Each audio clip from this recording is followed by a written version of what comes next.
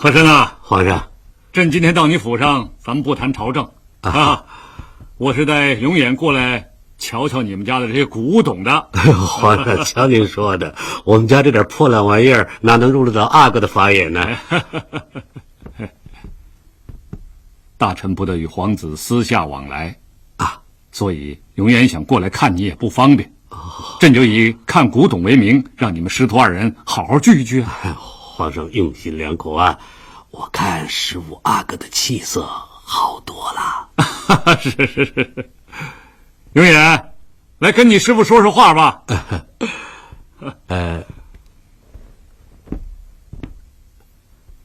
有个名叫吴俊德的人，何大人认识吗？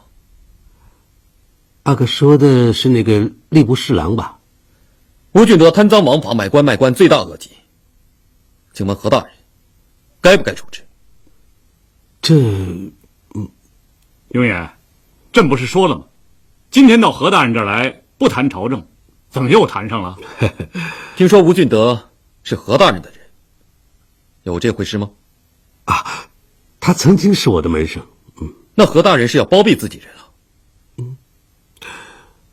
永远，朝廷命官不可随意指控。我有证据。你有什么证据啊？福康安的奏本。福康安的奏本怎么会在你这儿呢？他说他上过奏本，但都被军机处压下来了。和珅啊，皇上，奴才想军机处绝不会如此的。福康安奏本在此，请皇阿过目。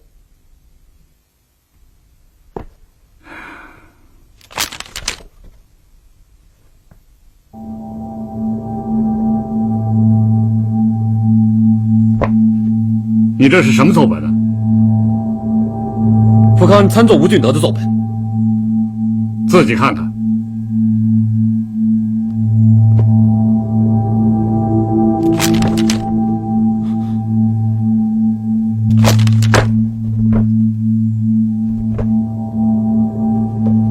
为什么上面一个字也没有啊？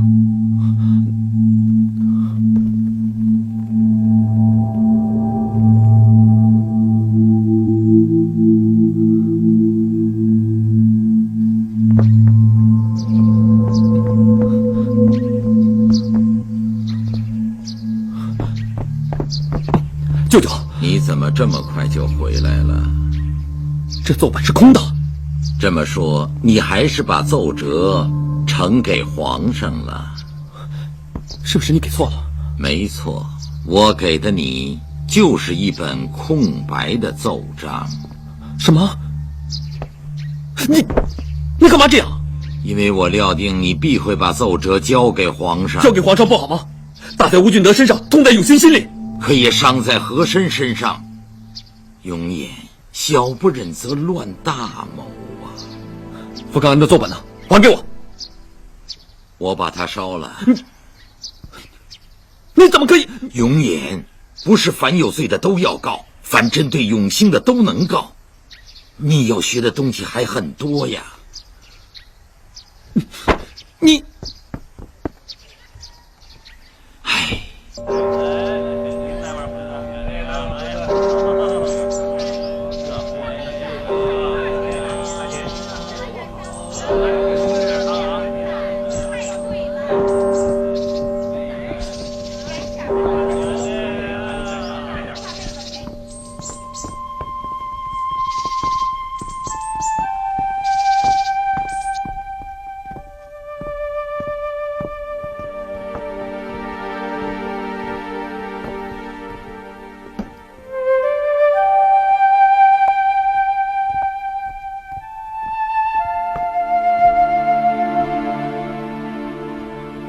花椒，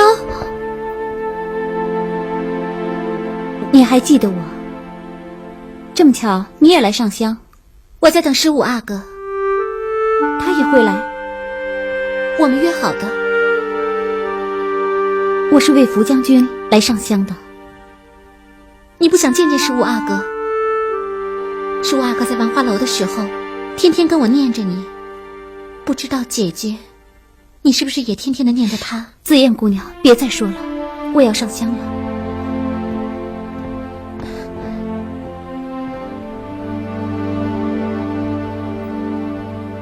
也许姐姐早就把十五阿哥给忘了吧。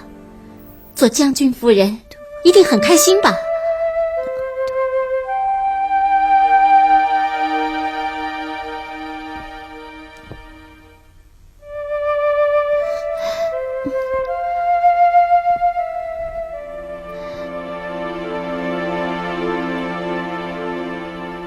紫燕姑娘，我先走了。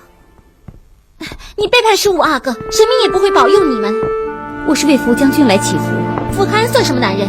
他就是一个无情无义的小人。告辞了。你想溜了？你怕见到十五阿哥，你没脸见他。紫燕姑娘，我该回家了。你这个没有良心的负心人，神明会让你夜夜做噩梦的。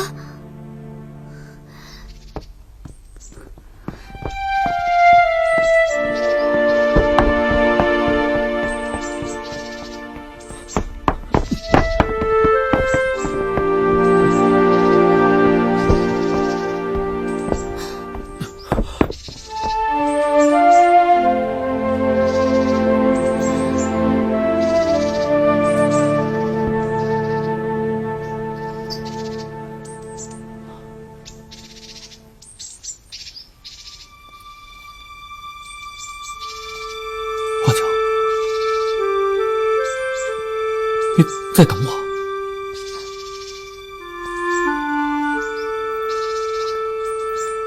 十五阿哥，您把奏本交给皇上了吗？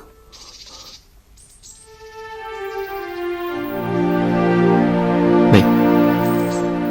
是不是没有见到皇上？不，我刚才跟皇上在一起。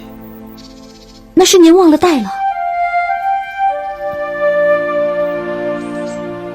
也不是，那是我舅舅把奏本烧了。十五阿哥，那奏本是福康安花了多少心血才写出来的，你怎么可以这样？我也不知道，我舅舅他……你恨福康安？什么？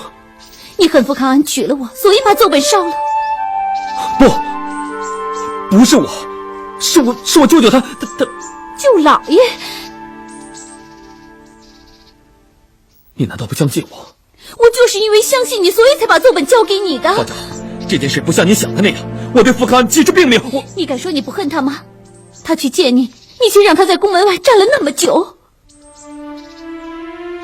我承认，当时我确实很恨他，我没有办法原谅他。他回去跟我一说，我都替他委屈。可是富康安呢？他却对我说，朝廷大事为重，不必计较个人的恩怨。我就是被他的这种胸襟感动，所以才把奏本交给你的。要不你回去叫富康安再写一本，我一定呈给皇上。不必了，我再也不会相信你了。花娇，十五阿哥，我现在是将军夫人。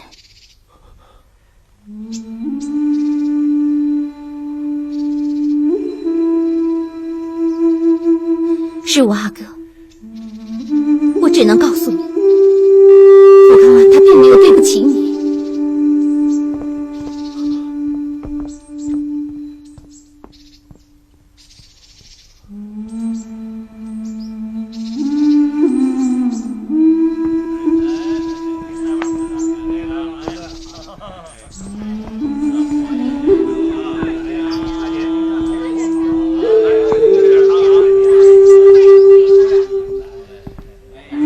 十五阿哥，你来了。子夜，我刚刚遇上花娇了。十五阿哥，你看这是什么？我真对不起花娇。那种负心人别再想了。你看，子夜，我没有心思看什么书。这不是书，这是11阿哥犯罪的证据。什么？这是2个贪官丢在我那儿的，我翻了一下，好吓人呢。你看看，你看看嘛。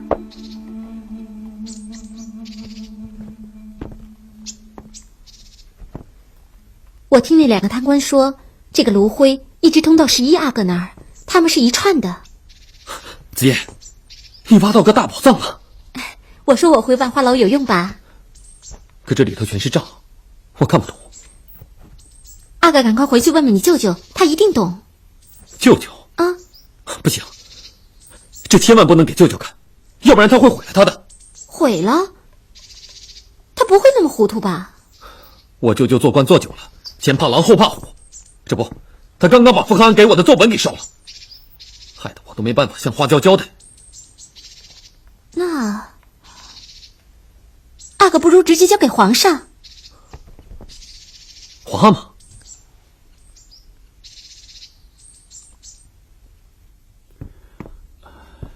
哈哈哈哈！你们成亲之后，朕一直没来看你们呢。皇上日理万机，还牵挂康安，康安感激不尽。今日是偷偷浮生半日闲，难得到你们这儿来走走。哎，你们这将军府布置的不错呀。家里的一切都是由花椒打点的。哦，哈哈哈哈。花椒啊，福康将军有没有欺负你啊？将军对我很好。你撒谎！哼，你们俩自打成亲之后，福康安就从没有进过洞房，一直睡在外头。你们以为朕不知道吗？皇上，康安正在练功，不宜近女色。这怕不是理由吧？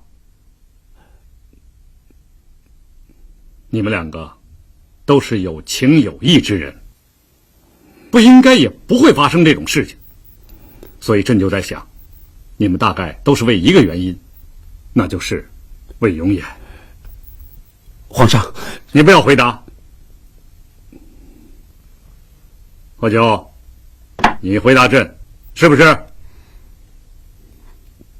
将军是为了救我才娶我的。那你呢？你又为什么才嫁给他呀？这……好，你不愿意回答，福康安，你回答朕，他为什么愿意嫁给你？花椒是为了帮我解毒。解毒？什么意思啊？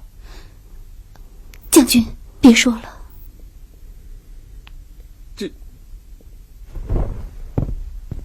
你们两个是不是有什么事儿瞒着朕呢？啊？因为舅老爷在我身上下了毒。什么？他威胁花椒，只有嫁给我才肯给我解药。花椒，有这种事儿吗？这是真的吗？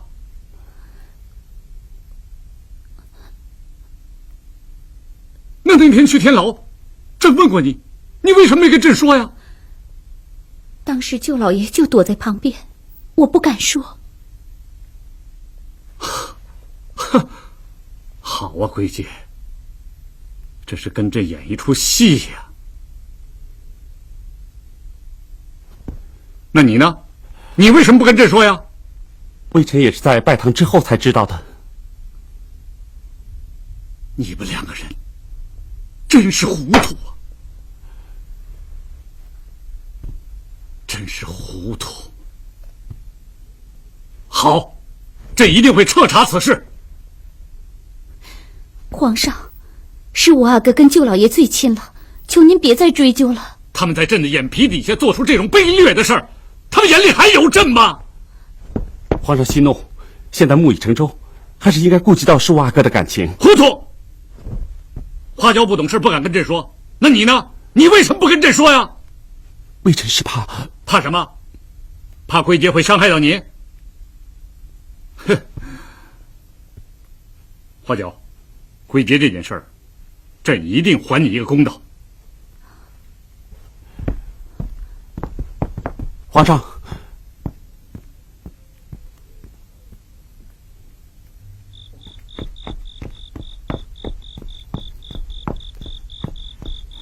皇上这么晚召见我，有什么事啊？不知道。皇上白天去哪儿了？福康安那儿。福康安？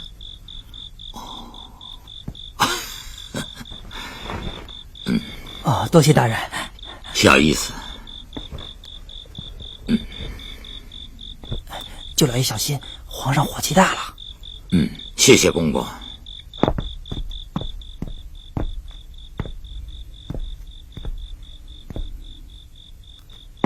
奴才归节叩见皇上。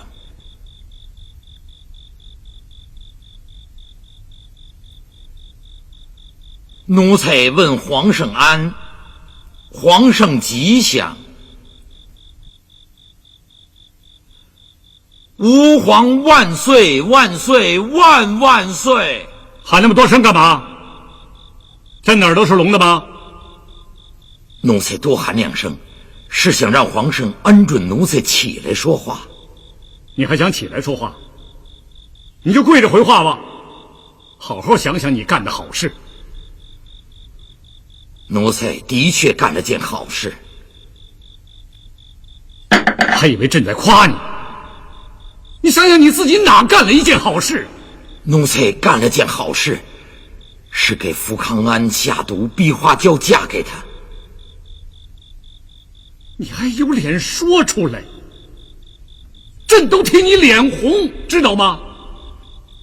奴才一辈子没干正经事，唯独这件事，奴才觉得干得十分得意。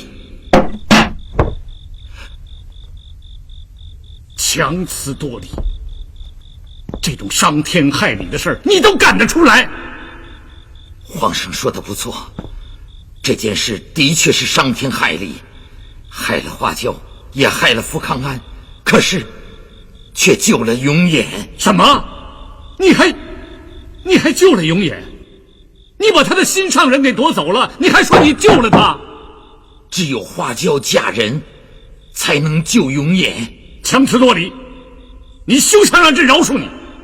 奴才不求皇上饶恕，只想请皇上想一想，永琰自从认识花娇之后，他闯下了多少大祸呀！公然抗旨不去祭陵，又把花娇私自领进宫来，接下来劫天牢，流落万花楼，这桩桩件件都是因花娇而起呀！正因了老臣所言，花娇就是红颜祸水呀！贵贱，你这话太过分了。奴才知道花娇很可爱，皇上疼她，就连奴才我也喜欢她，可是她却迷住了永琰。为了救永琰，只有让花娇嫁人，让永琰恨她，断了她对花娇的情根，永琰才能专心努力地做我大清朝，做我大清朝有用的皇子啊！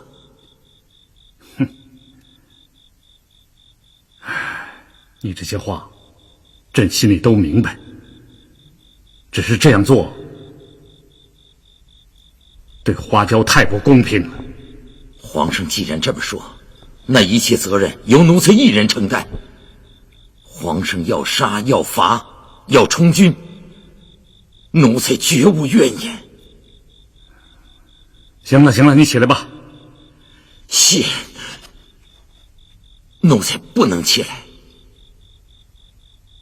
怎么了？奴才求皇上答应一件事。什么事儿？讲。花娇的事不能告诉永琰。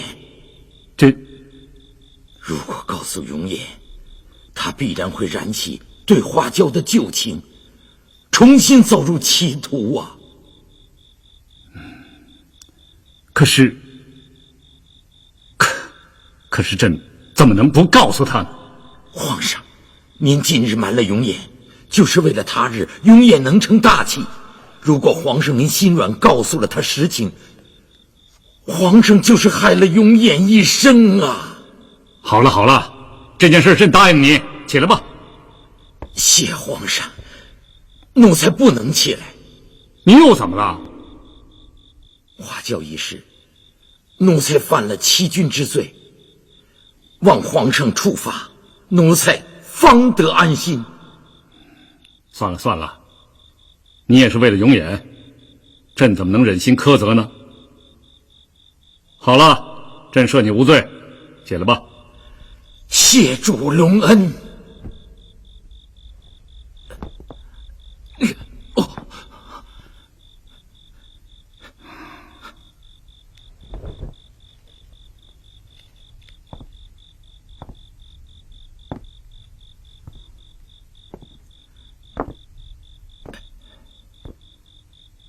贵姐啊，奴才在。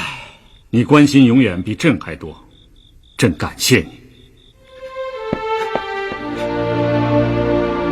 皇上，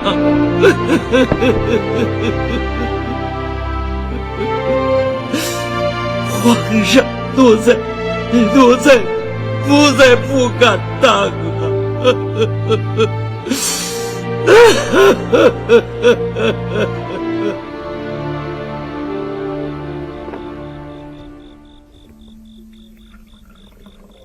永远，这本账册是谁给你的？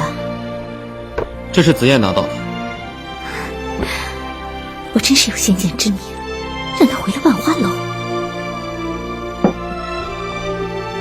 额娘，你叫他回万花楼？啊，不是，我连紫燕都不认识，我怎么让他回万花楼啊？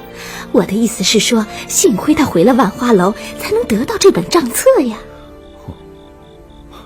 听说这个卢辉啊，就是永兴的人。好啊，等舅舅回来，你跟他商量商量。不能给舅舅看到这本东西。哎呀，姜还是老的辣，你舅舅熟悉内务府的事，没准这个卢辉的底细他都知道的。我帮你出个好主意呀。舅舅啊，他前怕狼后怕虎，福康安的奏本明明可以告倒不俊德，他又说怕牵连和珅，硬是把奏本给烧了。哎呀，你舅舅他就是个老好人。万一他又说卢辉又牵扯到什么人，也不能告，那紫燕一番心血不是白费了？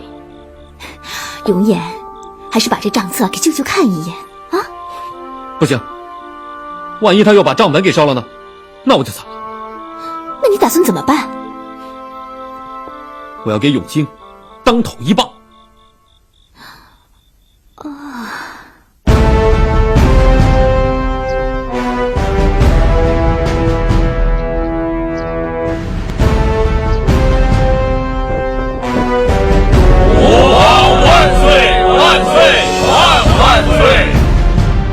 诸爱卿平身，谢万岁。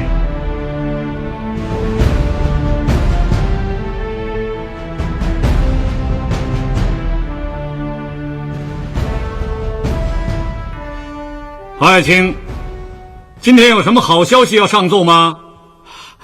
启奏皇上，最近吏部尚书福康安大人查获了一桩贪污大案。哦，福大人上任未久，就能查出如此大的罪案，实在是包公在世，可喜可贺。请皇上允许福大人先行上奏。好，福将军，那你就先奏吧。谢万岁。吏部侍郎吴俊德买官卖官，贪赃枉法，臣请万岁治罪。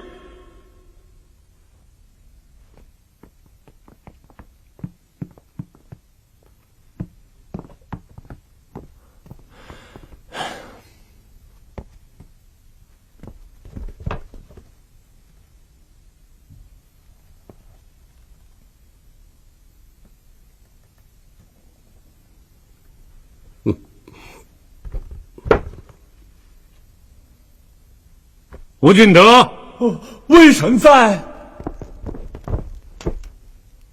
自己看看。启奏万岁，微臣冤枉啊！这都是福康安上任之后与臣不和，故而诬陷微臣，请万岁明察。你还敢抵赖？爱卿，你说说这案子当如何处置啊？回皇上，二位大人是吏部之首，既然起了争执，依奴才看，应由15阿哥主审。我？皇上，奴才以为此案应该由11阿哥主审最为合适。好吧，永清，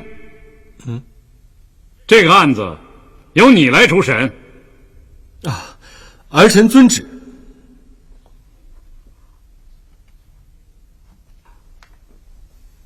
老鬼，你赢了。哼，老东西，你想把这烫手的山芋丢给永琰吗？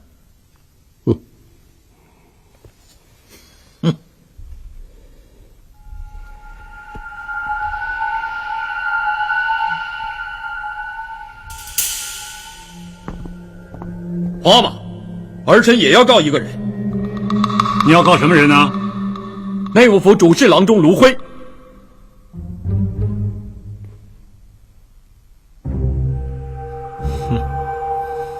卢辉，你有证据吗？皇阿玛请过目。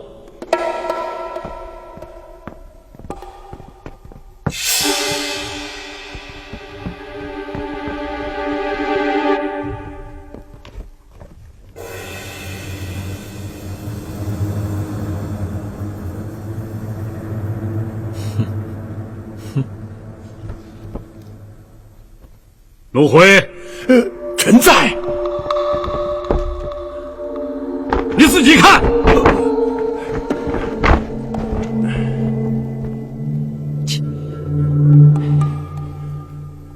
你知罪吗？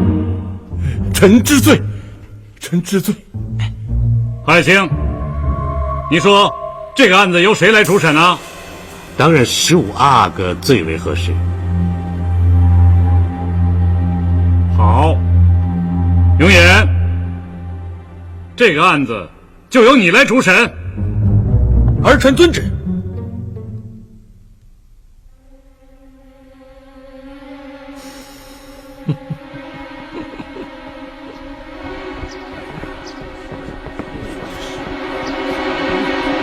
吴大人，真是。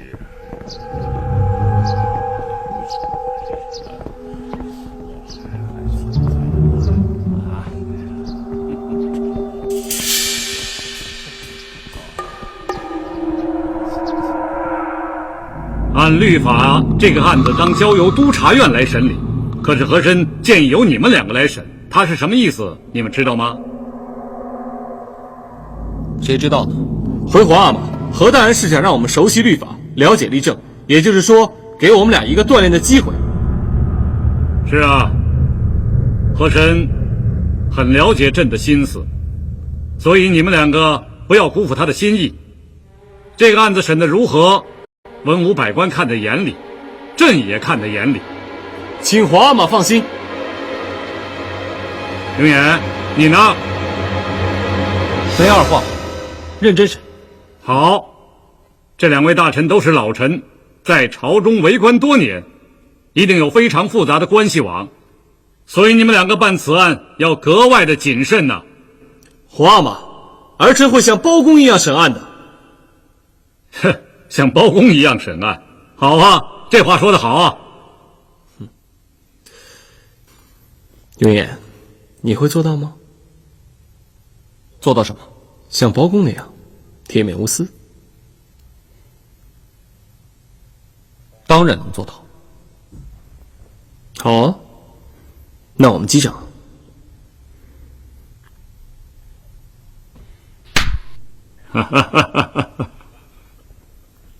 记住了，铁面无私。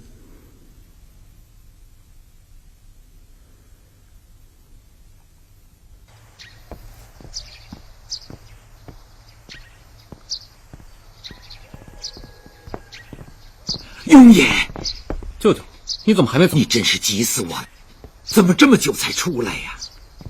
皇阿玛把我和永兴留下来了，千叮咛万嘱咐。你知道这案子牵扯到很多人吗？皇阿玛已经提醒过我了。你准备怎么审这个案子呀？这还用说？像包公那样铁面无私。皇阿玛说了，这案子其实就是一场考试，考我和永兴呢，我当然不能输给他。永野，如果说这个案子牵扯到舅舅呢？舅舅，别跟我开这种玩笑。永野，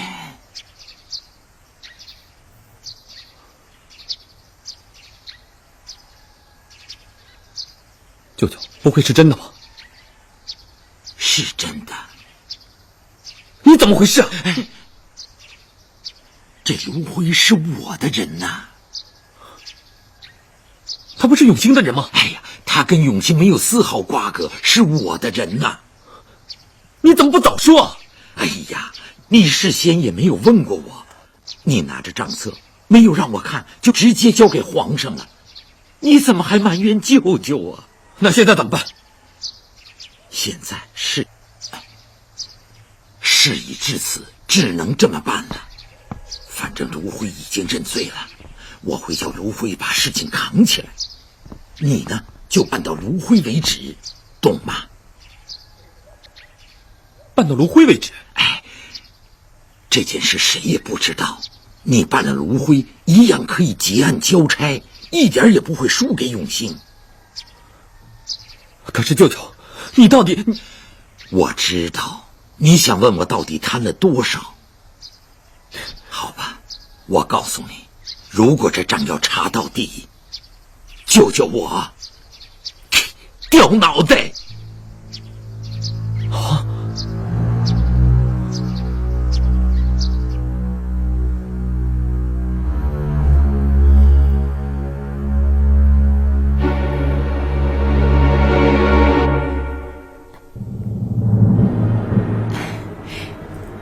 永兴，这次你无论如何要把永远给比下去。额娘放心吧，这2个案子不用审，永远已经输了。哎，为什么？因为永远审的那个案子背后主使是归结。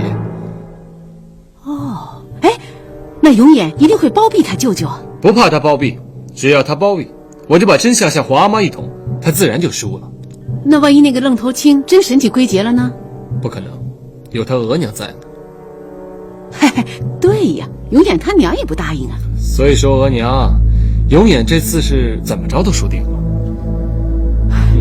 永兴，不过你这个案子呢，我觉得也很棘手。你看福康给你写的奏折呢，密密麻麻的，这都是真的吗？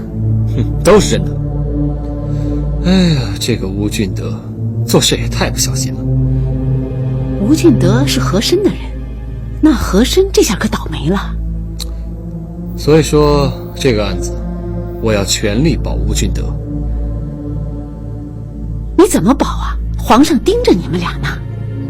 把皇阿玛蒙在鼓里不就完了？你蒙他，这怎么可能呢？额娘，在我手里没有不可能的事。我要把吴俊德做成一个大京官。大京官。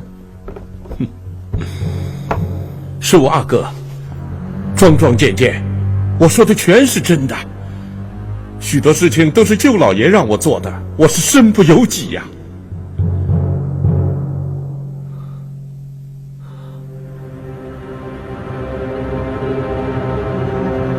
你没跟石阿哥往来？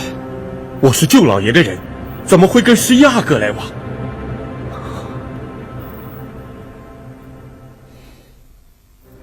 你们贪污了多长时间？很久了，10多年了。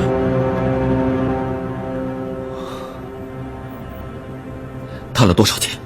哎，我都记不清了。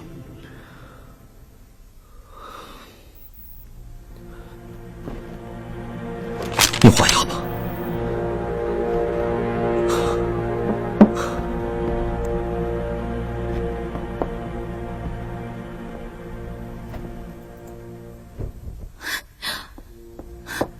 哥，你快看看。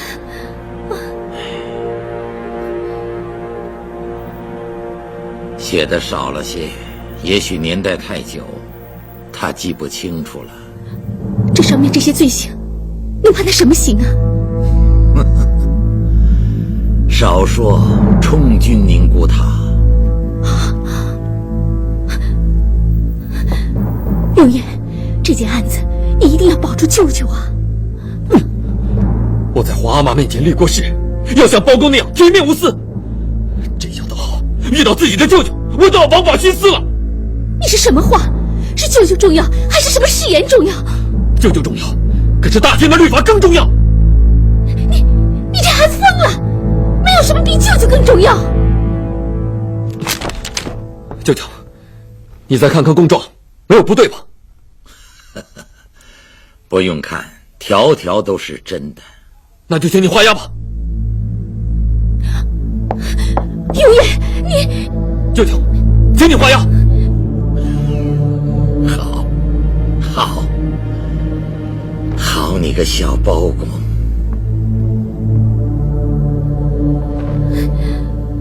哥，你不能画押。我自己的外甥是包公，我能不画吗？永远，你再好好想想。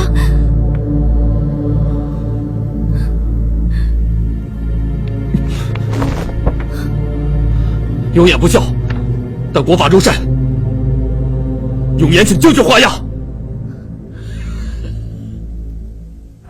我画押。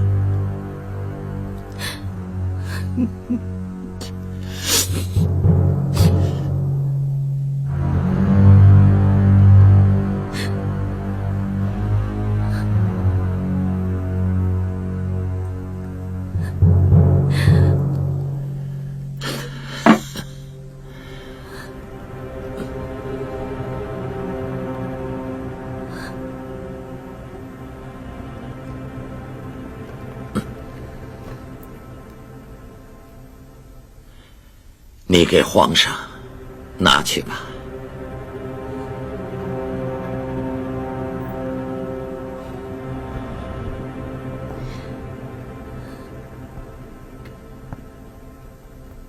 永言，你不能这样对舅舅啊！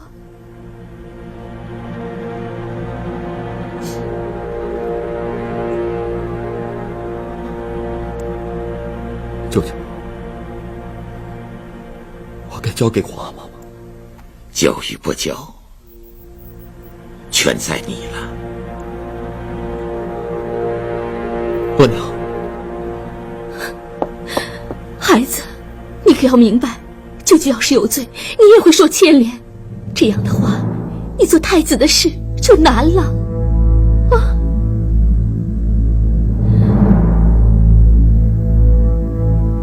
永言，皇上让你和永信一人审一案，这分明是一场考试。永信一定花招百出，让皇上对他刮目相看。可你呢？你却要拿自己的舅舅下手，让自家名声搞坏，这样永信就会比过你了。舅舅，我该怎么办？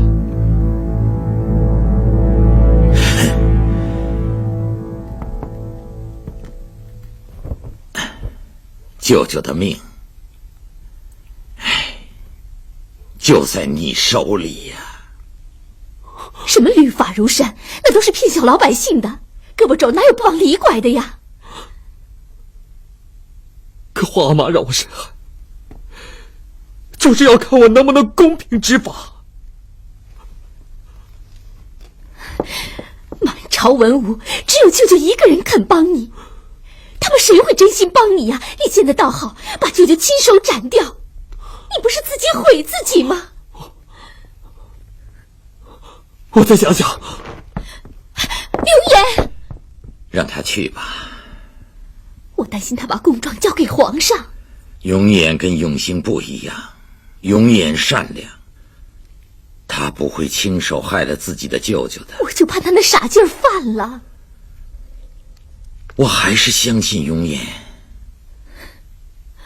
我的天哪，好不容易把他盼回来，没想到回来先对付你。我真不知道他该不该回来。该回来，该回来。我走了。哦。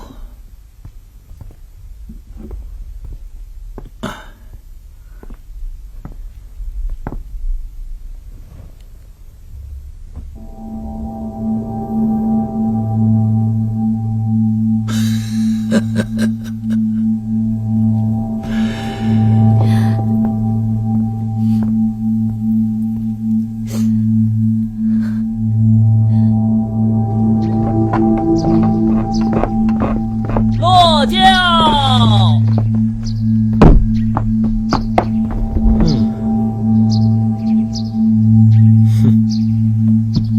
参见石阿哥。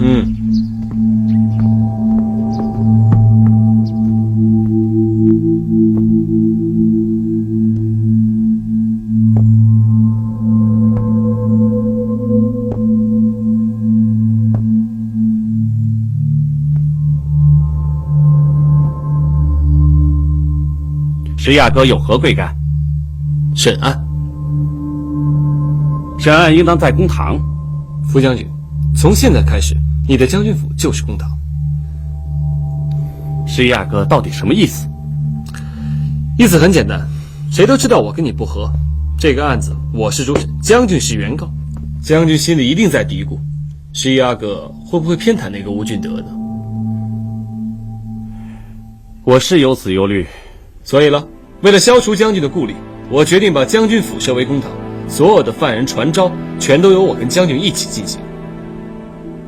这倒不必了，阿哥是主审，福康是原告，怎么敢与阿哥平起平坐？将军不愧是将军，就是胸襟宽阔，令人敬佩。实不相瞒，在下有私心。哦，这件案子，皇阿玛让我跟永琰分头审案。谁都知道，其实它就是一场考试，考的不是谁更有智慧，而是谁最公正。皇阿玛明知我跟你不和，却偏要让我来审你这案子。很明显，只要我有一丝的不公，那这场考试的输家就是我。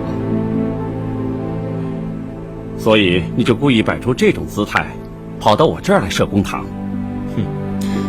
在下这点私心，还请将军成全。既然阿哥坦诚相告，福康恭敬不如从命。好，谢谢将军。将军，那你第一个证人想传谁？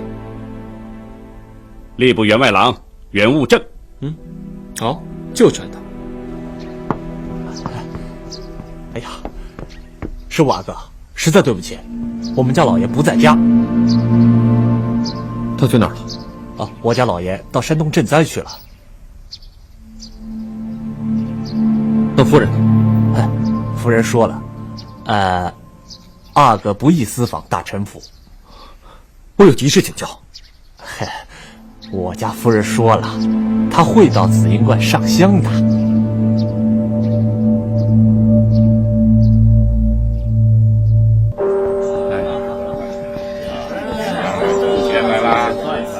何大人真的是去赈灾了？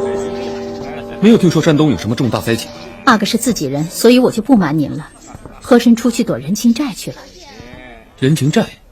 两位阿哥主审，说不定都来找和珅帮忙。这种事情，如果传到皇上的耳朵里就不好了。所以36计作为上计。何大人真是聪明人啊。是我阿哥，找和珅有什么事儿吗？没事，我告辞了。十五阿哥，请留步。十五阿哥，如果有什么事儿，不妨和我说说。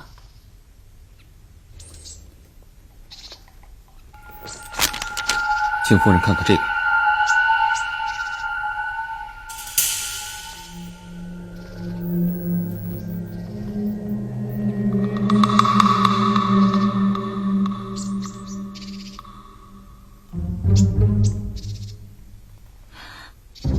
桂姐已经认罪画押了，现在我都不晓得该怎么办。真是难为十五阿哥了。夫人，如果你遇到这种事，你会如何处置？没有二法，我一定会保护亲人的。即使他犯了大罪，因为亲人有事的话，我也会受牵连嘛。那么，我不该告舅舅。把这张供状烧了吧，这个案子审到炉灰就可以了。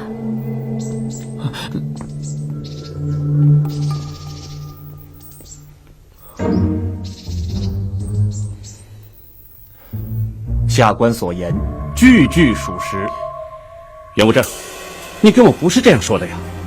大人一定是听错。我怎么会听错？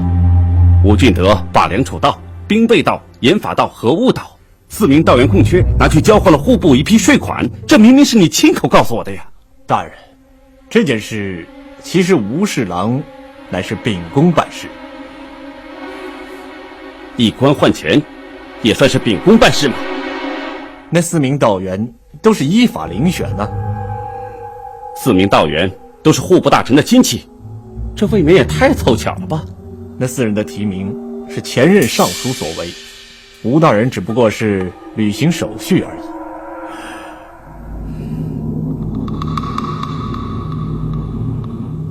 为何户部的那批税款流到了吏部？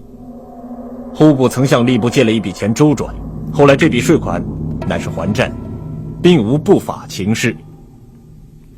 有账本吗？账册在此。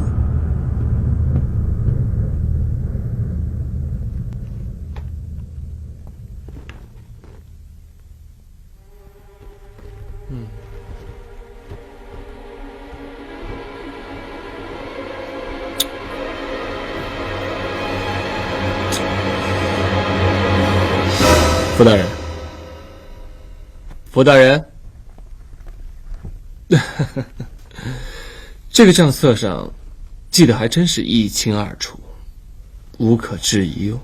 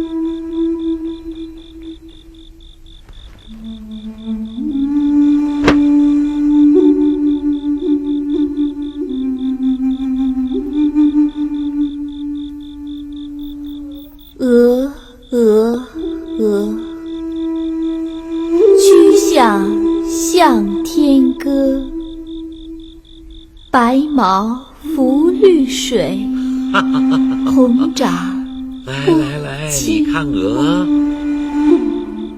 鹅，曲项向天歌，白毛浮绿水，红掌拨清波。哎呀，用言，你太聪慧了。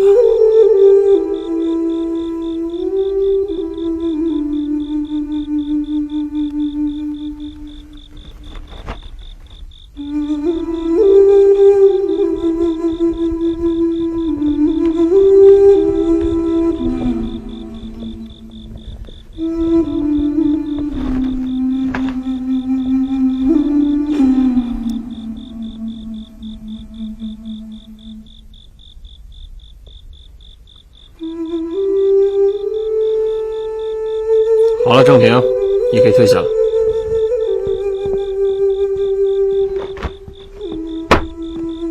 副将军，你所提供的5个证人都矢口否认吴俊德有不法勾当。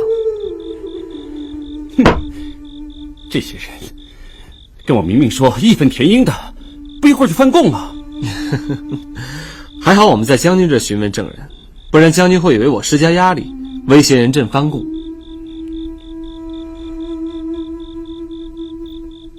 十一二哥，你是主审，你说该咋办？要我说，那吴俊德他没罪。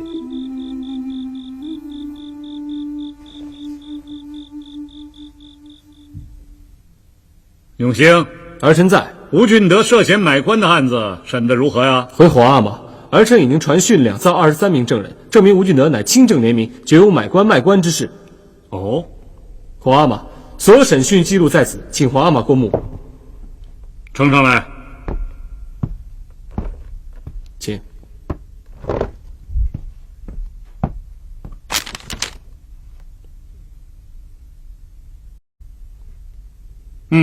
公平公正，证据确凿。好。福康安怎么说呀？福康安是同儿臣一同会审，没有异议。哦，那本案你将如何裁决啊？被告吴俊德无罪释放。那原告呢？原告福康安涉嫌诬告大臣，本应重罚，念其军功卓越，望皇阿玛下旨纠参。有法有情，公平公正。好，永兴，这个案子你裁决的不错。传朕的旨意，福康安新任吏部，酌情罚俸1年。皇阿玛英明。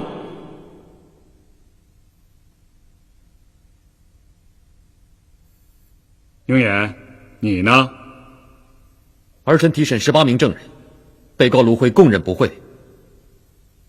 卢辉背后可有主谋啊？没有。哦。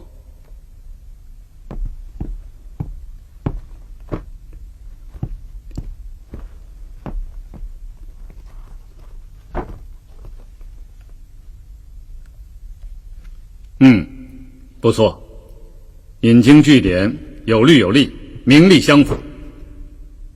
永远，你说说，这个卢辉当如何处置？依律当革职，发配充军。判的倒也公允。可是这卢辉是内务府的人，在朕身边做事，居然也胆大妄为，是可忍孰不可忍？传朕的旨意，卢辉斩立决。阿弥陀佛，阿弥陀佛，永远没有告发我。老天有眼，那是昨夜我唱一夜儿歌，才把他给感动的。哎呀，你自己又表崩了，你唱与不唱，永远都会护着我。哎呀，反正我心里这块石头啊，它总算落地了。是啊。哎，永远呢？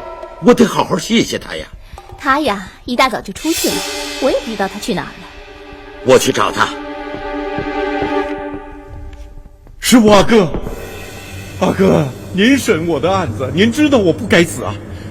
我所做的事都是奉命行事的，我自己1分钱都没有往口袋里装啊！师傅阿哥，我不该死啊！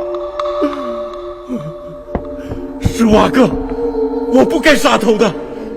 大家都说您是最善良的人，您不能判我死罪呀，师傅阿哥，您要救救我呀，不要砍我的头啊，师傅阿哥。师傅阿哥，你要救我呀！这黄子忠一下就出了2个状元，好。怎么会有2个状元呢？哎，永兴跟永远啊，2个状元啊。皇上是说他们2个审案子的事吧？是啊是啊，这回审案，他们2个都展现了过人的才华，不枉不纵，以理服人，朕甚感欣慰。其实我还是觉得我们永远比永兴强一些。嘿，你看你又来了。永兴没有破案呐，我们永远可是破了一个大贪污案呐。是，永兴没有破案，可是永兴澄清了吏部侍郎吴俊德的不白之冤，为朝廷保住了一个清官，这也是大大的功劳啊。可是我还是觉得我们永远的功劳大。好，永远的功劳大，永远的功劳大，行了吧？皇上，永远功劳大，皇上得赏啊。你呀，好，赏什么？你说。您看这太子的位子还空着。爱妃，皇上，臣妾不敢再提太子的事了。好了，起来吧。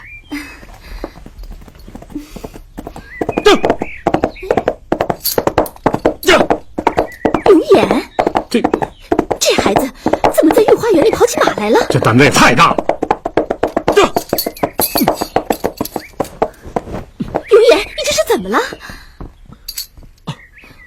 永远，你怎么回事？把马骑到御花园来了？敬皇阿玛下旨，赦卢辉不死。赦卢辉不死？永远，卢辉是受人之使，罪不至死。受何人指使？贵姐。永远，你在说什么？贵姐曾是内务府贪污案的主谋犯。永远，皇上，他疯了，他肯定是疯起来说话！皇上，一定是他搞错了。你闭嘴！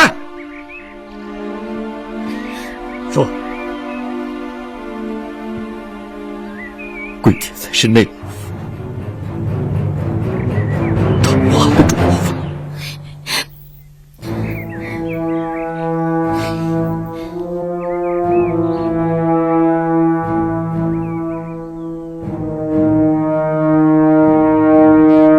你还有什么话要说吗？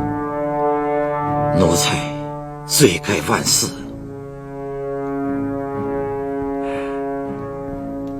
永远冤枉你了吗？句句属实。奴才愧对皇上。你是愧对永琰。从小你就教他读圣贤书，行圣贤事。在永琰的心中，他的舅舅就是一个完人。可是他现在发现，他最崇敬的舅舅居然是一个大贪污犯。你说永琰作何感想？奴才愧对永琰。你呀，亲手毁了他心中的偶像啊！奴才死不足惜，只求皇上不要因为奴才之罪而影响永琰的前程。这不用你操心。永琰要揭发自己的亲舅舅，你说他的心中有多么的痛苦？是。永琰在律法以亲情之间做出了他应有的抉择。皇上，永琰长大了，大义灭亲，好样的！奴才今天听到皇上如此疼爱永琰，奴才死而无怨。死？你死不了。奴才罪不可恕啊！你回身自己看看。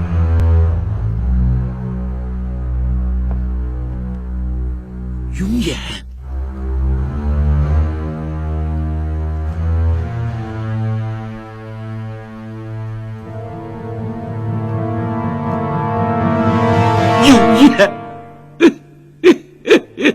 永远愿以自己的性命来交换你的性命。永琰，好了，这要将你贬为庶民，没收全部财产。谢主隆恩。好好谢谢你的亲外甥吧。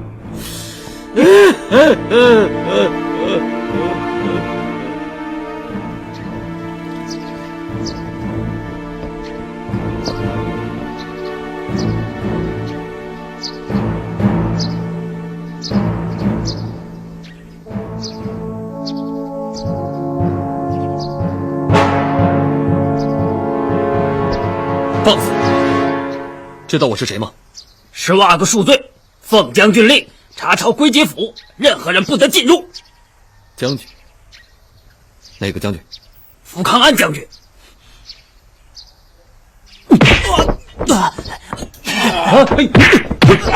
哎呀！拦住十五阿哥！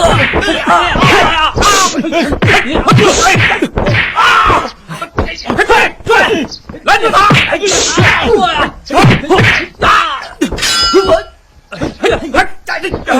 给我住手！是你的仇家。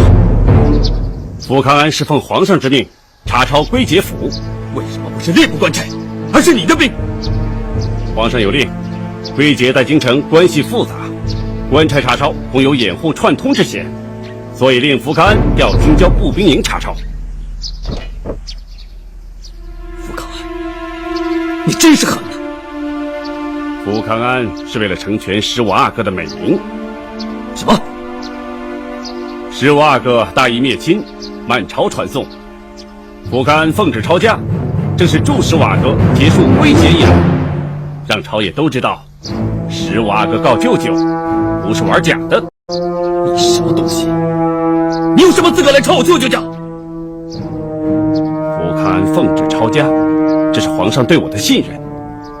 皇上怕皇亲国戚前来游说求情，严令福康安禁止任何人入府，违令者斩。现在我来了，有本事你杀了我！十五阿哥是个正直的血性汉子，福康安可以网开一面。传我命令，十五阿哥可以在府中自由行动，任何人不得阻拦。是。谁要你这么假惺惺？不是我要这么做，是花椒要我这么做的。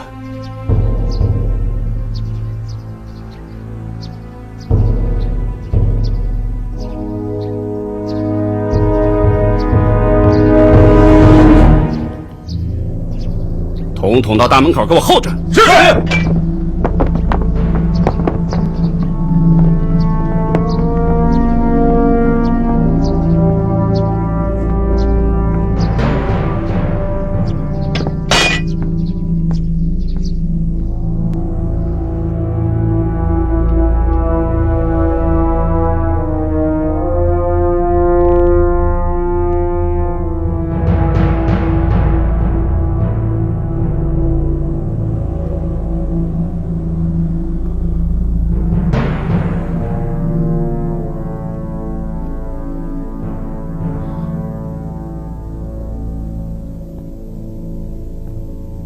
你来了，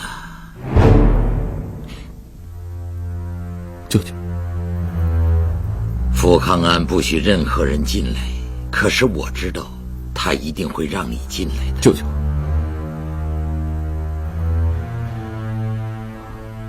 你会不会恨我？恨你？我很高兴。高兴？家都吵了，你还高兴什么？我很高兴，你终于长大了。一个对自己亲舅舅都敢下手的人，对别人还会心慈手软吗？可是我要成大事，就必须要有六亲不认的意志。六亲不认才能正律法，正律法才能惩贪除恶大无畏。故来成大事的人，都有这种大魄力和彻底的大公无私啊，所以他们全都成功了。可这是多难做到的事。哎，难确实是难，骨肉之情谁没有啊？可是社稷为重，法律为重，百姓为重，就不难了。永言，你一定能做到，一定能啊！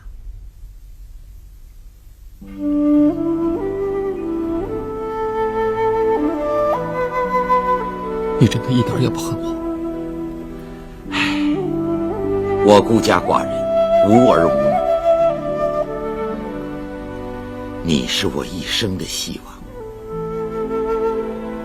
只要你能成才，救救我，于愿足矣。舅舅本来可以太太平平陪着永远的，只要你不贪污。是啊，是啊。舅舅你无儿无女，什么嗜好也没有，生活简朴，你又何必贪那么多钱呢？你想知道我为什么贪那么多钱？我百思不得其解。我都是为了你呀！为我？我从来都没有花过你一分钱。我也从来没给过你一分钱。可是我贪来的每一分钱，都是为你而花出去的。什么？你都花到哪里去了？我怎么没有看到啊？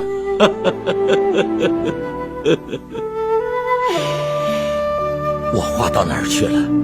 我花到寺庙里头，花到各种法事上面，花到据说很灵的大师身上，花到形形色色能做法帮助你击败永兴的人身上。你疯了你！你花这些钱干什么？有的人能做法通灵，有的人能够增福气，有的人能够增智慧，还有的人能够下蛊。什么？下蛊？下永兴的蛊啊！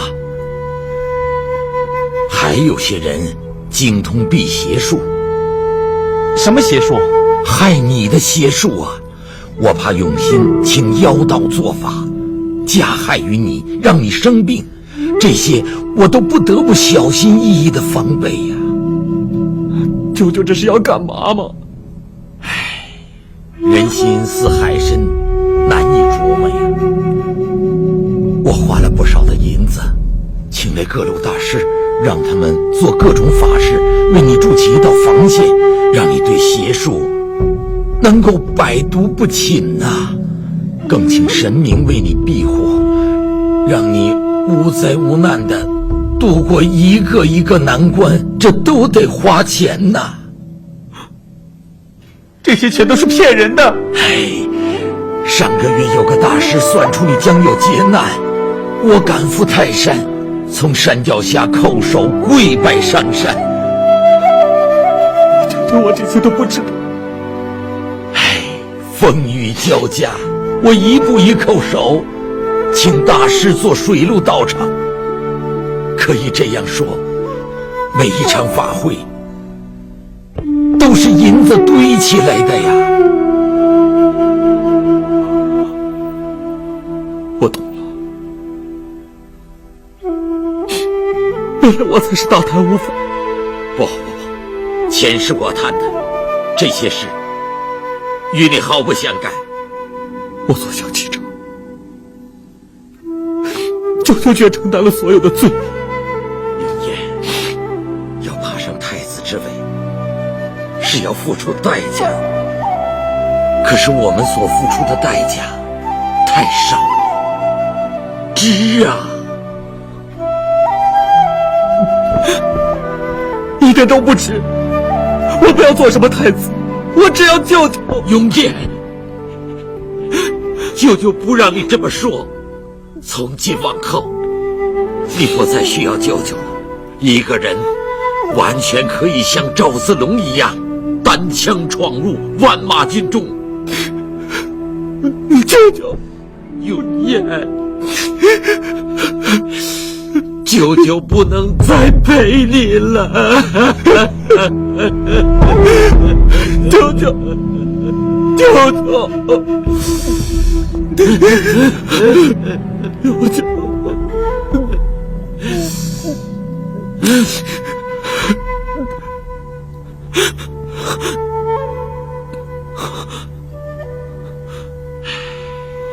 是不是到时辰了？好。时辰？什么时辰？什么时辰？永烨，皇上只给我一个时辰看你，现在我见到你了，该走了。舅舅，你去哪里？你放心，舅舅饿不死。啊，你会去哪里？我可以去找你啊。舅舅不告诉你啊。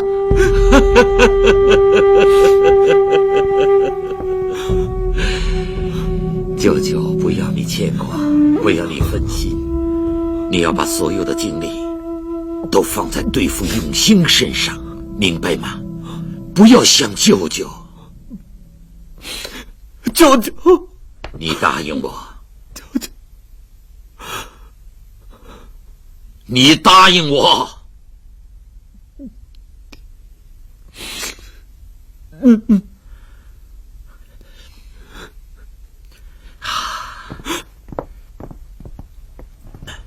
舅舅，留在这儿，别送我。舅舅，滚开！你忘了归结的话了。我只送他到大门口。他看到你送他，心情会更不安的。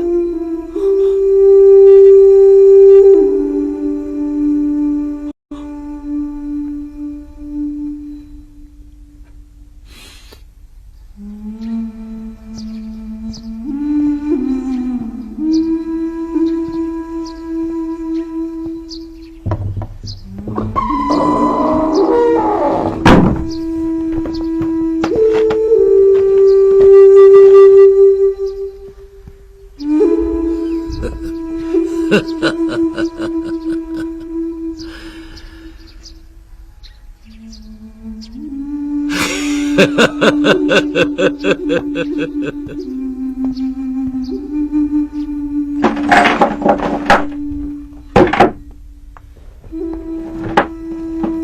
白，你悄悄找到舅老爷，赶紧把这东西给他。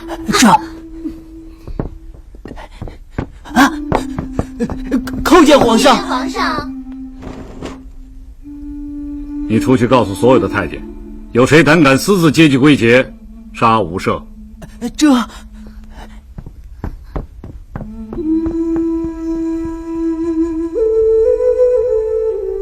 皇上，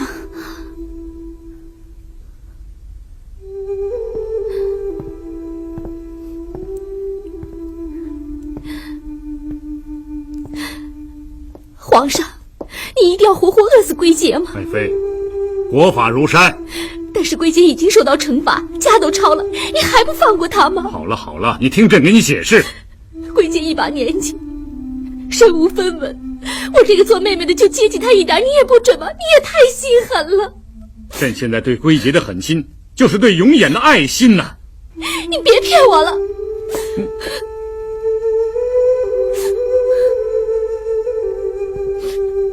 爱妃啊，永琰将自己的舅舅绳之以法，这件事震动了满朝文武，所有的人都在看着朕将怎么处置归节呢？皇上对归节可没有心慈手软。朕若是放过他，必将引起人们的非议，所以朕才派了福康安去查抄，以示严惩。可你一文钱都没让归节带走啊！朕对归节越严厉，人们才能相信永琰大义灭亲不是演的一出戏，人们才会相信他，敬佩他，他在大臣中间的威信才会提高啊！提高又有什么用？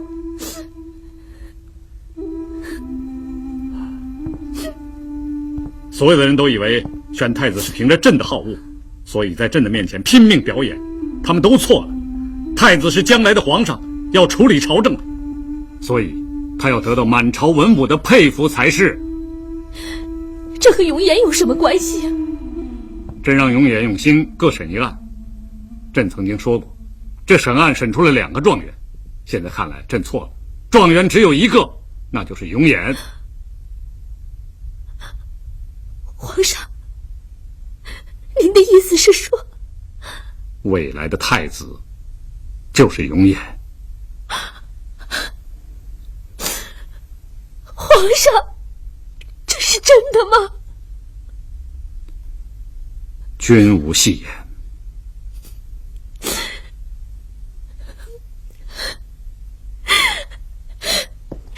谢万岁！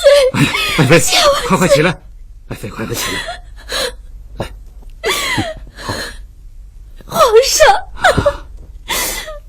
好了好了。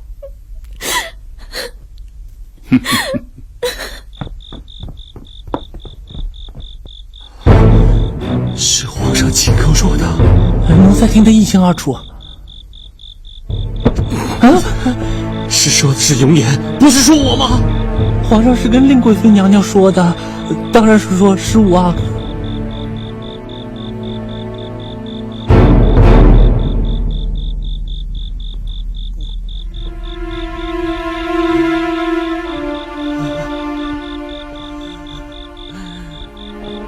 太子是我的！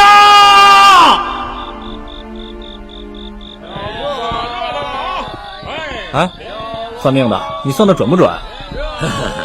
不准可以砸我的挂摊儿啊！这儿我常来，平常没见过你啊。你没见过本山人那就对了。我在五台山闭关养道30年，今日才破光而出，来到京城。你遇到我，算是你有福气。今天你是第一个，我给你8折。半仙儿，那你帮我算算我的婚姻。婚姻？本山人一眼就看出你是光棍汉的命，把手伸出来。你怎么打人？男左女右你都不懂？哦。哎呀呀，虽说有众多女子追求，但是怪不得你是光棍汉的命呢。你看这2道纹，把你的气运全都给夹住了。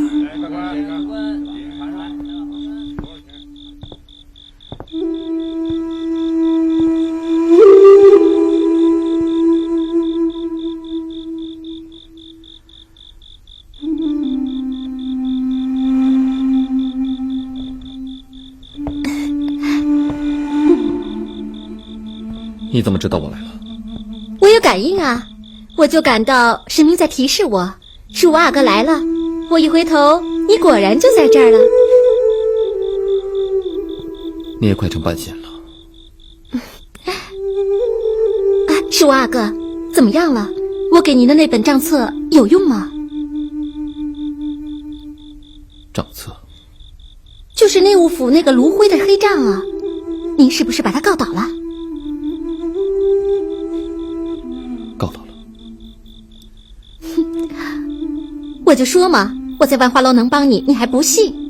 现在怎么样？立了大功了吧？子夜，别在万花楼干了。万花楼可是好地方，我又挖到宝贝了。宝贝？什么意思？来，你跟十一阿哥是不是一人审一案？十一阿哥那边有个证人叫袁无正，对不对？你连这个都知道？没错，这个袁无正是吏部员外王。昨晚这个袁无正到万花楼来了，不过他没来找我，找的是秋菊。这件事儿是秋菊告诉我的。到底什么事？原来十一阿哥审案之前和申出钱，先把所有的证人都收买了。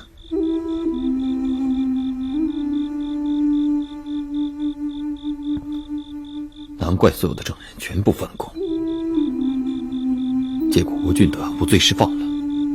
我想这件事儿跟十一阿哥有关，就赶紧来告诉你。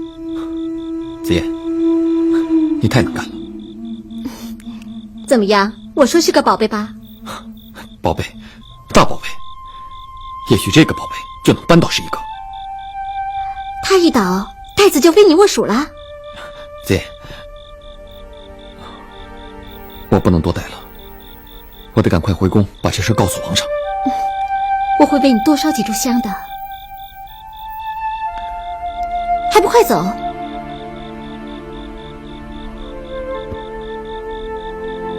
子夜，你自己在万花楼，千万要多加小心呢。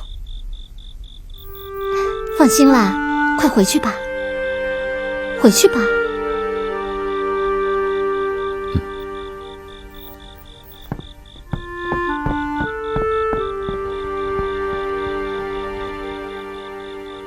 你再付我1吊钱，我帮你办一堂法事，保你明年生个贵子。那太谢谢你了。年这个时候千万别忘了请我吃满月酒啊！一定一定，你忙吧啊！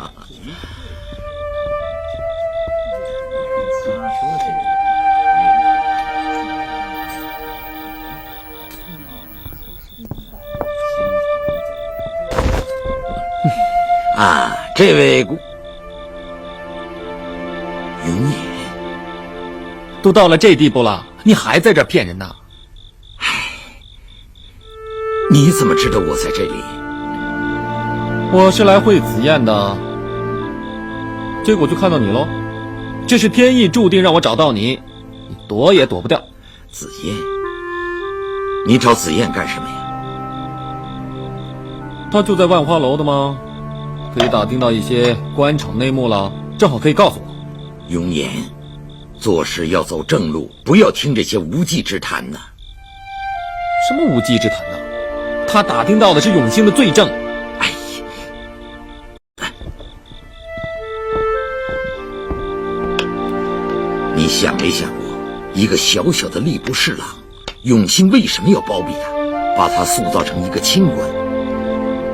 他们是一路货色吗？你错了。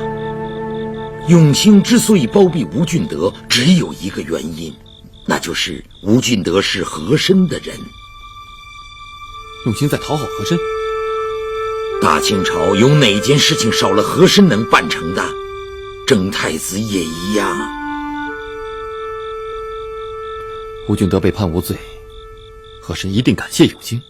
永兴在拉拢和珅呐。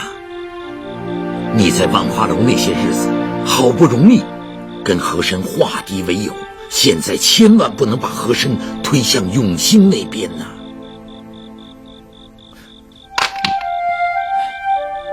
舅舅的意思是，吴俊德不去管他，这个案子皇上已经定线，你就别掺和了，把精力放在正事上。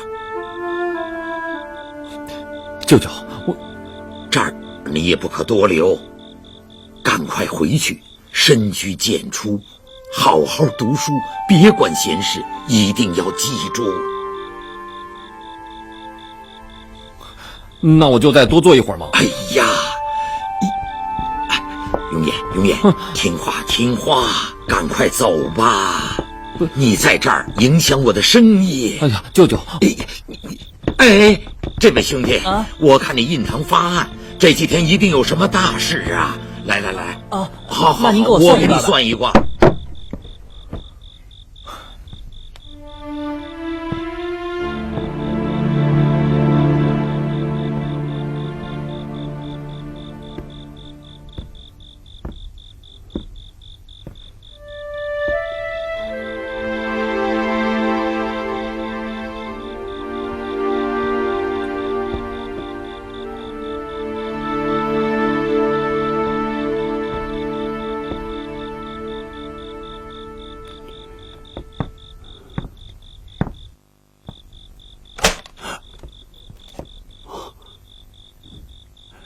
皇上，您怎么来了？这班人也不通报一声。哈哈，平身。谢皇上。是朕不让他们通报的。皇上深夜来访，有什么要紧事吧？没什么事，就是来看看你。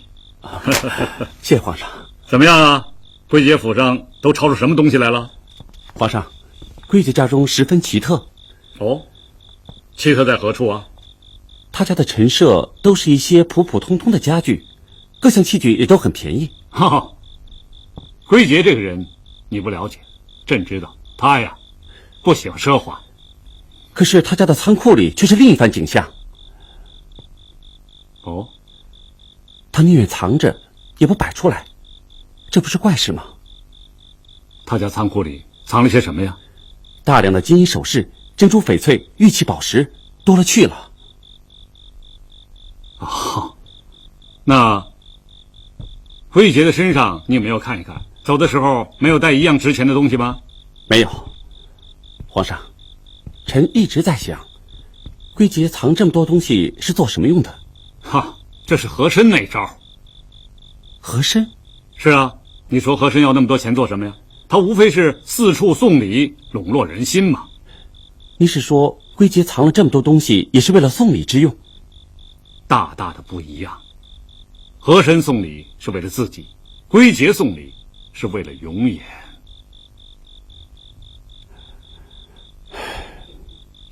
他是个坏官吏，却是个好舅舅。是啊，可是我大清国满朝文武要都这个样子，那大清国可就要垮喽。你知道朕为什么要首惩归杰吗？皇上是要杀一儆百，给那帮大臣们当头棒喝。正是。可是皇上，您要杀一儆百，就应该先拿和珅开刀。都想拿和珅开刀，朕告诉你，就是这个和珅是不能动的。和珅干的坏事恐怕比归杰多吧？可他干的好事也比归杰多呀。好，朕让你到吏部去当差，就是让你熟悉官场，了解官场。治大国若烹小鲜，马虎不得呀。吏部是负责端正吏治，像和珅这种人，头一个就得治。是，头一个就得治。可是你的证据呢？吴俊德的案子就是个突破口。是，吴俊德这个案子是个突破口，可是所有的人都在为他开脱。我的将军，这一仗你打输了。这些人太可耻了。唉，这就是官场啊。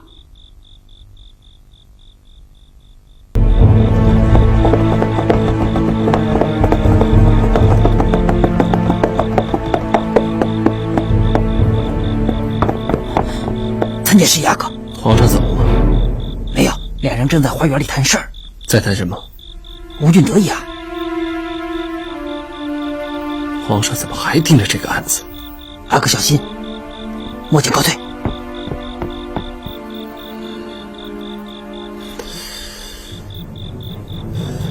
驾！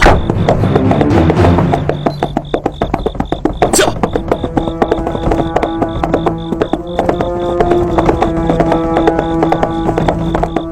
驾！嘿！驾！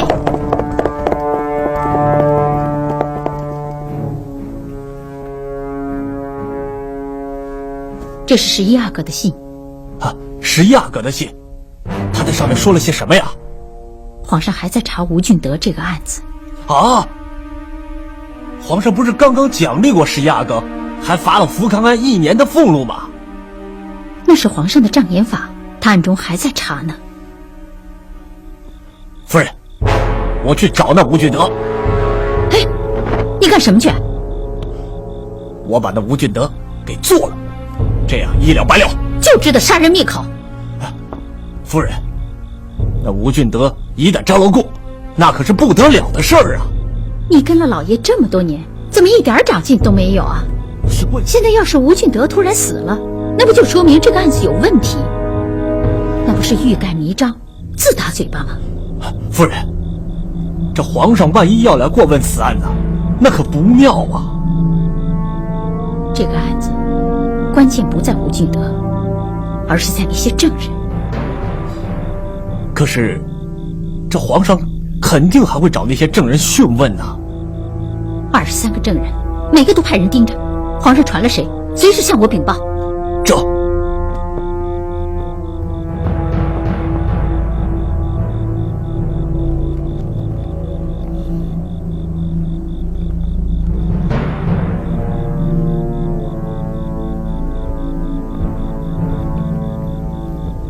皇上，你还是对和珅不放心呢。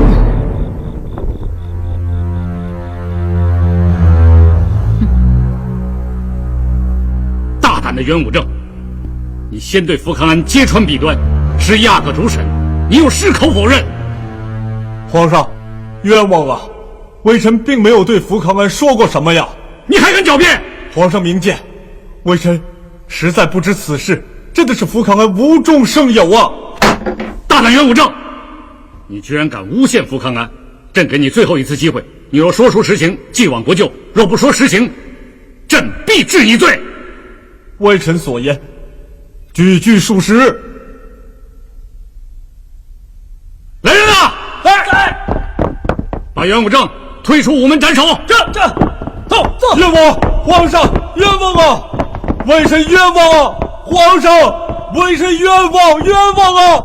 皇上冤枉！怪了，难道他死都不怕吗？花马，还是儿臣出马吧。去吧。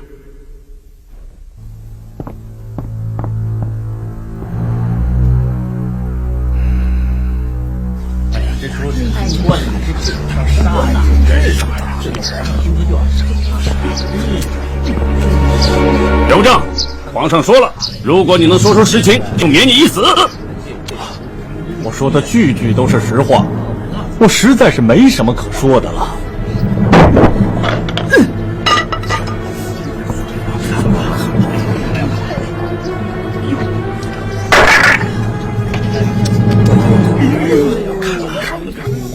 慢着！皇上有旨，免袁无正一死。啊！不可能！哎呀！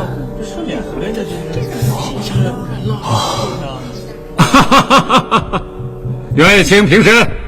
谢皇上。花马，袁大人真的没说谎。袁爱卿，朕刚才是考验你呢。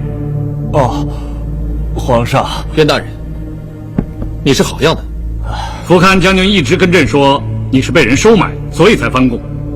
所以朕就想出这么一个办法来试一试。哎，这一试也好啊，证明你没有隐瞒不实之事啊。皇上明鉴。袁爱卿，臣在。你现在什么官职啊？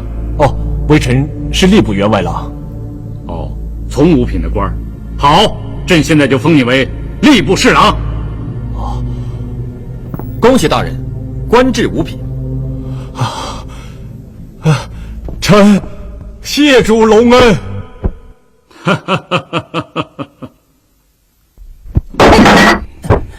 真想不到，皇上还升了元务正的官儿。这种卑鄙小人，皇上居然还升他的官，简直就没有天理。这就是官场，没办法。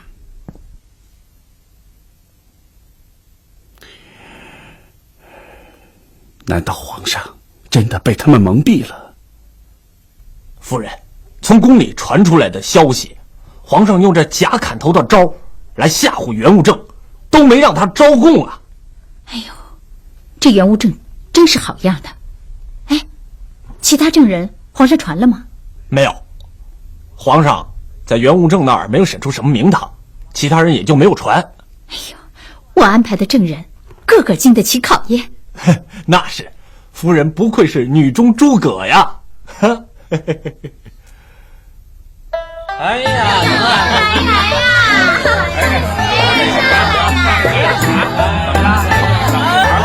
谢夫人。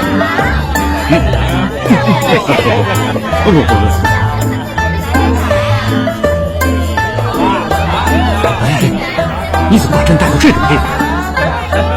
这是男人的好地方。你胡扯！万一让人发现朕是……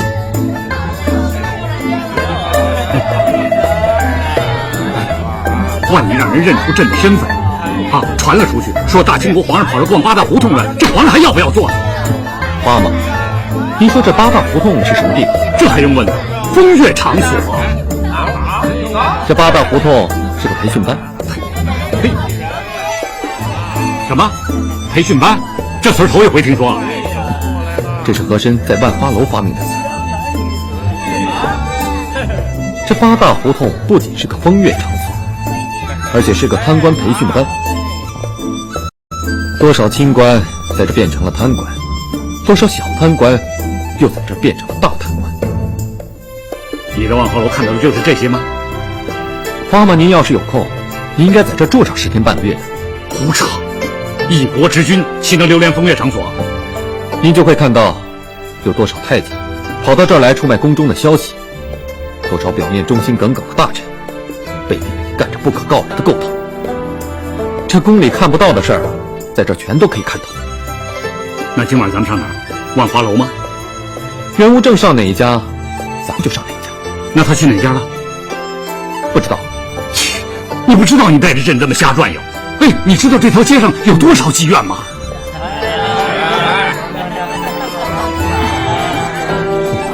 知道的人。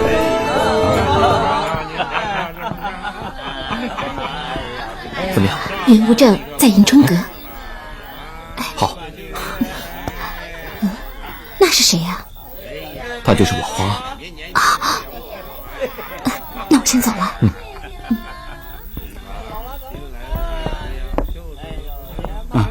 今晚元务正就在迎春阁。那个人谁呀？紫嫣。紫嫣？就是万花楼那个姑娘。她本来可以跳出火坑，但为了我，又跳进去了。你怎么走到哪儿都有姑娘帮你呢？这都是观世音菩萨化身来帮助我。哼，行了吧？哎，你刚才说的迎春阁在哪儿？就在那边。走。喝！哎呀，恭喜大人高升啊！恭喜恭喜啊！哎，这下好了，皇上呢总算相信我了。他也再不会找你们去询问你们了。这个事儿就风平浪静的过去了。哎，袁大人，有个事情我不明白啊。说，您说这皇上要砍您的头，您都没招出实供来，您就不怕死吗？怕死啊？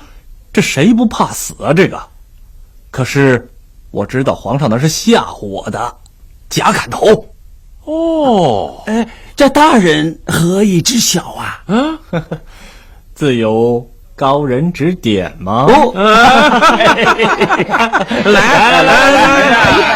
哎，小兔在吗？小兔青楼够热闹啊！来这边请。这迎春阁和万花楼是八大胡同最有名的两家，要是没人带路，你肯定出不去。是吗？来，岳大人呐，就在这儿设宴，二位要进去吗？还有哪位大人在里边？柳大人、赵大人呢？那我们就不进去打扰他们了，在隔壁给我们开个房间。好啊，跟我来，来。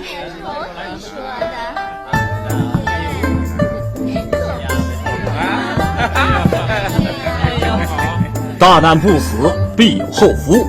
这话真的没错。对，不瞒您说，就在皇上赐您死的时候，我们两人都做好了自杀的准备了。对，是吗？不瞒您说啊，就那鹤顶红现在还在我的床头呢。哎呦，所以说啊，在这官场上混，跟对人是何等的重要。你们看，我跟了何大人，连皇上他都不敢把我怎么样。对，皇上不敢把您怎么样。看朕怎么收拾他们！华马，你现在不能出去。就凭他们这几个人的这几句话，朕就可以砍了他们脑袋。可是你忘了吴俊德了。吴俊德，对。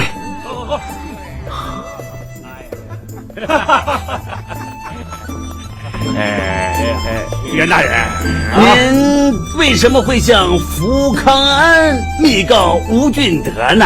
啊，吴俊德这家伙真不是人，他在吏部大堂可把我逼惨了。当晚这福康安新上任，我就告他一状。那吴俊德，他那个恶名我们早有所闻，他号称吏部一匹狼啊！哎，那么袁大人，那后来为什么又翻供啊？那不是何大人出面做了和事佬，你说咱们能不给他这个面子吗？这个吴俊德啊，他就是和珅大人的心腹。对，不过何大人可说了，等到风平浪静，立马就把我外放到江南织造署去。哎呀，恭喜！喝酒！哎呀，谁啊？啊！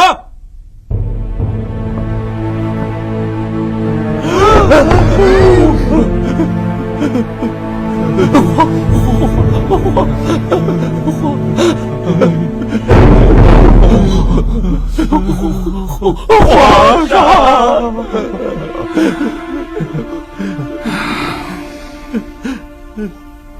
夫人，不好了！皇上把袁无正他们一帮人全给抓了。不是才升了他的官吗？怎么又抓人了？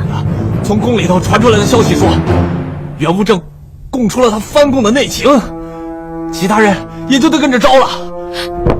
这不可能啊！夫人，袁无正这一招过，看样子吴俊德是保不住了。事到如今，吴俊德不能活了。夫人，可是现在不好下手啊！不惜任何代价。这。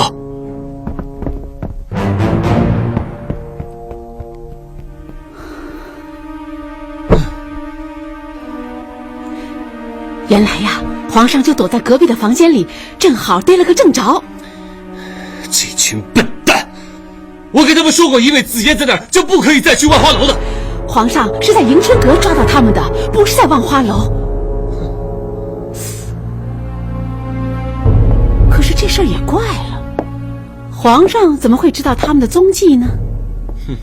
因为八大胡同的消息都是通来通去的，当官的去那都会知会一声。永兴，你说这事该怎么办呢？这帮人扛不住了，他们全招了。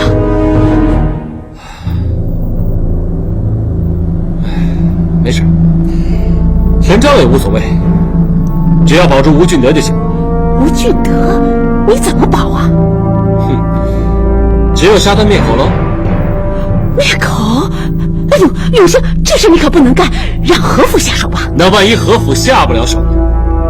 咱们必须得给自己留条后路，是不是？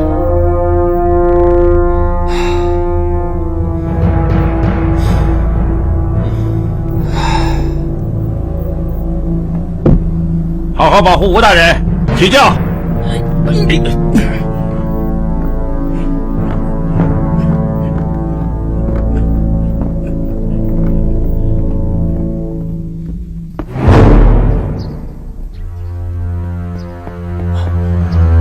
快啊！赶紧到八仙桥截住他们！快走走！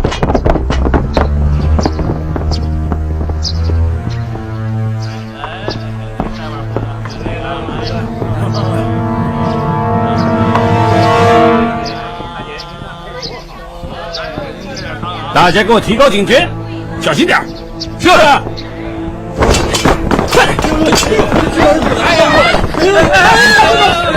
保护大人！保护大人！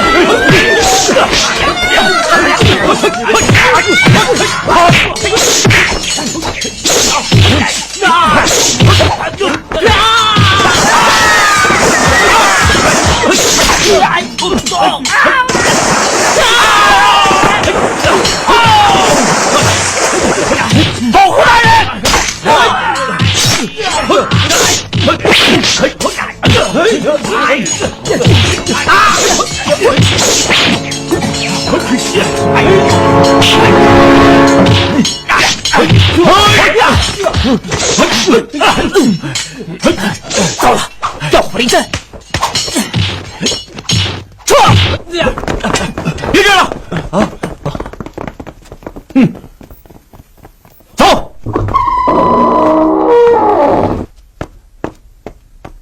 吴大人，可以走了。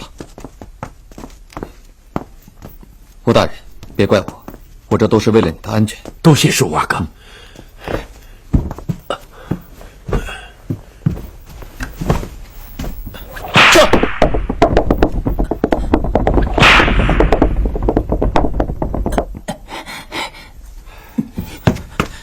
刘烨，怎么样？十五阿哥和吴俊德从后面走了。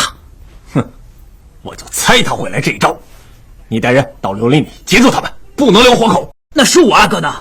记住，只杀吴俊德。要是十五阿哥不肯罢手呢？不肯罢手，那就连他一块杀。好，现在明白。去。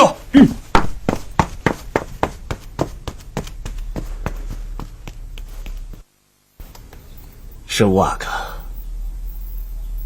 对不住了。谁让你爱管闲事儿呢？正。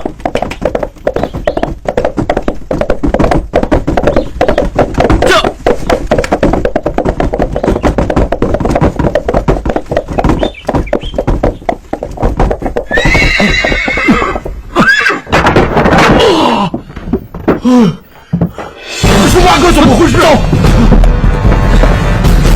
走！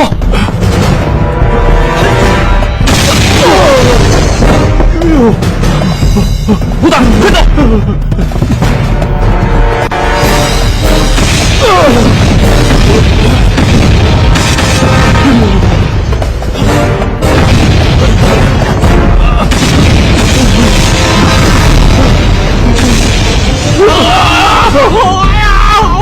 快走！走！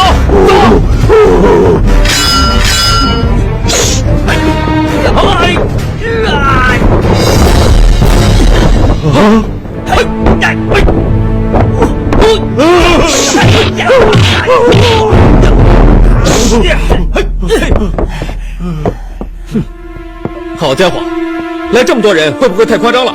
留下吴俊德，我们不想为难你。顾大人，听到了啊？他们可都是冲着你来的。我是十五阿哥，奉旨逮捕吴俊德入宫审问，不会让你杀人灭口的。十五阿哥，为这样的人牺牲，你不值得。好家伙，来吧！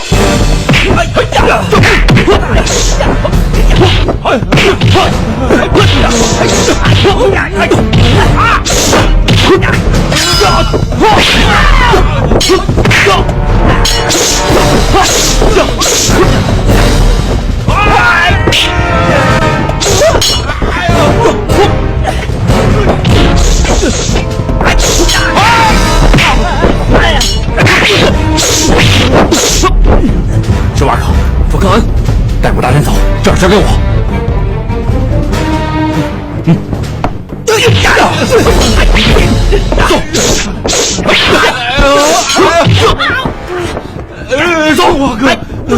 胡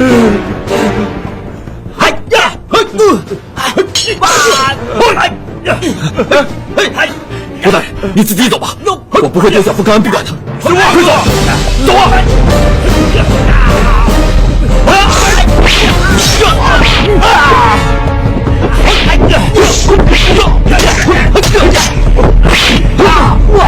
石二哥，你怎么又回来了？你帮我，不能不陪着你的。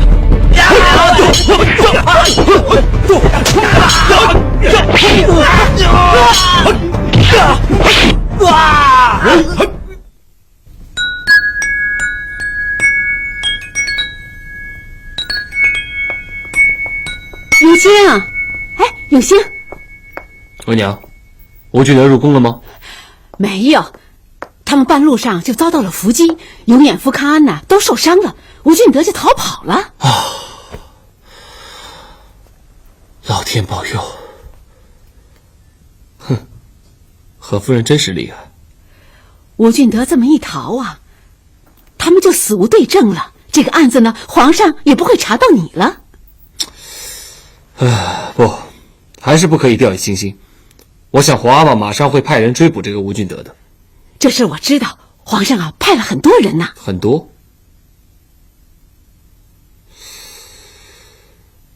那额娘，别在这儿待着了，赶紧去皇阿玛身边。皇阿玛有什么一举一动，你回来马上告诉我。好。哎，永兴，那你也别闲待着了，赶快活动活动啊！我现在活动不了，皇阿玛两只眼睛都盯着我呢，只要我一动，尾巴就露出来了。快去吧。好。吴俊德他们家四周埋伏的都是咱们的人，只要他敢露面，回家，他才没那么傻呢。他的亲戚家呢？他所有的亲戚还有同僚朋友，这么跟您说吧，真是他能去的地方都有咱们的人。全城客栈逐一清查，这一旦发现吴俊德，就地灭口。夫人放心。菩萨保佑。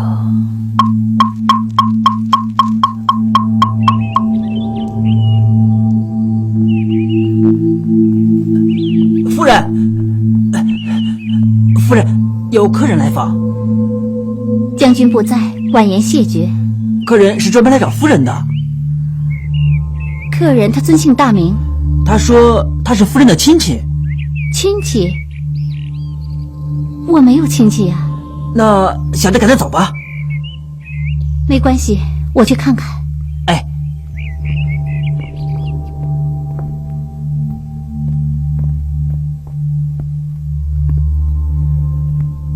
请问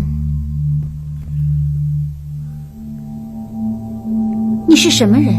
请夫人让下人回避。你先下去吧。是。我没有亲戚。我叫吴俊德。吴俊德？你不就是？我就是福康安要告的那个吏部侍郎，是我二哥要押我进宫候审，途中有人要杀我灭口，我侥幸逃脱。你想要干什么？夫人别怕，我要投案自首。你要投案，应该上衙门去，怎么跑到我这儿来了？我如果到府衙自首，立马会被人灭口，和珅的势力太大了。我到将军府来，是因为福康安是告我之人，谁也想不到我赶到将军府来。那你想？我想进宫面圣，投案自首。你想要见皇上？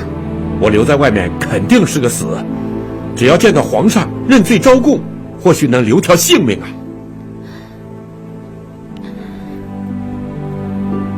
可是我连自己都入不了宫，要怎样才能帮你呢？我也不知道，一定请夫人想想办法。我一旦招供认罪，案情就会真相大白，为福康安洗清诬告之罪。我想想，要不然的话，我派人送信到宫里，请他们派人来接你。不行，这宫里的事儿，十一阿哥肯定先知道，他放不过我呀。夫人要找的人，一定是不能引人注意，而且还是宫里的人。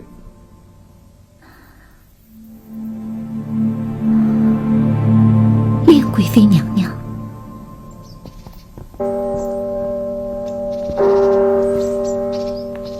还是把吴俊德告？哎呀，不但告了，而且大胜，皇上可开心了，只怪永远能干呐。我怕得罪和珅。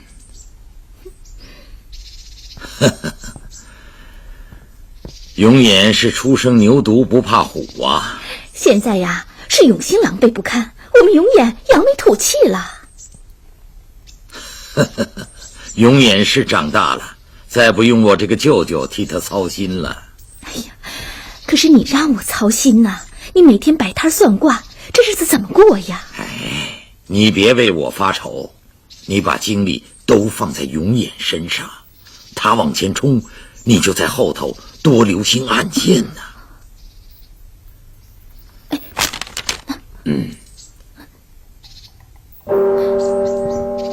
皇上有旨意，不让你接近我呀。他那是气头上的话，不能当真。皇上的话是金口玉言。我不就送张银票给你吗？他能把我怎么样？听我跟你说，永远现在是顺风顺水，皇上心情正好，我们绝不能有丝毫的大意。要是因为这张银票惹得皇上不快，兴许会影响他对永远的态度。这倒也是啊。以后再也不要到这儿来找我了，啊？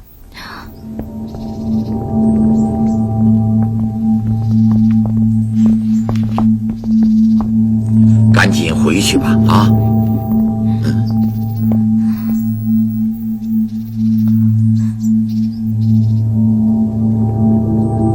我想请娘娘带一个人入宫。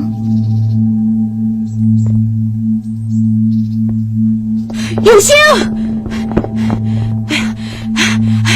永兴，不好了，吴俊德进宫了。什么？谁带他进的宫？永远他娘啊！真没想到，咱们的人到处找他，他就躲在了那个令贵妃的凤辇里进宫了。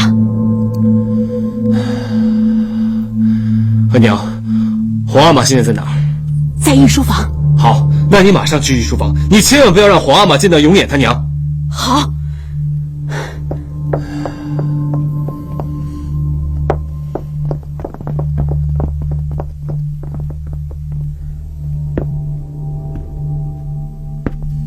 关振山，是爷。吴俊德已经进宫了，剩下全看你的了。您放心，他活不了了。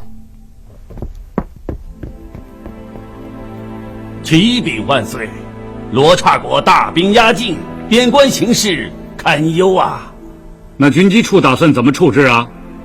回万岁应该派阿贵率兵镇守边关，那才能震慑罗刹兵。好，就这么办了。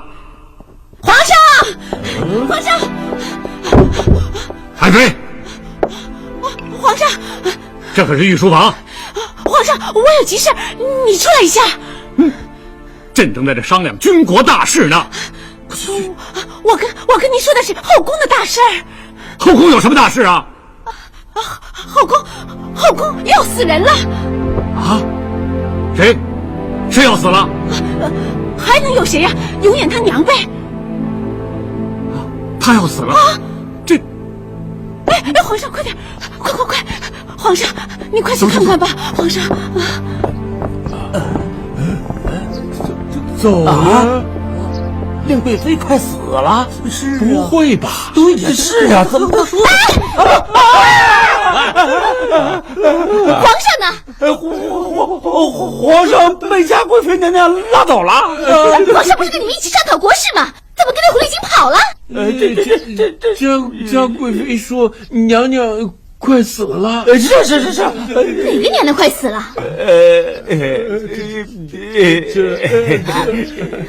王八蛋，敢咒我！死狐狸精，你才快死了呢！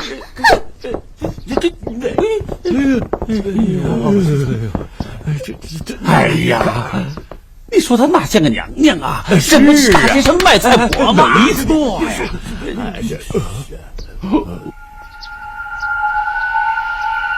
在那边吧。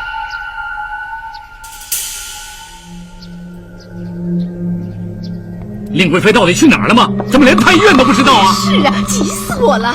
人既然要死了，那肯定是送太医院了嘛。这到底怎么回事啊？是啊，这事就怪了，我也不知道啊。是。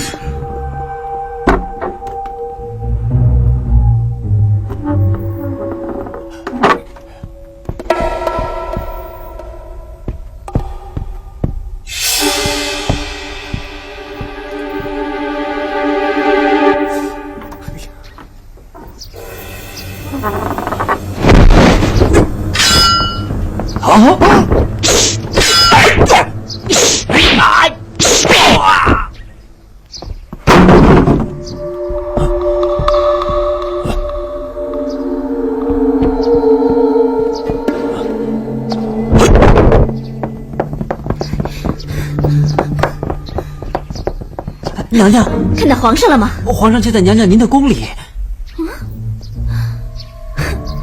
这下可让我逮着了。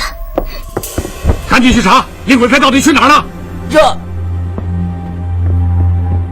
皇上，爱妃，你可回来了，你没事吧？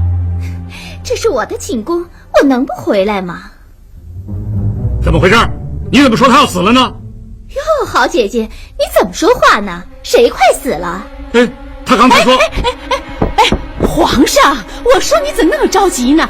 哎呀，你那是听错了，我是说令贵妃呀，坏死了。坏死了？你是这么说的吗？是啊，她弄了安南国的贡粉，把我的脸弄得跟猪头似的，她还不是坏死了？哎呀，你们两个呀，一天到晚净是这鸡毛蒜皮的小事儿。哎，皇上，坏死了，到底谁坏死了？马上就见分晓。皇上，我把吴俊德带来了。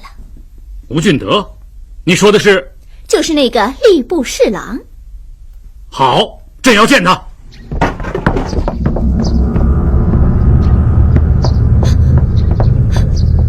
糟了，吴俊德一定是出事了。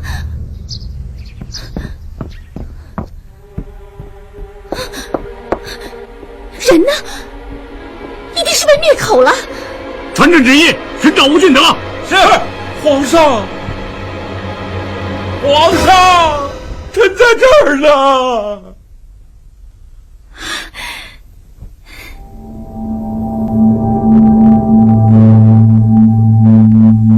那袁武正已经承认他是被和珅收买，而后翻供。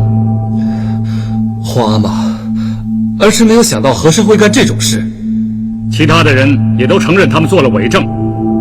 皇阿玛英明，儿臣万能不及。不是朕英明，这是永远破的案。凑巧，十五弟真是令人刮目相看，余生我比不上你。这个吴俊德已经押解入宫，他差一点就被人杀人灭口，你知道吗？这个儿臣不知。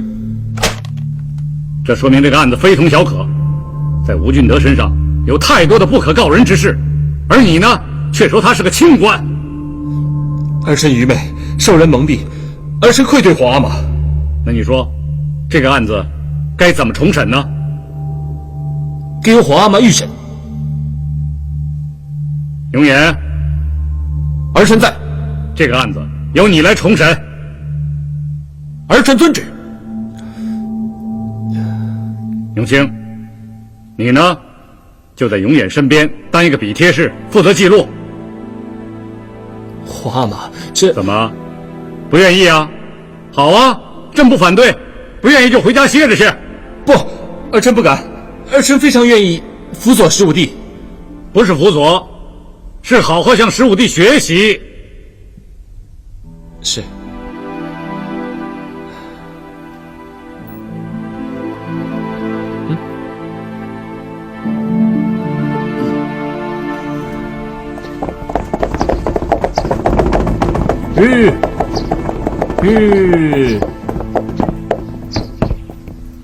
老爷，哎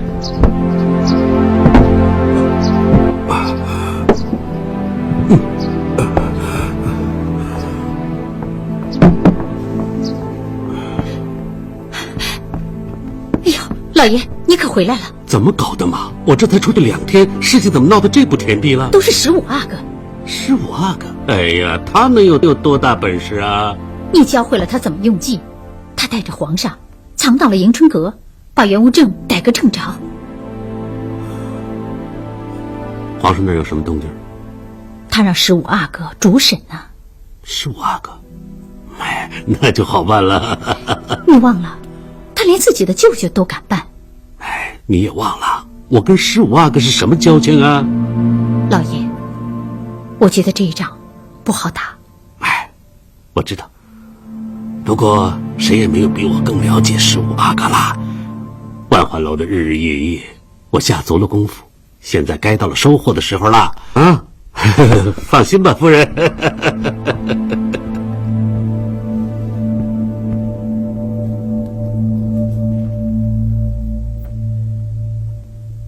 吴俊德，说下去。是，按朝中规矩，捐银16400两，便可以买一个道员的官儿，可吏部却收了21000两，把淮阴道一职给了任之恒。是谁推荐任之恒？和珅。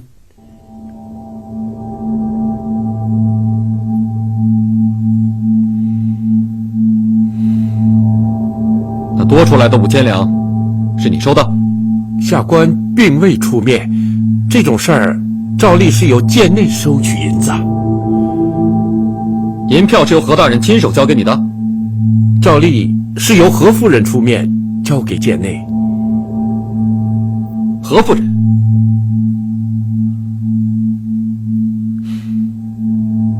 吴俊德，再说。是。在京候补候选官员，各司注册在案的约有23700余人，其余未经注册的当不计其数。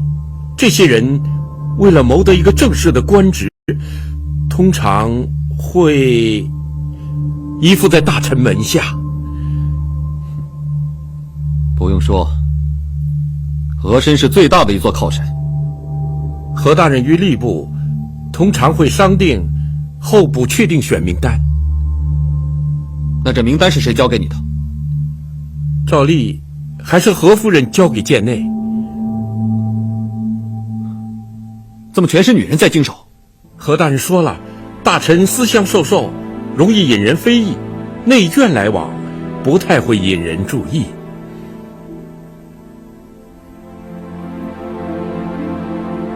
十一哥，你记下了吗？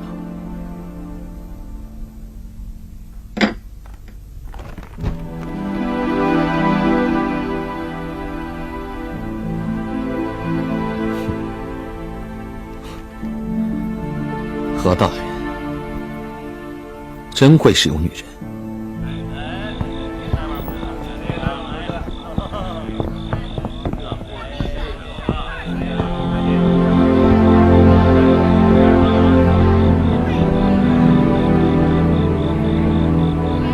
你这八字是火炼金秋的命啊，4代桃花的格局，你……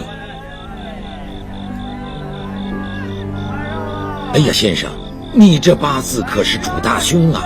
你赶快进道观朝拜半个时辰，一会儿出来，本山人我自会帮你化解。快去吧！谢谢先生。永远，哼。是不是审吴俊德审出麻烦来了？你怎么知道的？你别忘了，我会看面相啊！我一看你的脸色，我就知道了。舅舅，真是一堆麻烦事。怎么，吴俊德不肯招供？不会呀，他既是投案自首，就不应该隐瞒真相。吴俊德是一五一十全招了，可是所有银钱往来，全是均由吴俊德的老婆跟何夫人经手。哦，这个和珅真是老奸巨猾呀！做事从来是滴水不漏，难怪这么多年来就没有人抓住他的把柄。他永远是清清白白的。可是何夫人受贿，和珅他自己也脱不了干系啊！谁都知道是他指使他老婆出面的。律法讲究的是证据，你没有直接的证据，就无法定案呢。那舅舅你说，我该怎么办？你问我呀，唯一的办法就是审到吴俊德，不能再往上查了。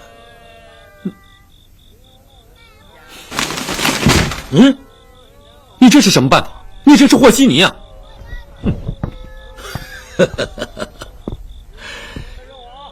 人生在世，诸多无奈，常常有身不由己的时候啊。顺天则昌，逆天则亡，你千万记住啊！可谁都看得出来，这吴俊德背后就是和珅。永琰，你为什么非要扮和珅呢？别忘了，他可救过你的命啊！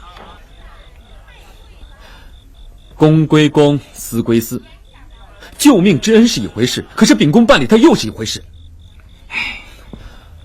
你要是说到人情，舅舅你对我恩重如山，我不还是一样照办？我是你舅舅，你办我，我能怨你吗？可是你要办和珅，他会记恨你一辈子呀。要办事，就不能怕得罪人。你现在就不能得罪和珅，你要当太子，离不开和珅呐。我如果和稀泥，我就算当了太子，我也离不开和珅。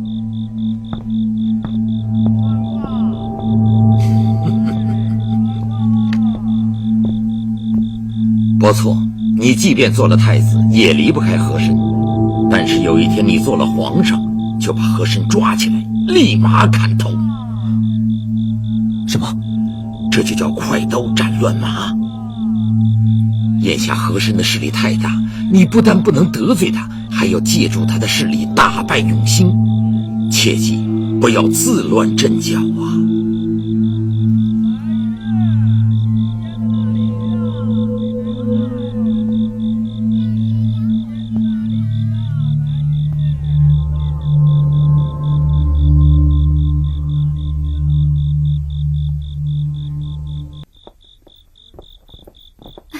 皇上，快点嘛！哎呀，你急什么嘛？皇上，你到底关不关心永琰呢？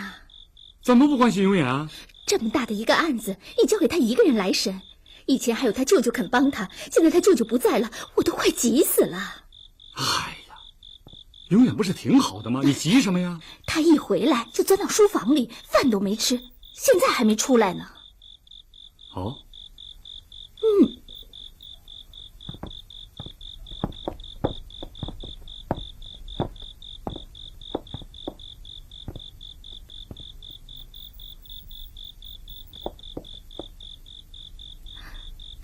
皇上，您就进去看看他，该怎么审怎么判，您就跟他说。啊！哎，皇上，皇上！爱妃啊，永远要从一个皇子成长成一个太子，他自己就必须面对这一切。哎呀，可是我怕他万一判错了，让人家笑话呀。错了也是一种教训嘛，他以前犯的错误还少啊，现在他该长大了。那以前他没有重大责任呢，他做错了没什么关系，现在不一样了。吴俊德这个案子太大了，我听说还牵扯到和珅呢。是啊，是啊。说实话，本来算不上一件什么大案，可牵扯到和珅，就成了第一大要案。皇上，您说实话，要是您来判这个案子，该怎么判呢？好啊，那朕就跟你实话实说喽。你快说呀！不知道。皇上，皇上，皇上！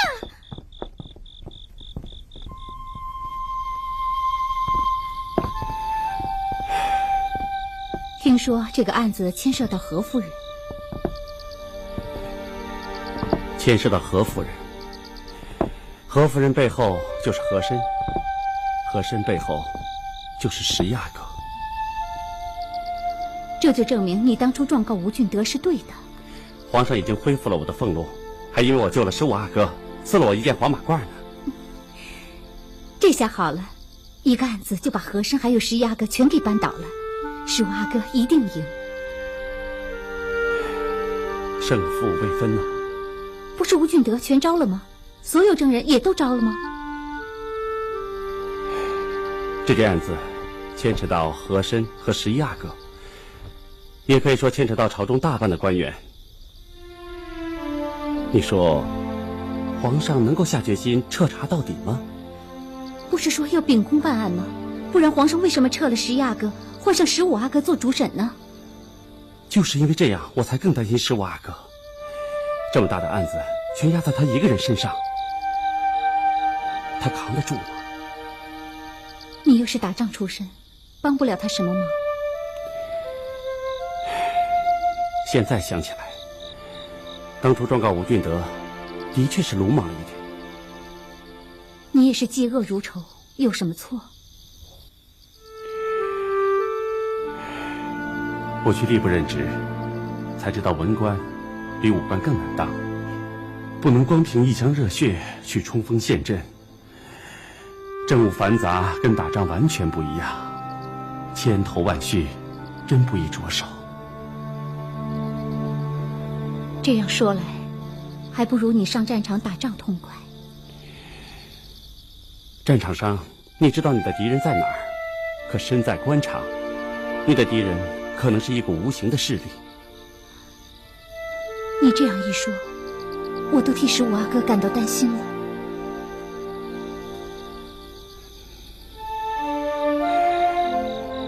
我现在真是感觉到有劲儿没处使，我不知道现在该怎么办才好。等这些事办完，不如你向皇上请辞，我们去边塞吧。我们？你不陪伴15阿哥了吗？我该等他吗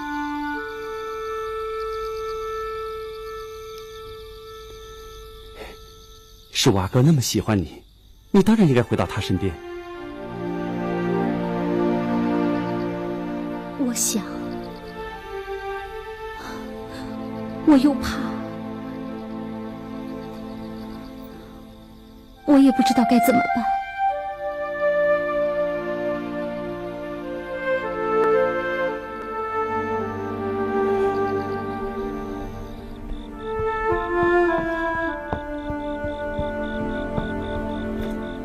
主子，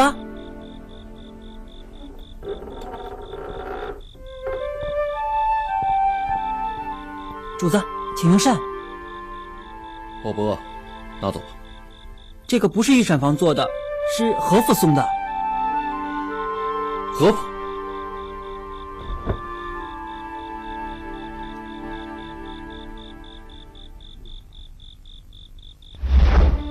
哇！我真想不到啊！你堂堂军机大臣，竟然能做出这么漂亮的菜来啊！这菜不仅看着漂亮啊，名儿也起得好啊！哦，哎呀，这叫半归凉月，这个叫粉褪眉梢，这第3道嘛叫偷换含香。这名字起的是漂亮啊！谁教你的？是我夫人。是娘？是啊，我们俩第一次见面啊，她就亲自给我做了这3道菜，吃到嘴里，我甜在心里啊。后来我就托人去提亲，一来二去的，我们俩就成了。就靠这3道菜？后来啊，这几十年里，每逢过年过节啊，他的生日啊，不管我走到哪儿，我都争取赶回家里，亲自下厨，为他做这3道菜。师父师娘真是伉俪情深呐！哎，常言说得好啊，一世人两夫妻，100年修得共枕眠呐。哎呦，原来这3道菜有这么多说头在里面呐！是啊，这菜里边包含着我们2个人之间的思念呐、情谊啊，还有不好意思，我跟你说这些干什么？主子，主子，这几样菜我都没见过。没见过。这道菜是半归凉月，这道菜是粉退梅烧，这道菜是偷换含香。主子，您吃吧。哎，主子，主子，哎，主子，您去哪儿？你现在给我进去，把门关上，然后把里面这些东西全给我吃了。主子，这是啥意思啊？啥意思？我犒劳你啊！哎，不过我警告你啊，在我回来之前，你不得出门，你要敢跨出这门一步，我就把你发配到御膳房洗碗。奴才不敢。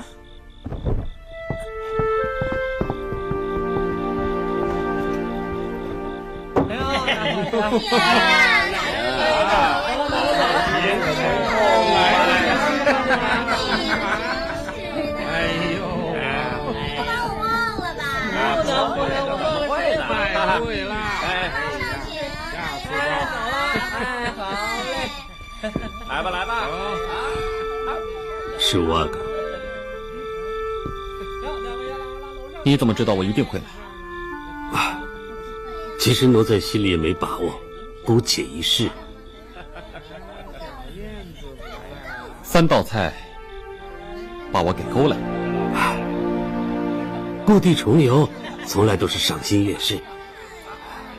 阿哥，请。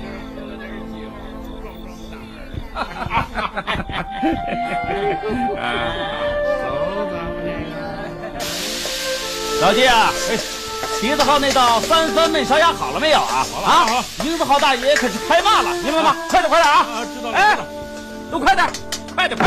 哎，好了，快，切细点，快点！哎，快干！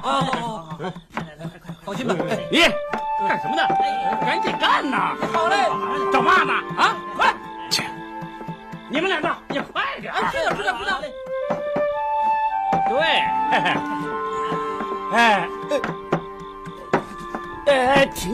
道。对，停！您怎么来了？都忙你们的吧，别管我。那怎么成的？您来了，怎么也得……不是跟你们说了吗？忙你们的去吧。啊，行，忙你们的。是。二位爷，请。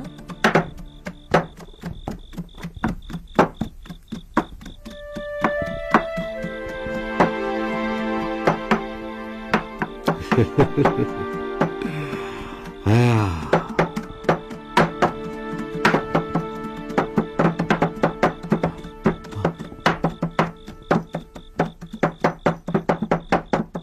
哎，小魏，客人都点什么菜啦？子妍那儿要燕锅炒姜鸡丝，溜野鸡丸子，烩腰鸭，肉片嫩豆腐热锅一品。好嘞，来了。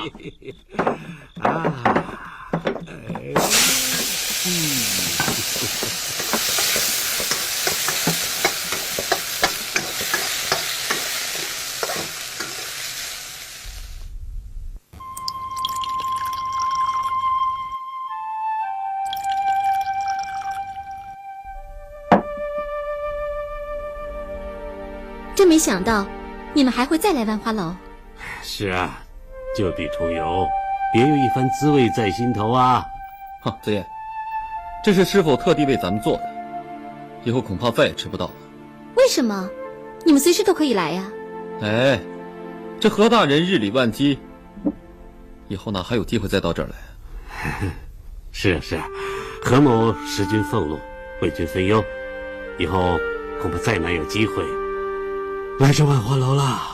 哎，子燕，最近来的官老爷还多吗？越来越多了。我这仙姑的名号在八大胡同可是响当当了。这花大姑真有两下子，想出这么一招来，现在一定赚大发了吧？现在呀，八大胡同每一家都有一个像我这样的人装神弄鬼。嗨，只不过是花样变了，有的是女法师，有的是女喇嘛，有的干脆把头发剃了扮尼姑呢。所以这一招鲜吃遍天下，万变不离其宗。子夜，不管怎么样，你还是正牌仙姑啊！现在啊，华大姑可拿翘了，不是4品以上的官，根本见不着我呢。哎呦，紫燕姑娘真是了不起啊！我就是想多听点官场的消息，好告诉15阿哥，让他多办点贪官。这倒是，要不是紫燕呢，咱们就逮不到那个袁无正，吴俊德这个案子就破不了了。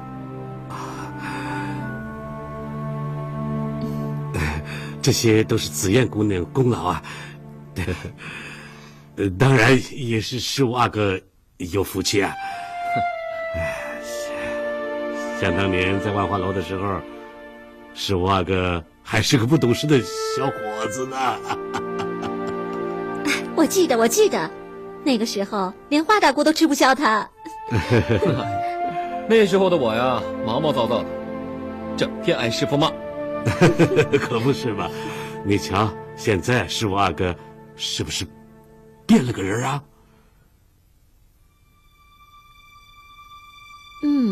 变多了，变老了。我变老了？变得老成了，老练了，像个老手了。是啊，像个大人了。哎，真不容易啊，15阿哥。在这万花楼才多大的功夫，你看一下子他就成熟起来，真是天资聪慧呀！哎呀，师傅，你教我的那些日子，比舅舅教我读10年书还有用。严重了！龟姐那是儒学大师啊！哼，舅舅也教我官场的事，可讲多了我就记不住。在万花楼那些日子呢，亲眼看到那些贪官现行。再加上有师傅在旁边指点，哎呦，真是刻骨铭心呐！人呢，也就变得开窍。对，这种方法最有效了。何大人真是用心良苦啊！哪里，这只能说我跟15阿哥有缘呐。对，有缘才会共患难。说得好，紫燕姑娘说得太好了。来，我们为紫燕姑娘这句话干一杯。好，来，有缘才能成为师徒。哎，是这句话说得更好，我们为这句话干一杯。哎，好，干！哎，皇上真是越来越偏心了，他让永远当主审，让你当个比铁士，这不是让你难为情吗？真不知道那个狐狸精啊，给皇上下了什么迷魂药。不过你放心，这个案子一审呢，就会审到和珅那儿，和珅不会捅到你这儿的。再有啊，太后那儿呢，我也下足了功夫了。太后疼你，她说这2天呢就跟皇上去说情呢。她还说呀，这2天让你陪她去避暑山庄呢。哦，对了，还有那几个铁帽子的王爷，我也下足了功夫了。他们呀也答应跟皇上去说情。还有那个淑妃、容妃，他们不是没孩子吗？也疼你呀。他们呀也说帮你去跟皇上说情。还有那几个仪嫔、宫嫔，还有，哎，永兴，你就不知道让我安静一会儿吗？你每天就知道吵，你吵得我耳根子都快坏了。你是不是真的非要把我逼到发疯，你才甘心呢？哎呀，永兴，嘘！我现在不想见到你，我也不想听到你说话，我不想见到任何人。你出去，永兴，你出去，出去！我出去，快，快出去！我是不会输的，我会输的，我是不会输的。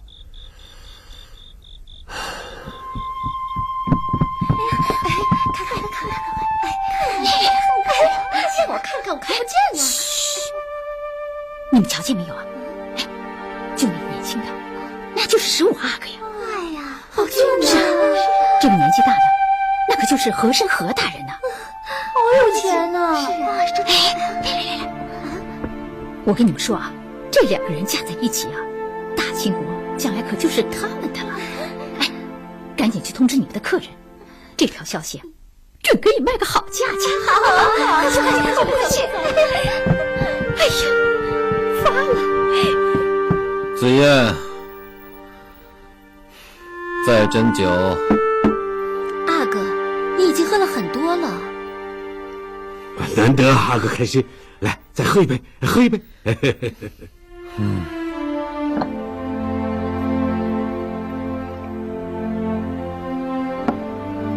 紫嫣，这后来，师父好像做了一件很英勇的事。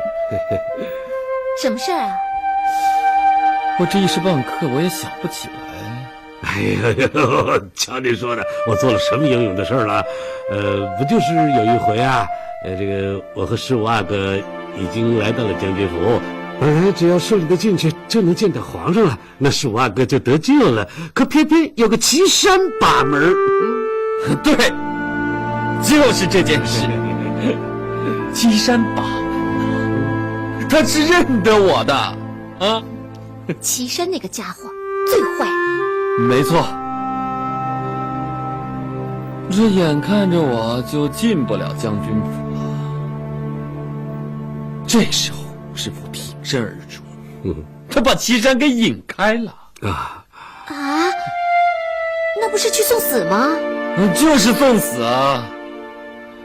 师父他是牺牲自己，引开岐山，好让我进门。何大人，您可真是舍己为人，太了不起了。没什么，我那个时候也就是一股子蛮劲儿，也没想什么就冲过去了。师父，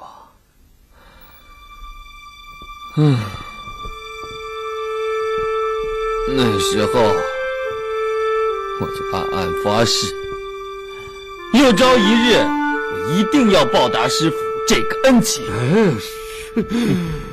15阿哥说哪里话呀？只要你今后啊能够平平安安的当上太子，那就算是对奴才最大的报答了。这回宫之后，我就一直在想，到底我该怎么做才能够报答师父您？赏钱呢？赏钱？师父他有的是钱。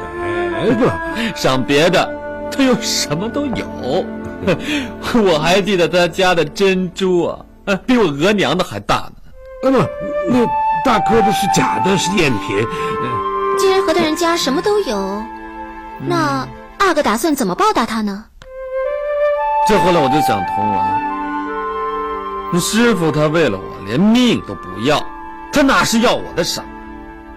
是，奴才根本就没那个意思。师父他教我做人，叫我看透官场，无非是要我成才，做一个出色的阿哥。阿哥已经做到了。那阿哥还没说怎么报答何大人呢？所以我回宫之后，就办了一件大案子。阿哥是把我舅舅给查办了。真是大义灭亲啊！阿哥令人敬佩啊！阿哥查办舅舅，怎么算是报答何大人呢？我能够找到我舅舅贪污的真凭实据，这是师父教的本事。这是阿哥自个儿的本事。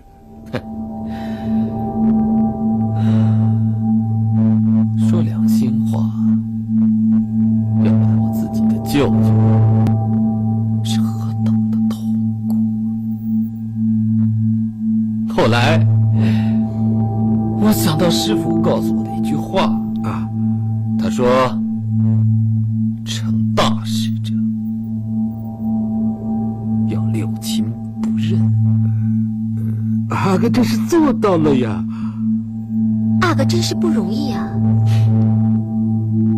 我从来没想到我会做到六亲不认，可我做到了。那一刻，我觉得我没有辜负师父的教导。这是阿哥令人敬佩之处啊。子言，你说我这样报答师父够不够？好像没人这么报恩的吧？好，那我就更加努力的报答师父。我把一个更大的罪案查个水落石出。阿哥是说，师傅阿哥真是厉害，又有什么案子啊？吴俊德这个案子闹大了，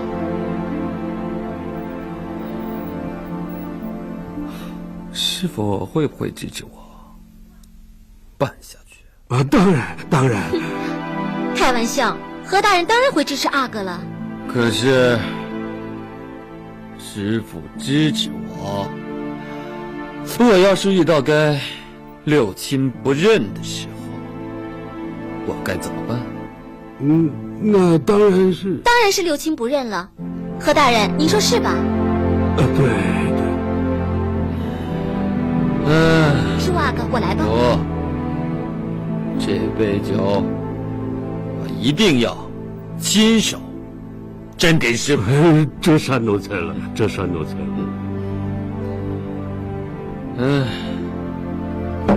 这头杯酒我敬师傅，不敢当，还是我敬您。这杯是谢师酒。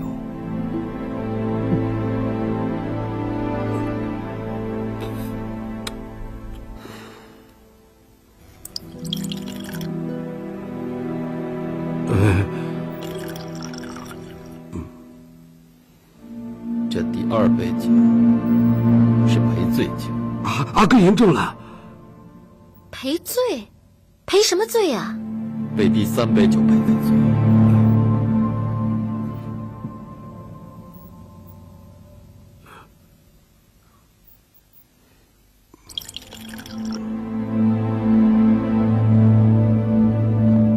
这第三杯酒是传讯酒。传讯酒。传何夫人明天宫中听候审讯。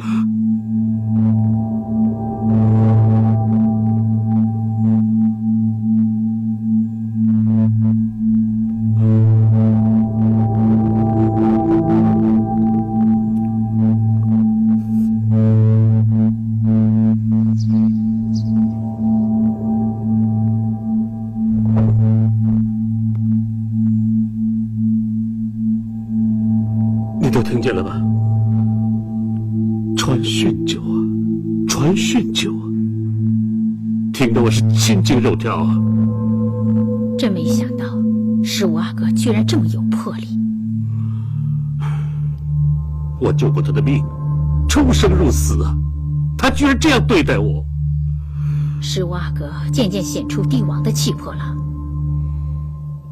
不行，我这就更衣去见皇上。老爷。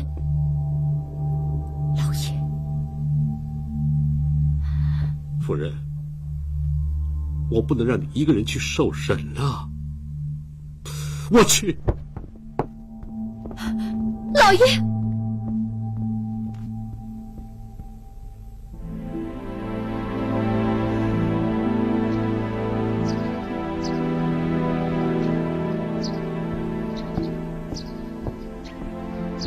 何大人，皇上交代今天不见大臣。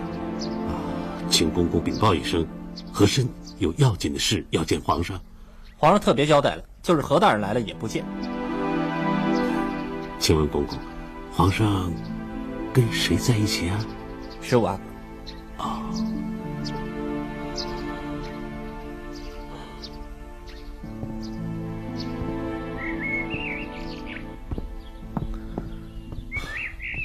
皇阿玛，你怎么一路不吭声？有心事？吴君德的案子审得怎么样了？所有人犯证人全部审讯完毕，案子已经水落石出。所有买官卖官的黑钱，最终全流到何夫人的手中。何夫人？今天我提审何夫人，案子就应该可以结束。永远，这个案子真是出乎意料。哎，花妈，花妈，吴俊德只是一个马前卒，吴俊德背后还有何夫人，何夫人背后还有何申，何申的背后还有……别说了，斩了吴俊德，杀鸡给猴看，明白吗？花妈，只有提审何夫人，才能将案情理清，将所有主犯一网打尽。大清国律法无情，更要谨慎呢。是和珅，王子犯法与庶民同罪，更何况一个大臣。这话没错，但看人要全面，明白吗？花妈，永兴处理吴俊德不利，您大加训斥，说他包庇案犯，是您要儿臣主审此案的，还说一定要彻查到底。因为朕怎么也没想到这件案子会查到和珅头上。儿臣也知道和珅是朝廷重臣，可是既然他现在涉嫌犯法，如果咱们不彻查，那以后怎么治理朝政？永远啊，你说说，治理朝政像什么？就像打老虎，你不打他，他就会咬你，所以非打他不可。不对，治理朝政犹如治水，有的时候该堵，有的时候该泄，该堵的时候就要筑坝堵水，该泄的时候就要炸坝放水。宁肯牺牲一些小县小城，要保住大城大镇，明白了吗？可是花妈也常说，这里这么大的一个国家，需要无情的律法。律法无情，人有情吗？无情的律法是有情的人掌控的呢吗？说来说去，花妈就是要包庇和珅。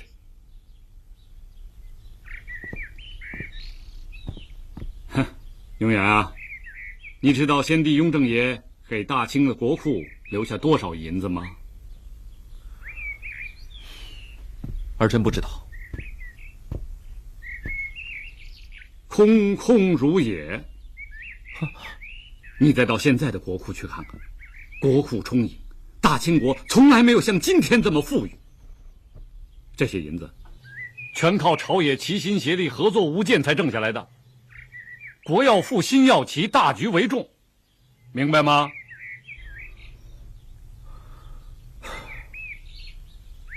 我明白了。能挣钱的有功，不管他贪了多少钱。大清国这把龙椅不好做呀。花妈，儿臣已经传讯了何夫人，如果不审，好像很没面子。是啊，是啊。那你就做做样子，摆摆架子就行了嘛。啊？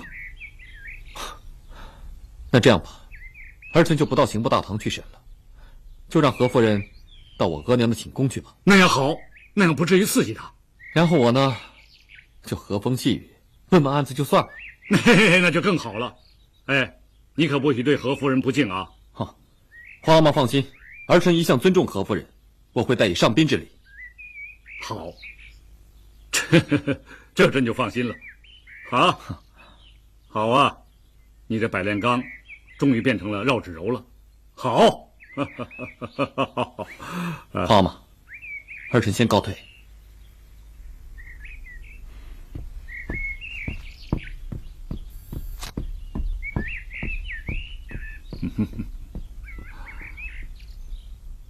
好啊。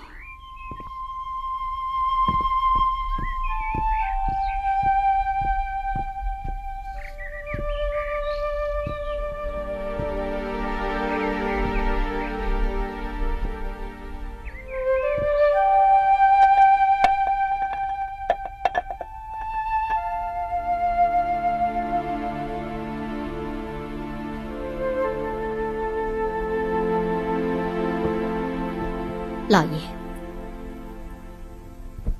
我要入宫了。先别急，也许15阿哥只是走走过场而已，摆摆样子，随便问问罢了。15阿哥是不会走过场摆样子的。就算15阿哥真的要审，他也没那么大本事能够问倒夫人的。夫人大可不必紧张，不必紧张啊。老爷，我不紧张，倒是老爷不要紧张才是。我不紧张，我不紧张。看你的手，冰冰凉凉的，你还说不紧张？夫人，都是我办事不周。15阿哥审讯吴俊德的时候，我就应该把吴俊德给收拾喽，我太大意了。老爷，事情到了这个地步，就不要自责了。我心中有数。夫人放心，我一定会打赢这场官司的，因为皇上离不开我，他离不开我呀，他离不开。老爷，堂堂的军机大臣，怎么变得这么慌张了？谁的夫人受审，谁都会慌张的。夫人，我看这样，我去跟15阿哥说你病了，你干脆不要去。老爷，躲得过初一，躲不了15。拖一时是一时嘛，我跟皇上说，也许连审讯都免了。老爷，你想想看，和珅夫人可不能做缩头乌龟。再说了，这么大的案子，怎么能悄悄免了呢？还是坦然面对吧。那夫人，那咱们就商量一下，你该如何应付？该怎么面对，我都反复想过了。也许你哪儿还有什么可斟酌之处？老爷，你该到军机处去了。哎呦，我哪有心思去军机处啊？满朝文武都知道和珅夫人今天受审，如果老爷还能到军机处去办事，他们会相信老爷问心无愧，心中坦然。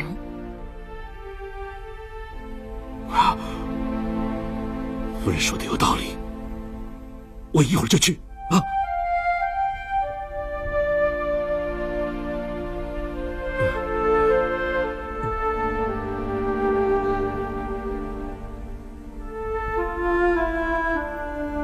老爷，我先走了。轿子还等着我呢。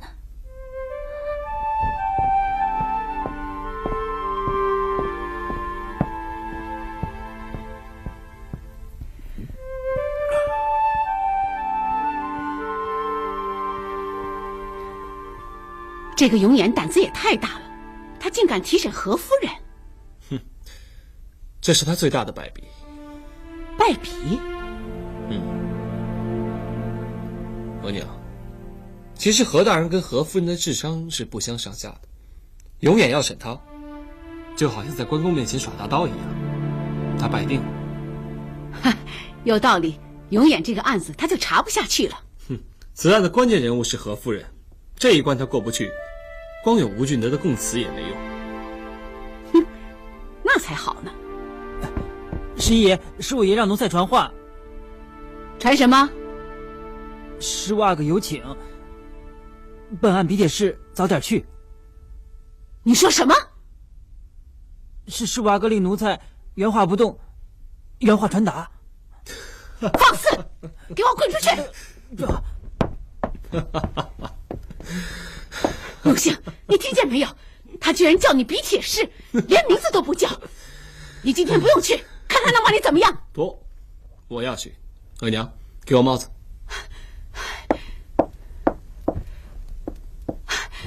他这么侮辱你，你还要去受辱？为了看一看永琰是如何被何夫人挫败的，值了。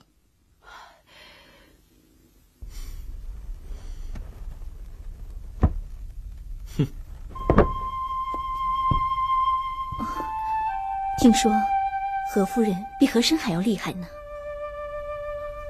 所以我第一个就是先审他。要不要让你舅舅给你指点指点？他比较有经验。舅舅也不是何夫人的对手啊，连舅舅都不是何夫人的对手，你怎么对付得了他呀？这件案子庞大复杂，牵扯其中的将近100人，我如果一个个审讯，旷日费时。我如果直接攻破何夫人，整件案子就可以迎刃而解。知道是一个擒贼先擒王的招数。你有多大把握？我没把握。没有把握，你怎么审呢？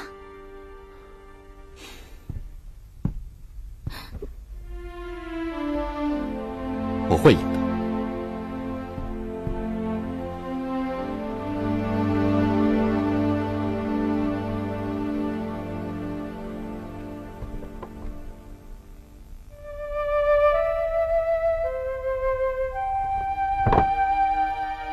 这就是皇室检的密折啊？是的，是皇室检密参厦门文武衙门勒取进出各国船只花边银两一案。哦，那军机处你如何处置啊？你派刑部尚书舒赫德复敏调查。好，朕准了。皇上，还有一个奏折是……行了，何爱卿，你不必再念了。皇上，你根本就不是到这儿来给朕念奏折的，对不对？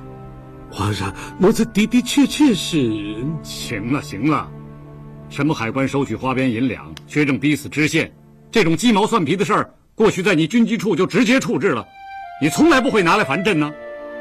这次奴才是想……行了，何爱卿，你我君臣一场，呵呵，你肚子里那点小九九，你以为朕不知道？皇上，您这话是什么意思？永远在审讯你的夫人，你心里放心不下，想来就近打听打听，对不对？皇上，发言如炬，奴才惭愧。伉俪情深，你牵挂你的孙夫人，这也是人之常情嘛。好，何爱卿，把你的奏本扔到一边去。皇上，咱们呢，一块儿去看看热闹，怎么样？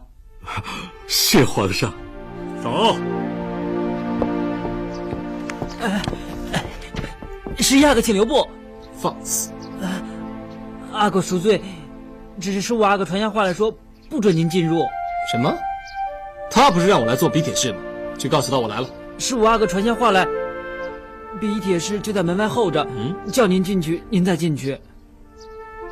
哼，好啊，他这是存心侮辱我。你给我闪开！闪开！闪开！是亚哥，闪开！是亚哥，您不能是亚哥。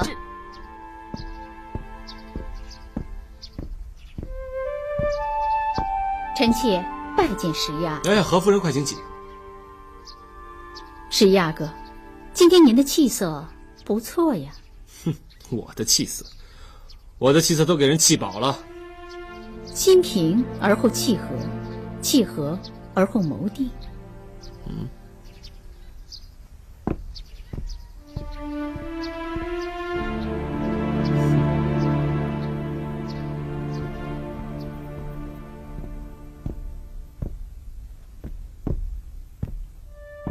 臣妾拜见15阿哥。何夫人请起。谢阿哥。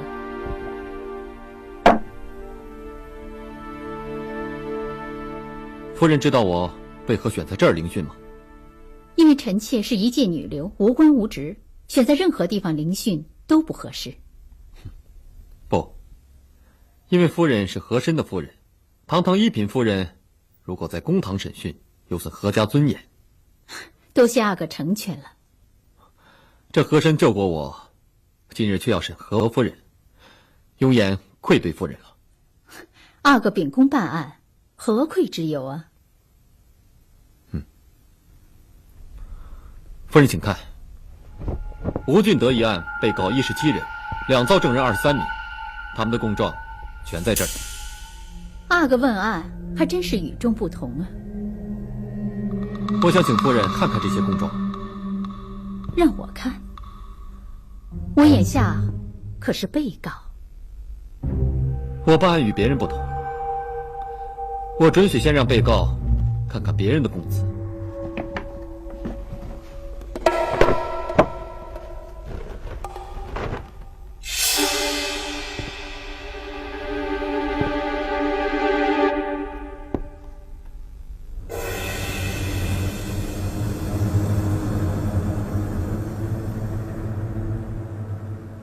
吴俊德一案，被告17人，2造证人23名，他们的供状全在这里。阿哥问案还真是与众不同。我想请夫人看看这些供状。让我看？我眼下可是被告。我办案跟别人不同，我准许让被告先看看别人的供词。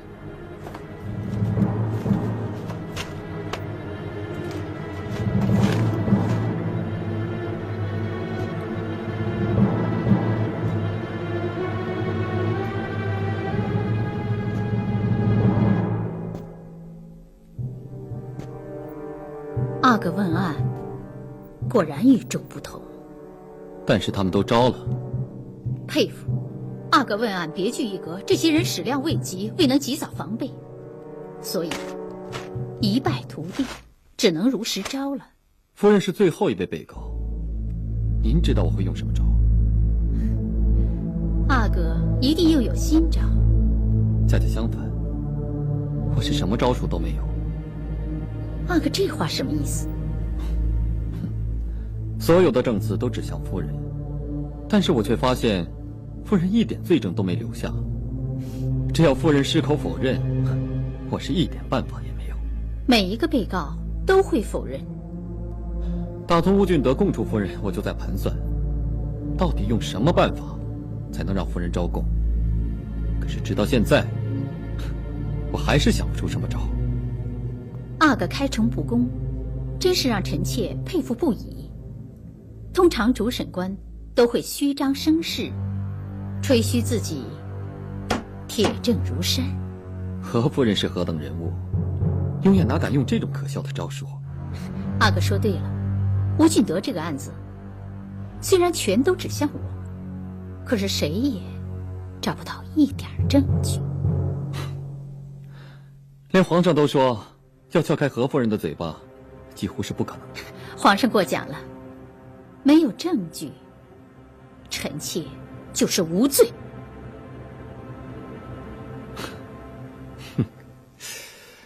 哎呀，真是难呐！啊！看阿哥的样子，好像是胸有成竹了。幸亏，在万花楼的时候，和珅他也教了我一招。我倒想知道，阿哥有什么招？夫人知道吗？您前脚入宫，何大人他后脚也入宫了。他是去军机处吧？他嘴巴上说是去呈报奏折，可是谁都知道，他是来打听咱们这儿的消息的。我再三嘱咐让他不要来。待会儿我就告诉皇上，就说夫人您已经招了宫。我没有那么笨。皇上会告诉和珅，夫人为了替和珅开脱，自己一人承担了全部罪名。和珅不会轻易相信的。何大人纵横官场数十年，可以说是早就练就了一身金钟罩铁布衫，刀枪不入。可是他有一个致命的罩门，那就是夫人您。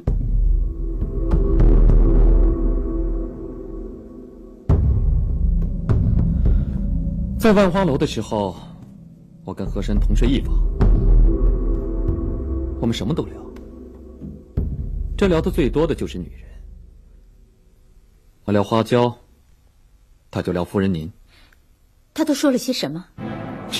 什么都说，大事小事点点滴滴。那时候我才发现，和珅原来是个多情的人，他对夫人的感情真是令人感动。所以你就用我来对付和珅。夫人如果一人承担了全部罪责，那就要问斩。和珅如果听到这样的消息，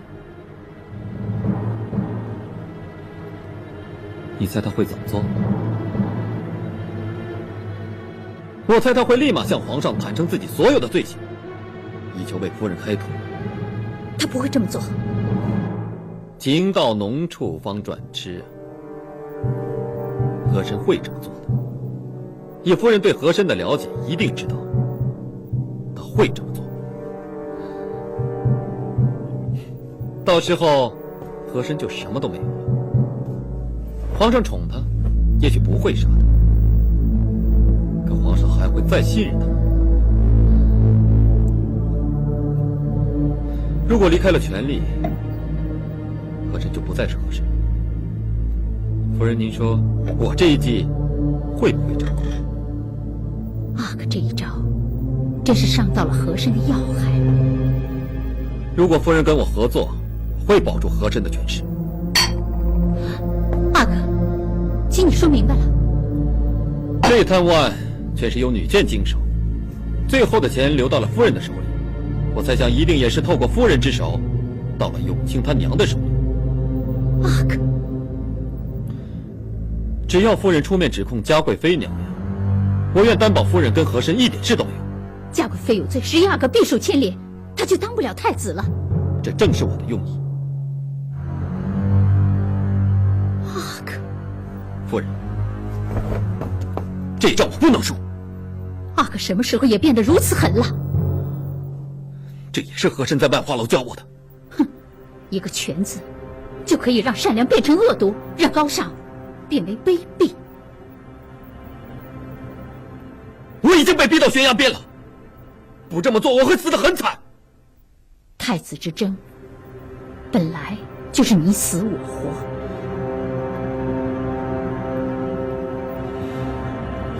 我偏不争，可是你看看我的遭遇，看看花娇的遭遇。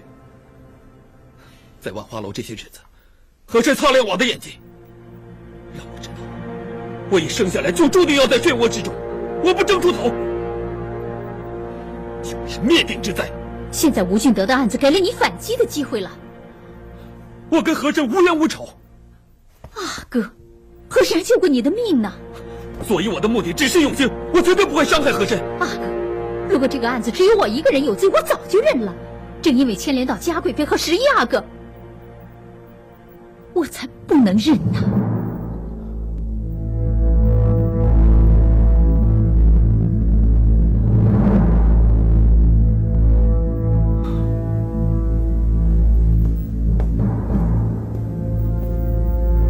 夫人，你看，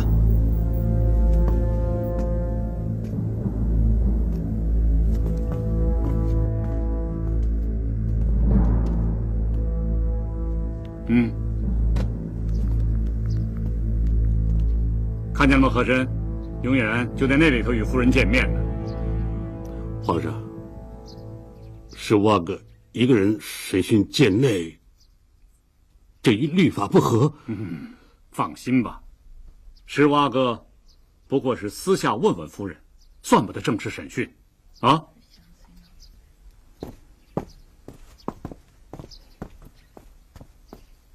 永清，告诉皇阿玛，何夫人已经认罪了。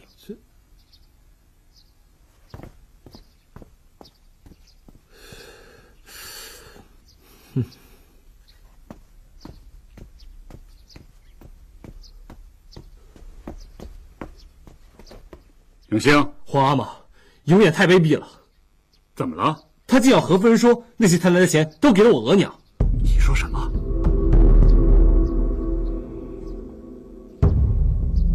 皇阿玛，永远根本不是在审案，他是在威胁何夫人，整垮我娘和我。行了，永远不会这么卑鄙的。儿臣一直候在门外，他的话儿臣听得一清二楚。皇上，您要不要进去看看？请。皇阿玛，还是您亲自御审吧，永远根本是公报私仇，无法无天。皇上，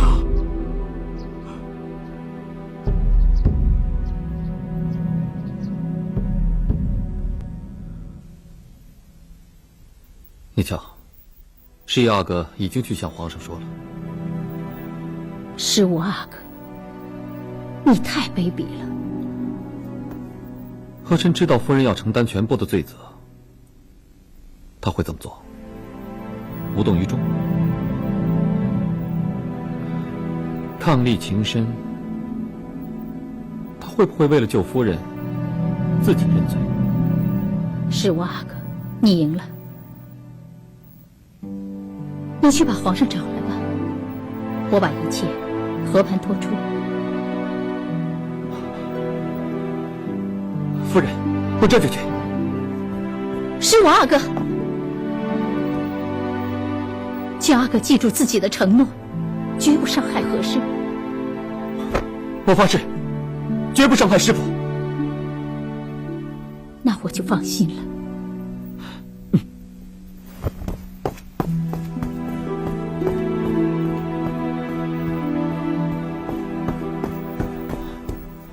皇阿玛，何夫人愿意说出实情了。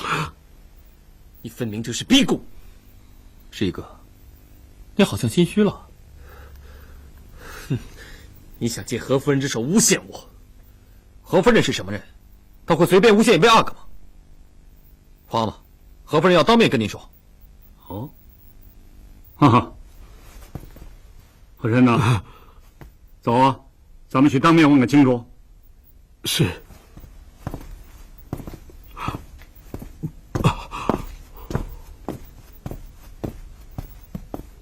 是一个，你先请。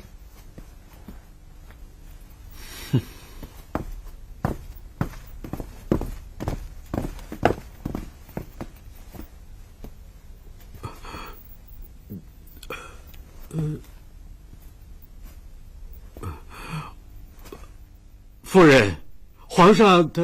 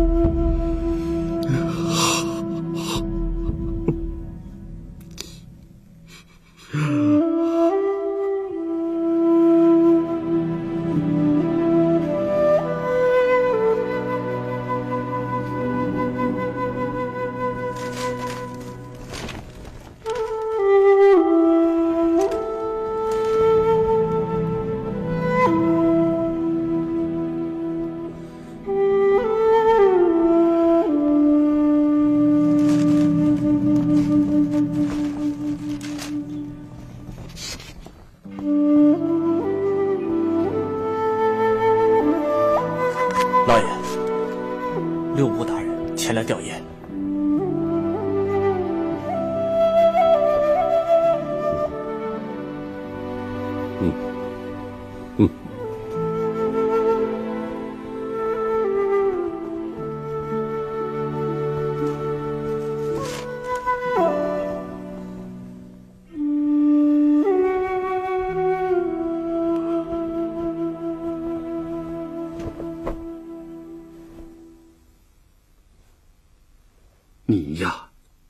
你把和珅的夫人给逼死了，你把朕最得力的大臣的夫人给逼死了，你知道你闯了多大的祸吗？何夫人是畏罪自尽。没错，她是自己服的毒，可是她是死在你娘的宫里头，你怎么跟和珅交代？何夫人是因为不敢指证永兴，所以才自尽的。不管怎么说，她是死在你娘的宫里头，不是死在自己的家里头，对不对？朝中的大臣会怎么想？反正我没逼他，我问心无愧。你知道振作江山靠的是什么吗？靠的是律法。你将来做江山要靠什么？靠的不也是律法吗？皇妈，朕为栽培你，一直让和珅陪着你，就是为了将来有一天你做了江山之后，有这么个心腹为你分忧解难。可你这么做，是亲手把你的心腹给砍了。国法如山，这案子既然牵扯到何夫人，我就不能不审。可你是怎么审的？啊，你都跟他说了些什么呢？皇妈，何夫人真的有罪。何夫人有罪，和珅对你有恩，他对你有救命之恩呐。有恩报恩，有罪就得治罪。可是你呢？你是有恩不报，恩将仇报。你知道和珅对他夫人的感情有多么的深吗？我太了解了。你知道何夫人一死，和珅会怎么样？他会恨死我。他会转向永兴那一边，你知道吗？我不放。你匹马单枪，怎么会是他们两个的对手呢？如果儿臣要靠拉拢大臣才能坐上太子，那么这个太子儿臣宁愿不做。你呀，怎么能让朕对你放心呢？啊！你只会直不会屈，只会刚不会柔，这帝王的椅子你如何坐得稳？做龙椅，靠的只是一副屁股。你这叫什么话？没有屁股就别做龙椅，回家躺着去。哼！儿臣告退。回来！你不要到和府去吊唁。华妈是怕他对我下毒手。以前的和珅朕信得过，现在的和珅朕也不敢说。华妈去何府了？朕先让太监去通报了，和珅回话，婉拒朕去吊唁。他连皇上都敢拒绝。朕的儿子把人家的夫人给逼死了吗？他心里能没有怨气吗？好了，朕也不去打扰他了。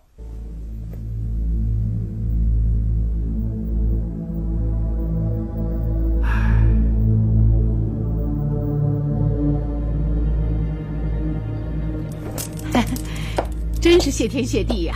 何夫人这么一死啊，永远呀就查不到我们的头上来了，这个案子呢也就查不下去了。我早说过了，永远是斗不过何夫人的。怎么斗不过呀？他不是把何夫人给逼死了吗？你以为是他把何夫人给逼死了？我问你，何夫人身上怎么会带有毒药？那就是说，何夫人入宫之前就准备想死了。她只有一死才能战胜永琰。哼，其实啊，何夫人只要矢口否认，永远就查不到真实的事实了。是没错，但是永琰为了打倒我，他会一直往下查，查到和珅，这样的话就会影响和珅的仕途。那何夫人这么一死，和珅就解脱了。所以说，何夫人的牺牲是完全为了和珅。哎呀，这个女人真是了不起啊！而且何夫人这么一死啊，皇上呢就会愧对于和珅，他就会更加相信和珅了。深谋远虑啊！哼，这下好了，和珅恨透了永琰，他就会死心塌地的帮助你了。现在谁也帮不了我，我只有靠我自己。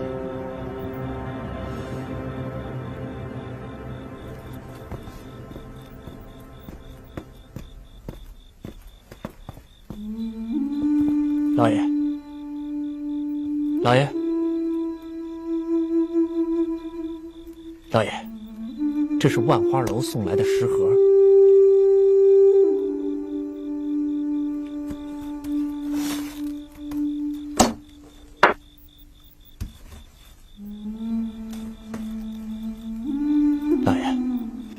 这叫什么菜啊？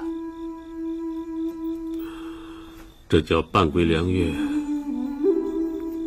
这个叫粉退梅烧，这个叫偷换含香。老爷吃过这3道菜？这3道菜是我自个儿琢磨出来的，除了我，谁也不会做。那这是谁做的菜？15阿哥。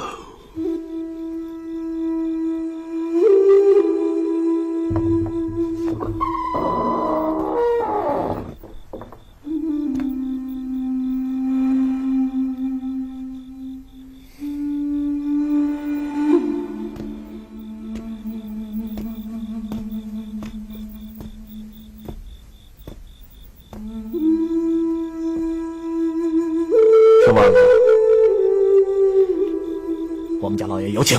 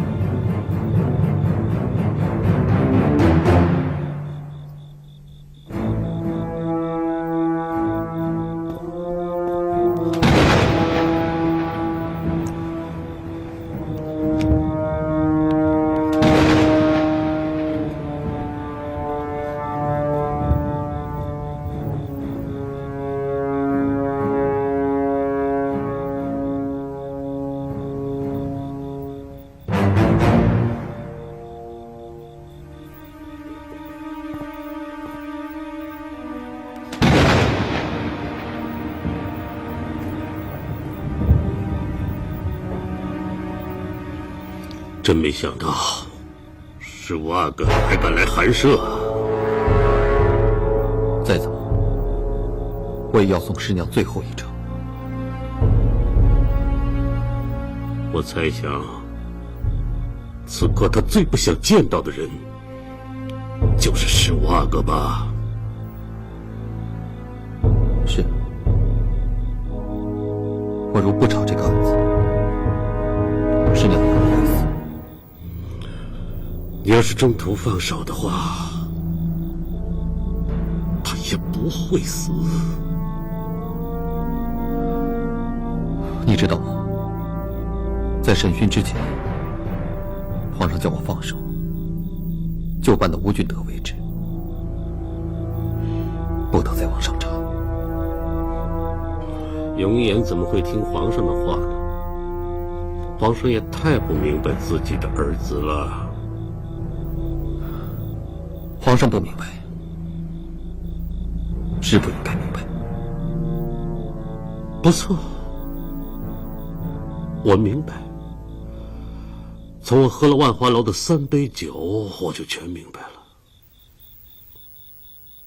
您要当太子，您就得扳倒11阿哥，而要扳倒11阿哥，您就得在吴俊德身上大做文章。要你中途放手，你怎么能甘心呢？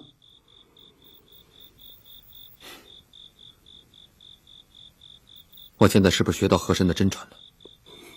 不，你可比和珅厉害多了。和珅如果遇到自己的亲人，我再狠再贪，也会心慈手软。哪像你啊，连自己的亲舅舅都扳倒了，你真是青出于蓝而胜于蓝呐！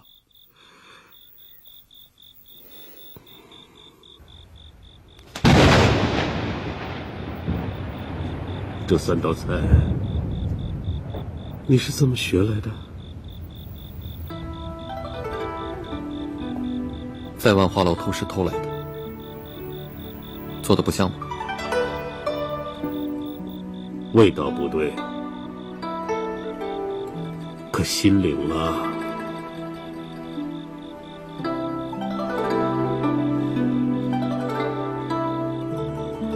师娘牺牲了自己的性命，保住了师父的顶戴花翎，也保住了十一阿哥争夺太子的希望。她真是个了不起的女人。她原本是要和我共享富贵，白头偕老，可从现在起，就剩下我一个人了。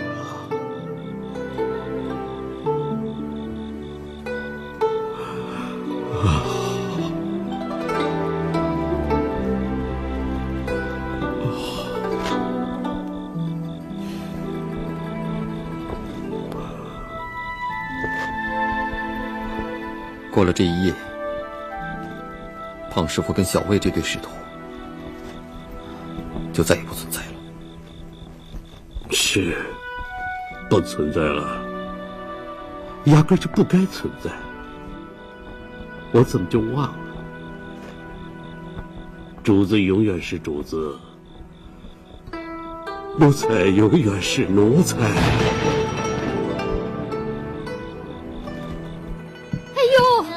慢点啊！来啦，请啊！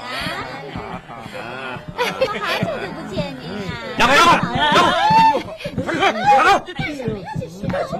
哎，几位大爷，干什么？哎呦，不就是找姑娘吗？何苦这么急呢？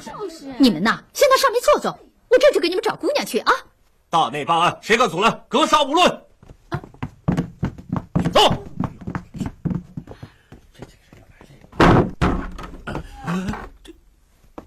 大胆放肆！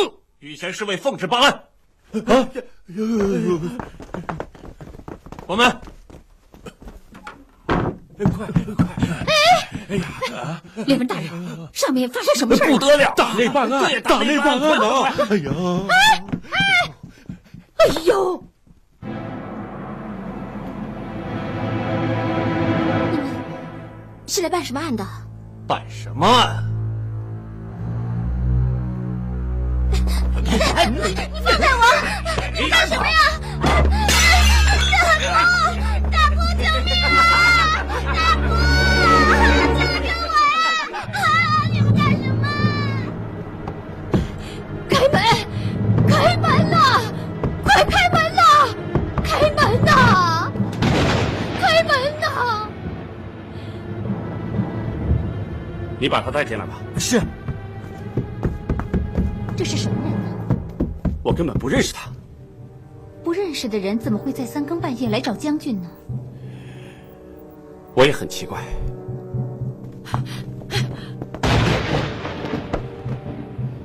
将军，夫人，你们赶紧去找15阿哥吧。你是什么人？小的是万花楼的老鸨，花大姑。万花楼15阿哥在万花楼待过。15阿哥在万花楼有一个红颜知己，紫燕姑娘，我知道她，她怎么了？她上吊自尽了。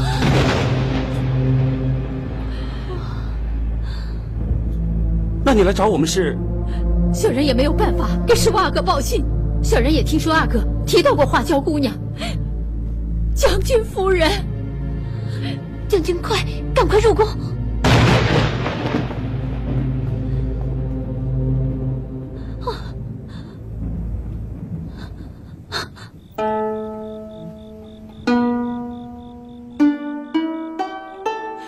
不就是万花楼一个妓女死了吗？有什么大惊小怪的？哼，额娘有所不知，紫燕在永远的心中就像以前的花娇一样。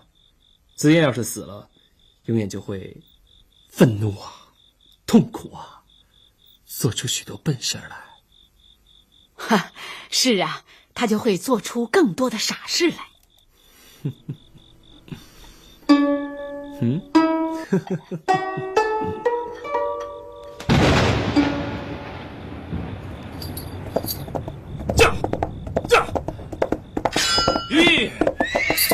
我有急事求见十五阿哥。十五阿哥去调研何夫人了。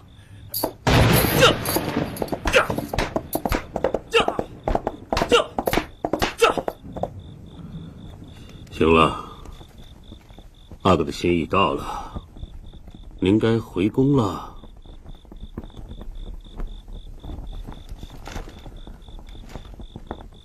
最后再让我问一个问题，问完就走。阿哥，请讲。到底我要怎么做，才能打败永兴？这不是我们当大臣做奴才的应当回答的问题。为了替尊夫人报仇，你就应该回答。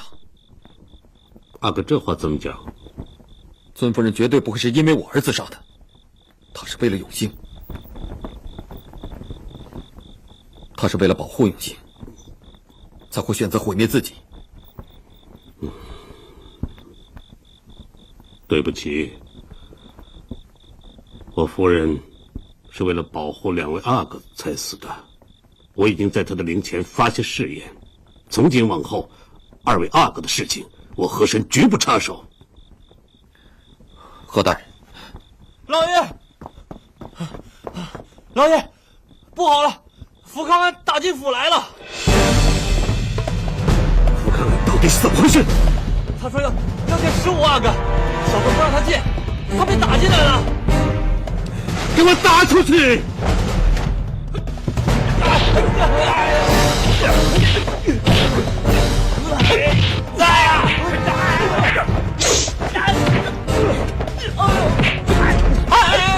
住手！十五阿哥，将军，你这是？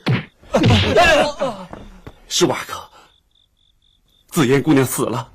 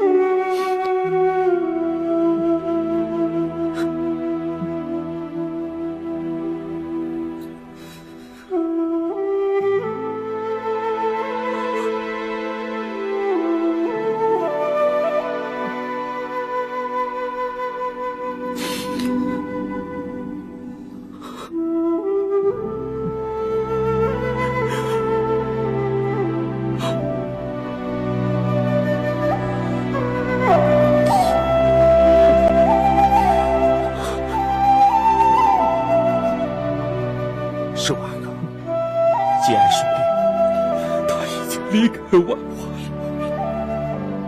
他是为了我才回来的，他是为了我而死。是和珅害死他的。和珅，这不明摆着吗？何夫人死在你那儿，他立马找人报复。我杀了和珅的当了。十五阿哥，你要替紫嫣报仇啊！我本来相信和珅会向我报复，所以我索性到他家里去，看他会怎么做。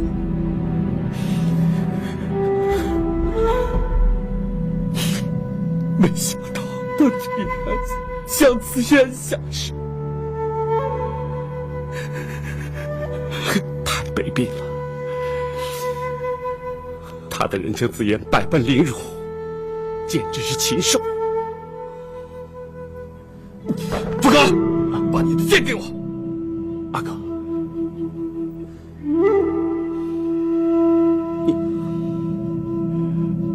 我跟你去。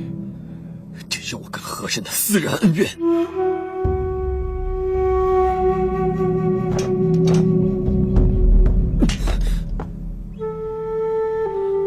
替我照顾子夜。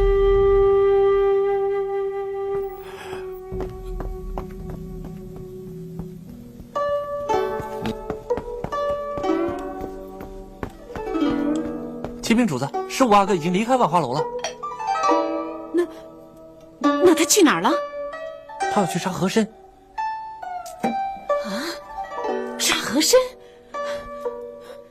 再看这。哎呀，永兴，永兴，你别谈了，你没听见小黑子说吗？永远要杀和珅了。我听见了，听得一清二楚。额娘，你激动什么？那你当太子少不了和珅呐，和府的人谁敢拦阿哥呀？万一要是和珅被杀了，他要真把和珅杀了，那我才阿弥陀佛呢。什么？永远要真把和珅杀了，那他就当不了太子了。可是和珅的和珅的一条命换来永远的失败，我觉得值得。啊，那你连和珅都敢牺牲了？我连我自己的亲兄弟都敢牺牲，更何况一个外人了。啊，那这么说，你连额娘也敢牺牲了？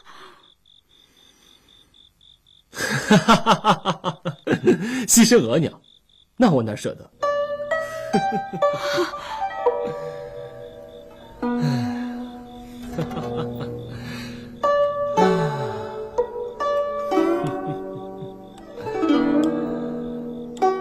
待到秋来9月8，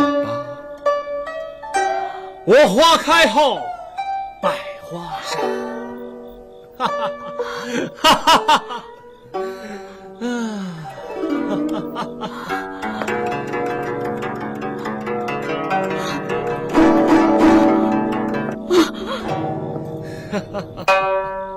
冲天香阵透长安，满城尽带黄金甲。哈哈哈哈哈！哈哈哈哈哈！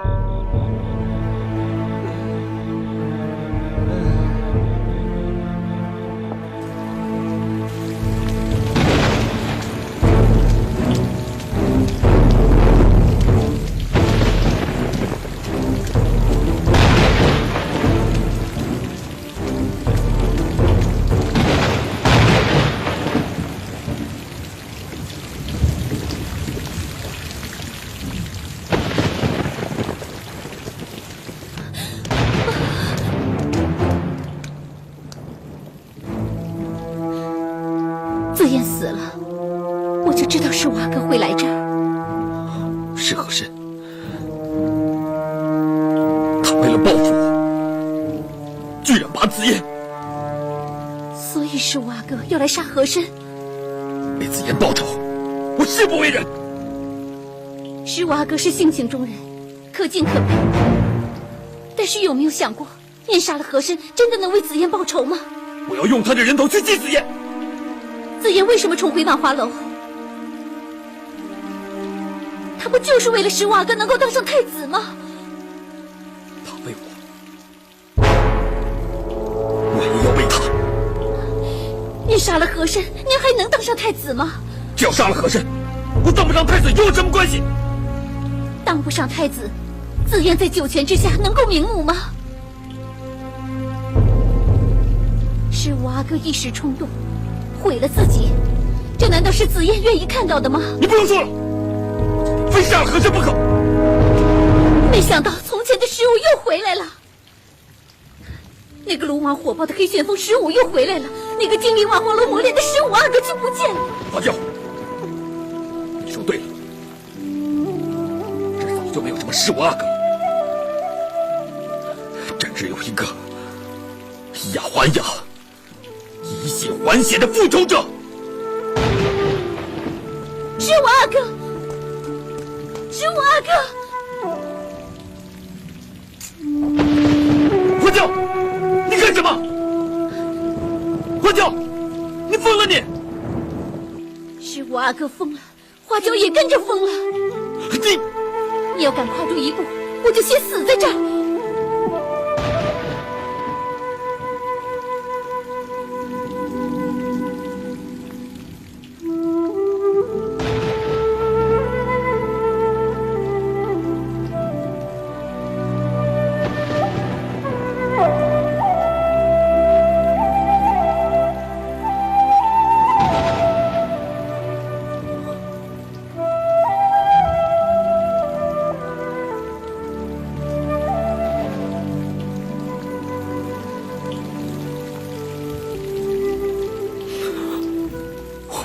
让你再受到伤害。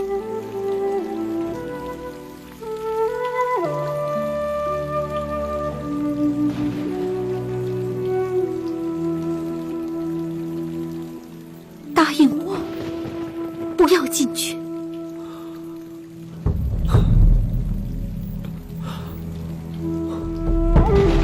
花椒，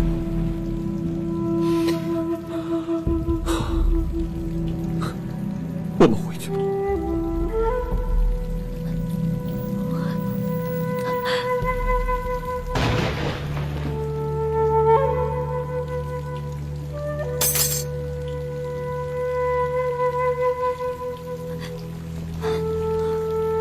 回去吧。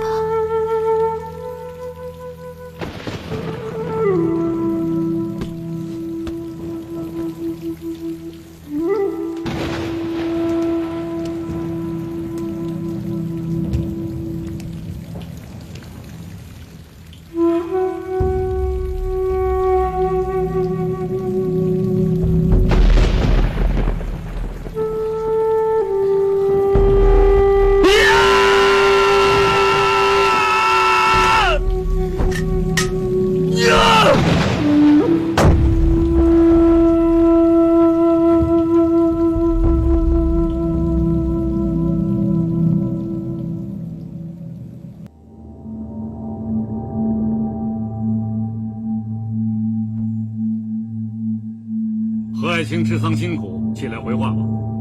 谢皇上。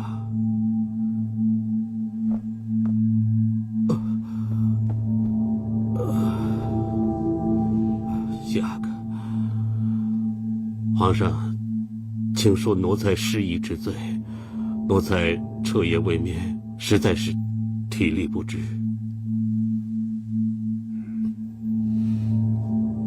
你可知道，紫燕姑娘已经死了？奴才知道，前不久，奴才刚刚与15阿哥和紫燕姑娘叙旧，想不到今天，竟天人相隔。和珅，这个案子是何人所为啊？回皇上，这些日子，奴才一直忙于料理界内的后事，未来得及了解案情。明明就是你的人干的，你还说罪！永言，启奏皇上，据奴才所知，万花楼老鸨花大公所供，那3个凶手自称是大内侍卫，还出示了令牌。永兴，这件事你查得怎么样了？回皇阿玛，儿臣已将宫中所有侍卫太监逐一清查审讯，证实昨天夜里没有一个人出宫。你听见没有？宫里头没人出去，你妄想让你的人冒充宫里的人犯案，你做梦！禀万岁，既然宫里没人出去，那就说明那3个所谓的大内侍卫是别人冒充的，但这并不能证明就是奴才派人所为呀。何爱卿言之有理。皇阿玛，你不能再包庇和珅了！放肆！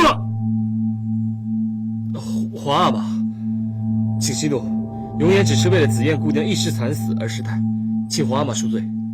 是非不明，黑白不分，胡说八道，你还有个阿哥的样子吗？和珅明明在狡辩，皇阿玛还说他言之有理，这不是包庇是什么？你，永远，不可对皇阿玛无礼。你少跟我在那假惺惺做好人，我还不知道你在想什么，你根本就是在那幸灾乐祸。皇阿玛，您看永远他，永言，你真是太不像话了！永兴在善意规劝，你怎么不识好歹呀？皇阿玛不将和珅绳之以法，这才是不知好歹！住口！你看成什么样子了？一件命案把你搅得方寸大乱。这不是普通命案，是子燕死了。对，子燕死了，你要是怎么办？把和珅千刀万剐吗？一刀砍了他，还便宜他了。好啊，那这个案子不用审了，你把和珅现在就拉出去千刀万剐，你就解气了。你知道吗？那真凶还躲在角落里偷笑呢。哼，真凶，和珅就是真凶。好，拿出证据来。事情都明摆着，何夫人在我那儿自尽，他就逼子燕上吊。除了他，还有谁？好啊，也就是说，你什么证据都没有，就想杀了朕的军机大臣，是不是？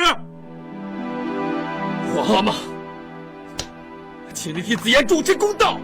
朕会给你一个公道的。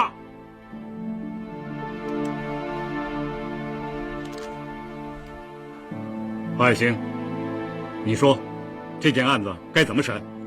回皇上，奴才以为此案关键在于那3个凌辱紫燕姑娘的人，如果抓住这3个真凶，继而就可以追出此案的主谋。永兴，那你说说看。何大人不愧是办案老手，皇阿玛，请降旨让何大人全权负责本案吧。好，皇阿玛，皇上，奴才不宜参与此事。何爱卿，如果朕没有记错，你这是第一次拒绝朕交办的差事。请皇上恕罪。紫燕姑娘无亲无故，因此此案的苦主当为15阿哥，而阿哥对奴才多有误会，所以奴才实在不宜主审此案。好，何爱卿想得周全。皇阿玛，那我来主审。你不能审，你现在满脑子偏见，能冷静的去审案吗？永兴，这个案子由你来审。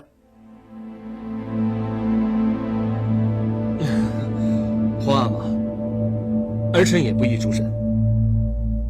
你又有什么忌讳的？何大人说的对，本案的苦主是永琰，弟弟是苦主，哥哥是主审，这与律法不合，我朝有回避之律例。言之有理。那你说谁来审呢？福康安。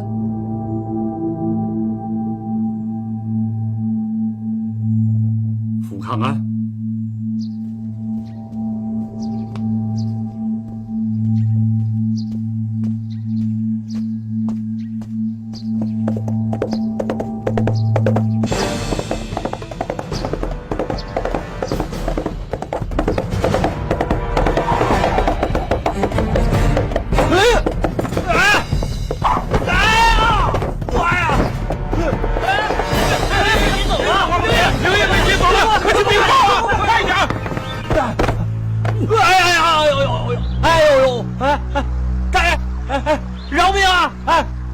你知道老子是谁吗？各位大爷，是哪路好汉啊？老子是子燕的朋友。子燕，和珅派人逼死子燕，老子要拿他的奴才来报仇。大爷，不关小人的事儿啊！老子知道不是你干的。说，你派哪3个人去的？大爷，我没有派人去，这事儿跟我们家老爷也没有关系啊！大爷，饶了我吧！你不肯老实招供，老子就把你扔到河里去喂鱼。大爷，我真的不知道啊！大爷，哎呦，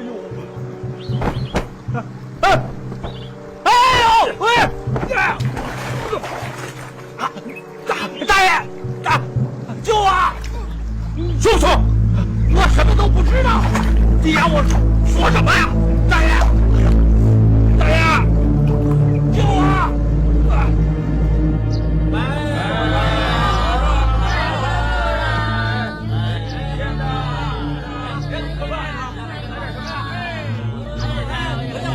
大人，把那3个人的模样跟师傅说一说。好，那头一个吧，胖胖的，那眼睛，这样。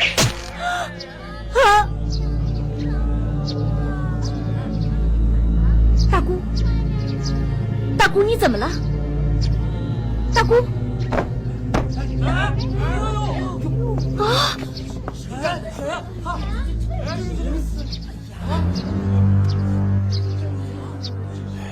我连下带打，又是水镜，又是皮鞭抽，可那个刘全就是不肯说。本来想让花大姑把那3个人的模样说出来，捏成面人，有模有样的，好找出凶手。没想到和珅下手这么快，破不了案，我对不起师傅阿哥。那现在我们还有什么招？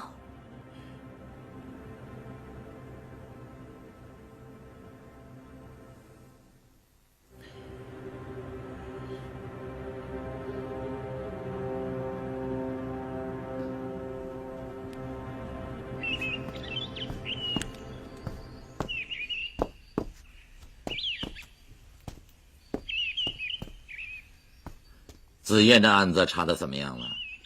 你怎么知道？哼，关于你的事，你额娘都会派人告诉我。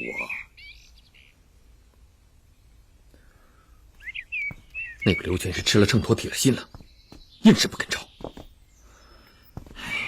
花大姑也被和珅的人灭口了。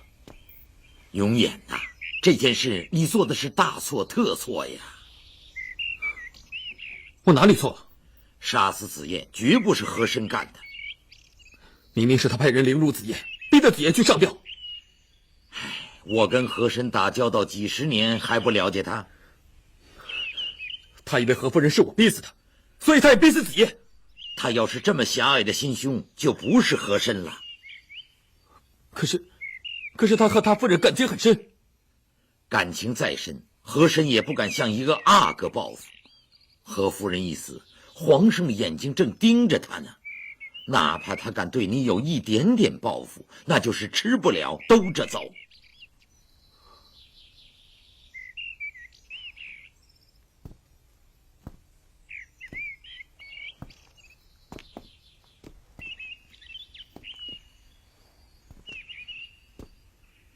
所以，越是人家以为和珅会向你报复，和珅就越会老老实实夹着尾巴做人。他哪儿还敢乱说乱动？那3个坏蛋是谁派去的？这还用问吗？用心啊！用心啊！这种时候，你有一点点伤害，人们都以为是和珅的报复。永兴就抓住了这一点，挑拨你向和珅下手，最后搞得你们2个两败俱伤，他好渔翁得利呀。可是宫里的人都查过了，没有一个人出宫啊。他还敢用宫里的人吗？一定是在外头找的杀手。外头的杀手？这可怎么查？连个模样都没有，我上哪儿去找3个人？哼，别着急，永琰。这回就有劳你额娘出山了。额娘？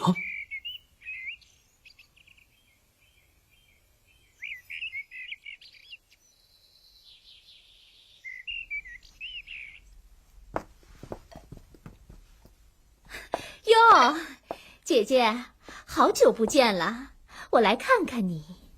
啊，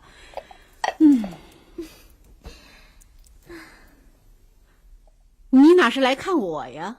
是让我看看你这身衣服吧？是啊，这是皇上送给我的衣裳，漂亮吗？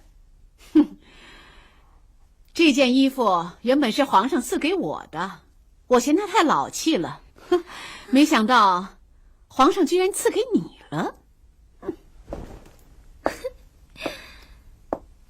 就是啊，这人呐，年纪大了呀，就是不爱穿老气的衣服。可我呢，就不怕。妹妹真是没见过好东西呀，不就一身破衣服吗？瞧把你美的！不止这一身衣裳，昨个啊，皇上又赏给我好多的金银财宝，还有自鸣钟、漆器、瓷器，哎呀，多了去了。我正打算运回山西娘家去呢。哼，小心别让半道上的强盗给抢了。姐姐放心，我请了京城最好的镖局。哦，最好的镖局是哪家镖局啊？威武镖局啊。太可笑了！京城最好的镖局啊，是镇远大镖局。镇远？镇远镖局不好，我请的这个威武镖局啊，保了我9趟镖，只失了1次手。只失手1次？哎呀，镇远大镖局保了我13次，1次都没失手。镇远大镖局。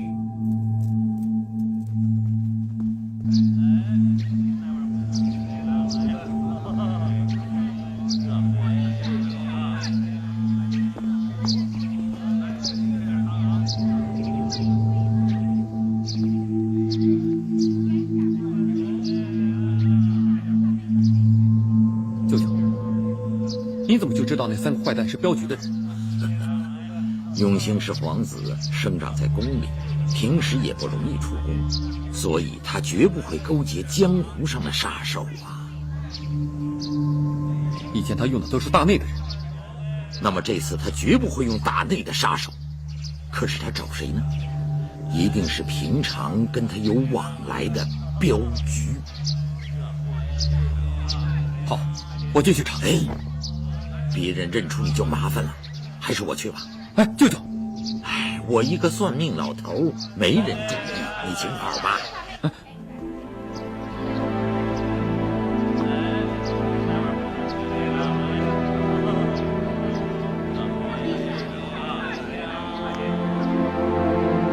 自从出事以后，镇远镖局一共出过15次镖，派出的镖师总共是47个人。那3个凶手肯定就在这47人当中。可是我们不知道他们的姓名长相，不知道走哪一趟镖。把这47名镖师全部都抓起来，一定可以找到这3名凶手。是个办法。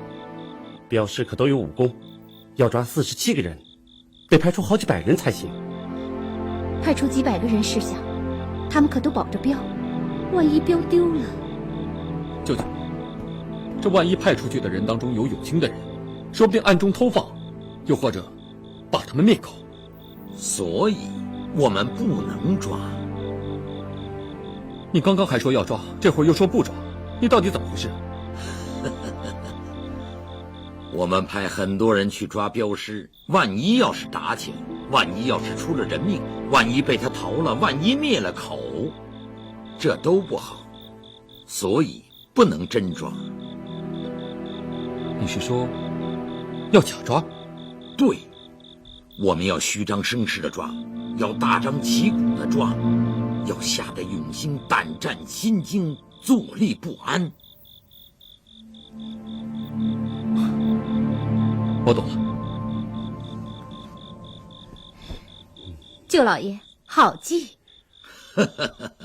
我立刻去见皇上，调骁骑营。好。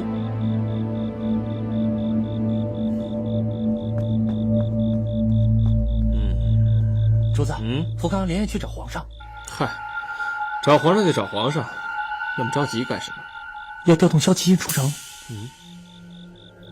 说是要追捕镇远镖局全部镖师。什么？主子，怎么办？别急，现在我们不能急。你现在马上去那儿帮我打听虚实。这。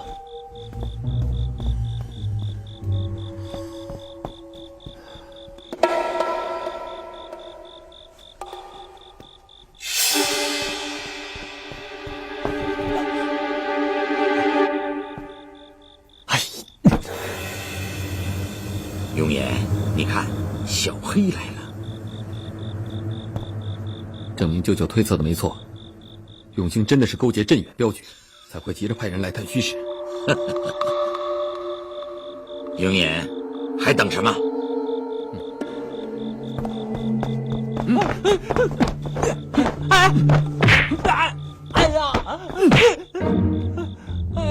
往哪儿跑啊？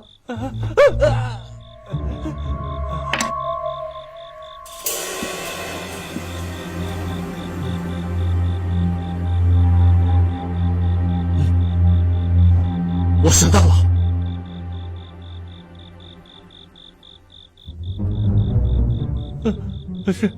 是十一阿哥叫我去镇远镖局，请3个人到万花楼去，指明要紫燕。那3个镖师叫什么名字？兄君贺强、牛勇。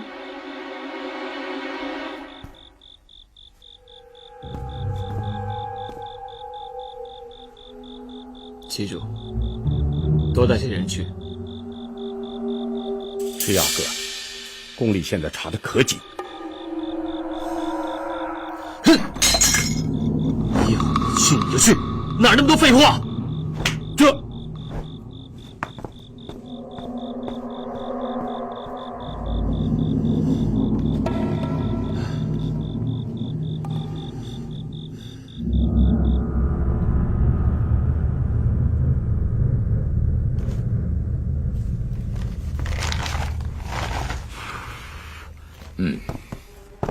永言，你赶快入宫面圣。我把小黑也押去了。小黑是唯一的证人，一定要保护好。副将军，小黑你要亲自看管。薛老爷放心，将军府谁也进不来。好，永言啊，你一定要请皇上移驾将军府，亲审小黑。知道了。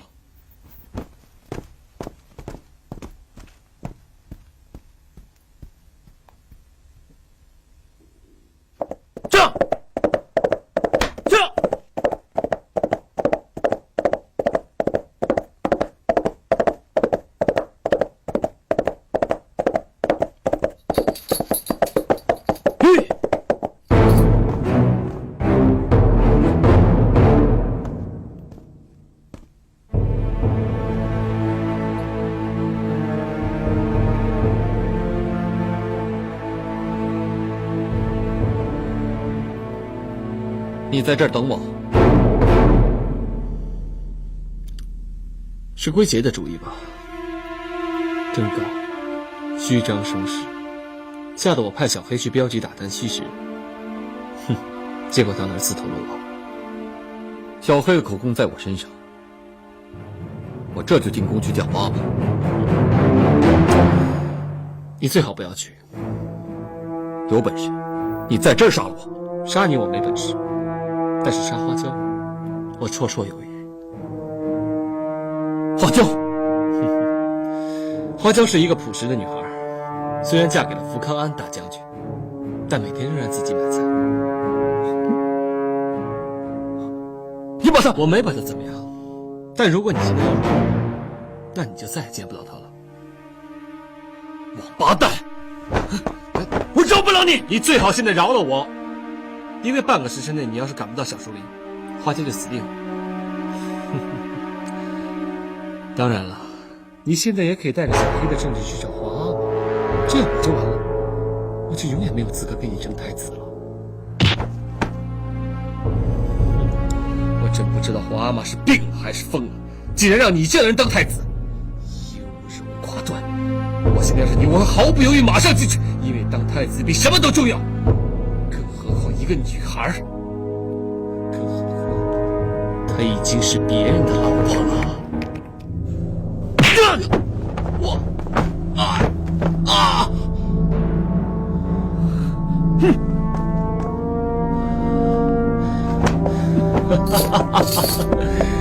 你永远都不是我的对手，你永远都不是我的对手。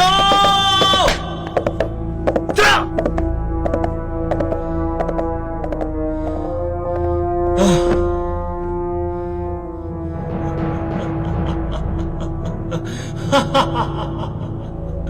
你永远都不是我的对手。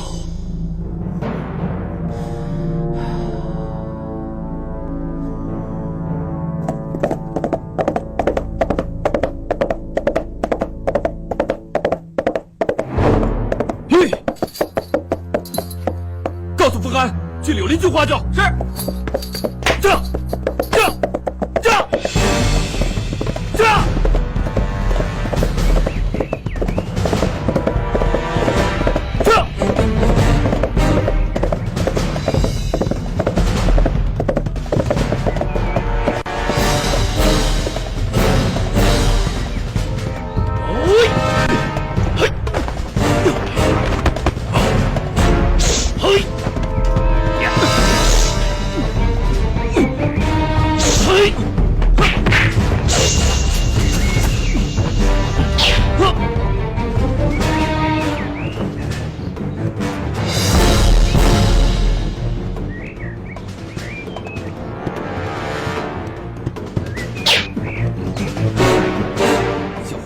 可以带走，把花椒还给我。哼，我不要什么口供，小黑也还给你。我不告诉一个，皮亚哥只要你的命。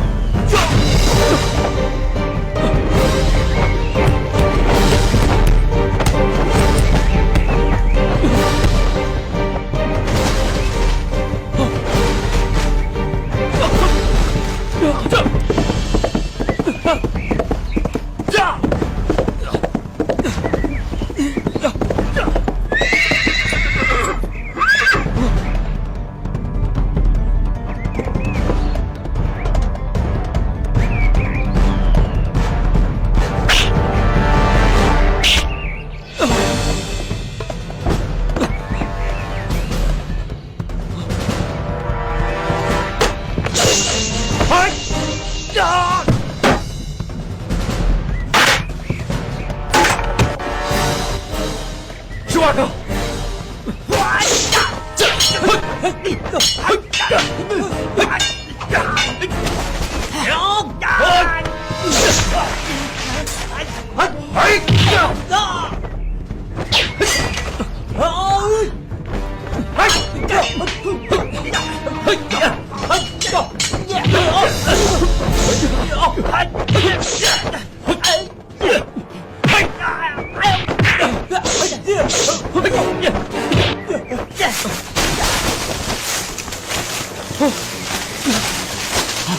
十万个！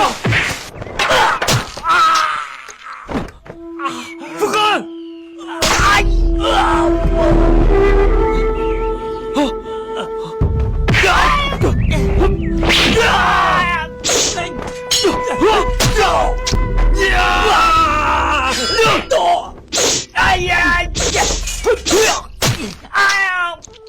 敢！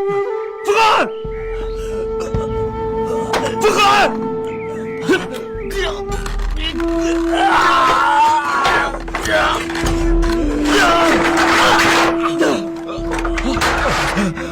福哥，福哥，你怎么样？福哥，我没事，快去救花椒！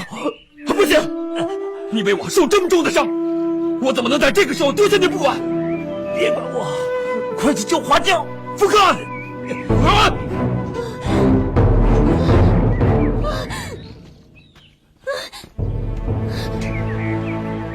花椒，关智深，马上把花椒给我放！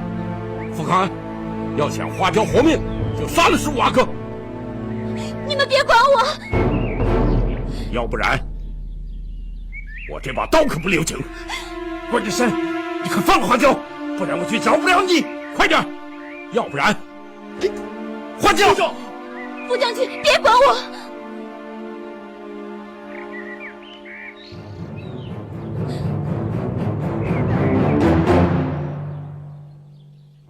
快点！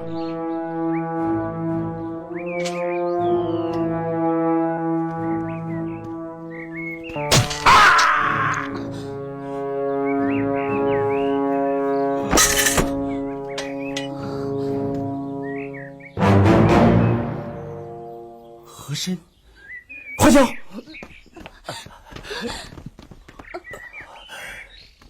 侯大人，还是叫我一声师傅吧。师傅，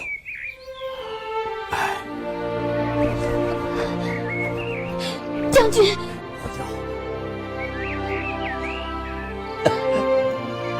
你受伤了，疼不疼？我不要紧，将军，你伤，将军，你伤得很重。我没事儿，花椒，15阿哥也来救你了。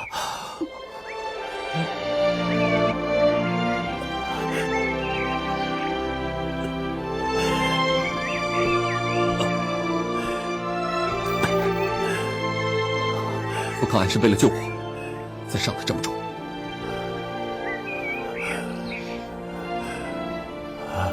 不，舒阿哥是来救你的。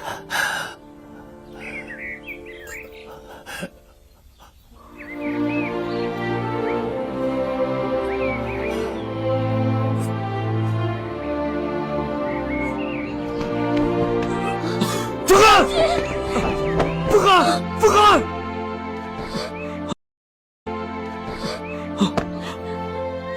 我没事，福汉，舒阿哥。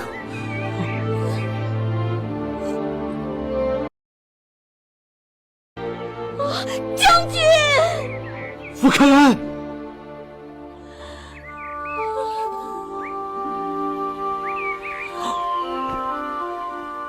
福康安，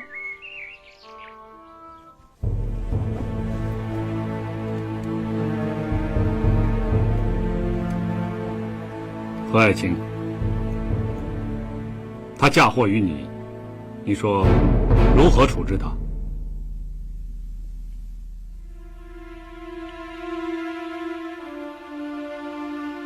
回皇上，奴才以为有资格处置11阿哥的，只有15阿哥。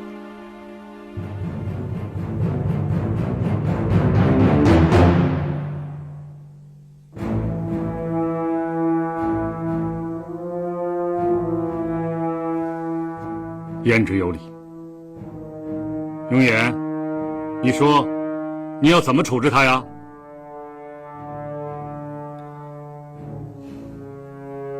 皇阿玛，是不是任由儿臣处置？对，你说流放，朕就准流放；你说杀头，朕就准你杀他头。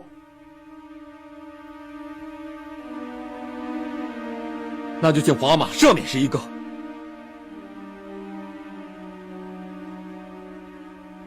可是，他做了那么多伤天害理的事，是太子之位害了他。请皇阿玛让他回去好好读书。那，你不为紫燕报仇了？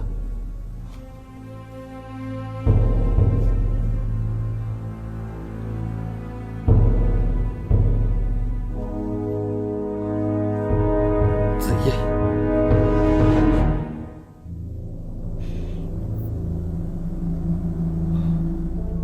何大人不为夫人报仇，我也不替紫燕报仇。大清皇室不讲仇恨，大清兄弟不讲仇恨。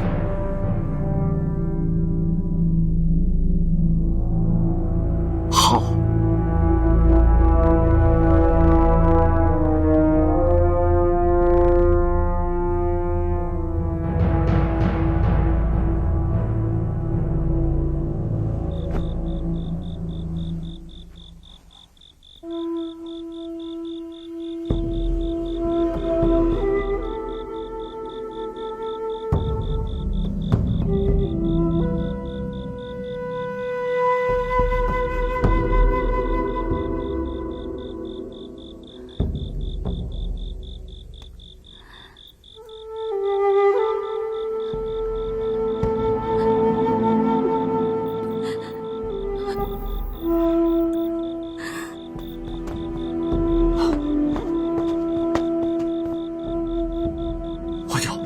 不看看他，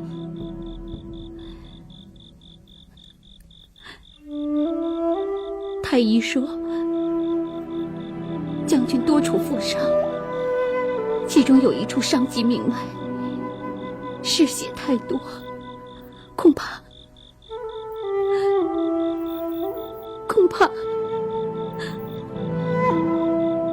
富康，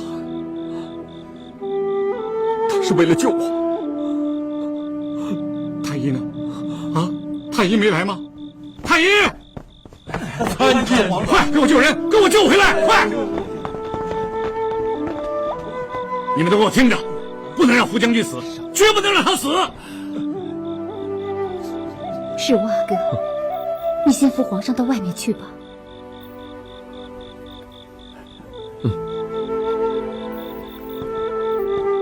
皇阿玛，我们先别打扰他们了，先到外面去吧。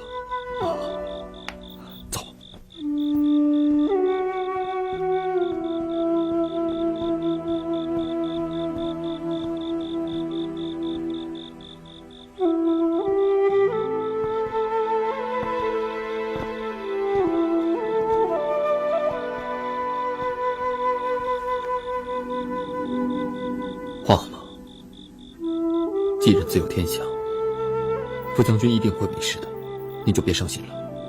如果傅康安死了，你还会赦免永信吗？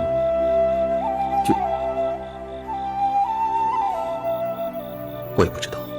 傅康安不能死啊！朕答应过傅恒的，他可不能死啊！皇阿玛，傅康安到底是不是您儿子？不是。那为什么傅恒临终之前会叫傅康安来找您，问他的身世？因为他也不是傅恒的儿子。什么？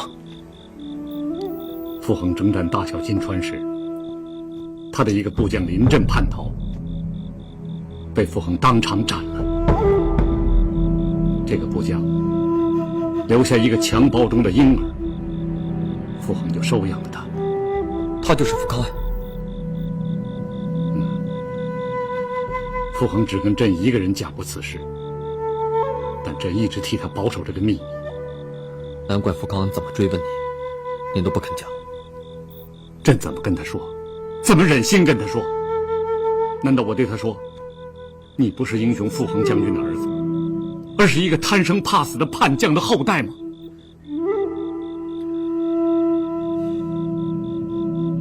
真是难为皇阿玛了。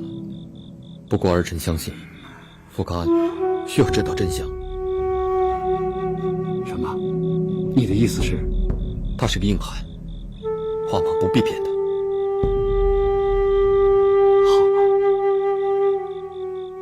等他伤好之后，朕就告诉他。皇上，傅将军他醒了。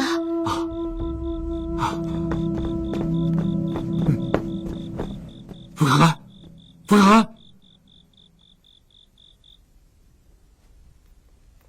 皇上，朕在这儿呢。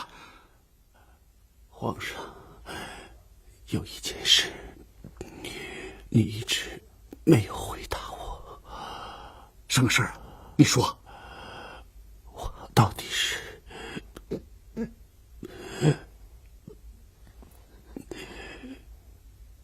谁的儿子？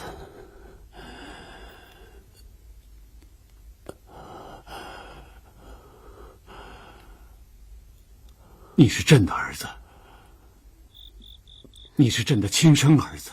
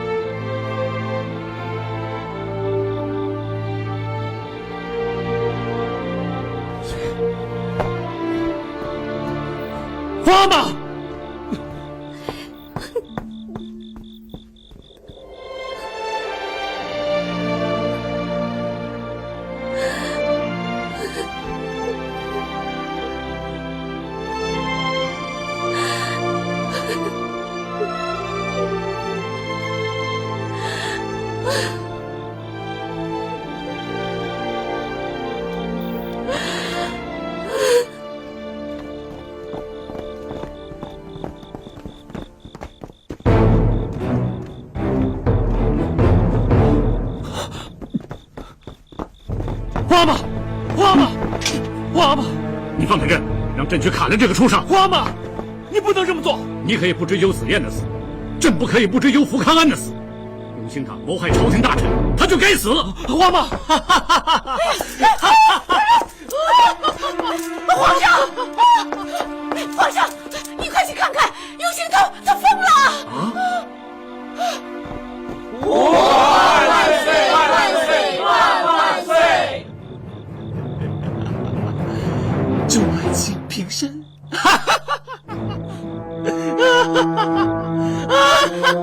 永兴，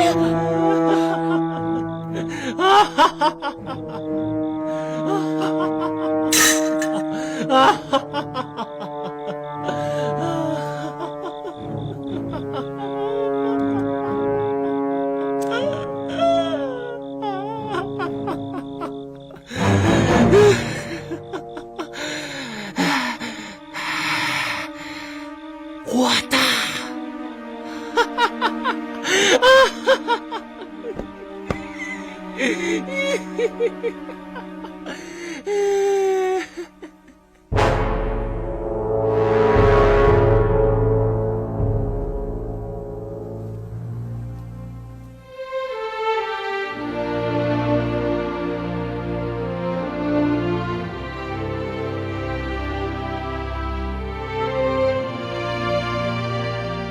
朕已决定，立皇十五子永琰为太子。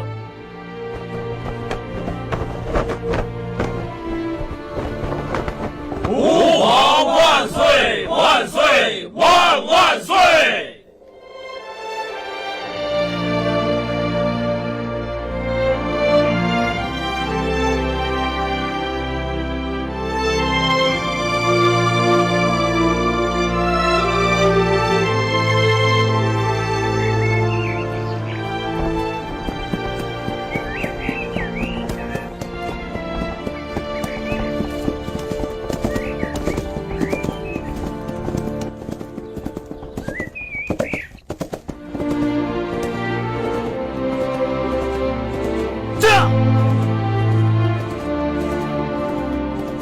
还将！还将！呀！还将！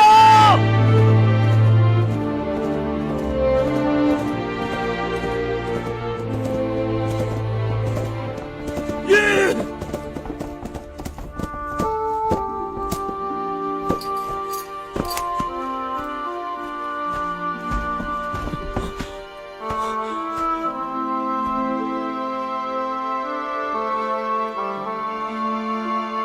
花椒，为什么不说一声就走？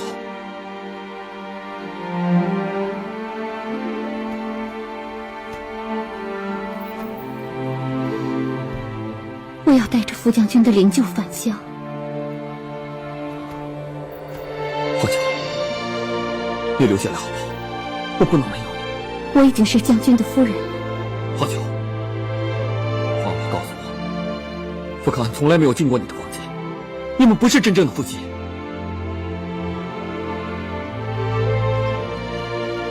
是我阿哥，一旦拜了他，我终身是福康安的夫人。花椒，我得赶路了。花椒，保重了，皇太子殿下。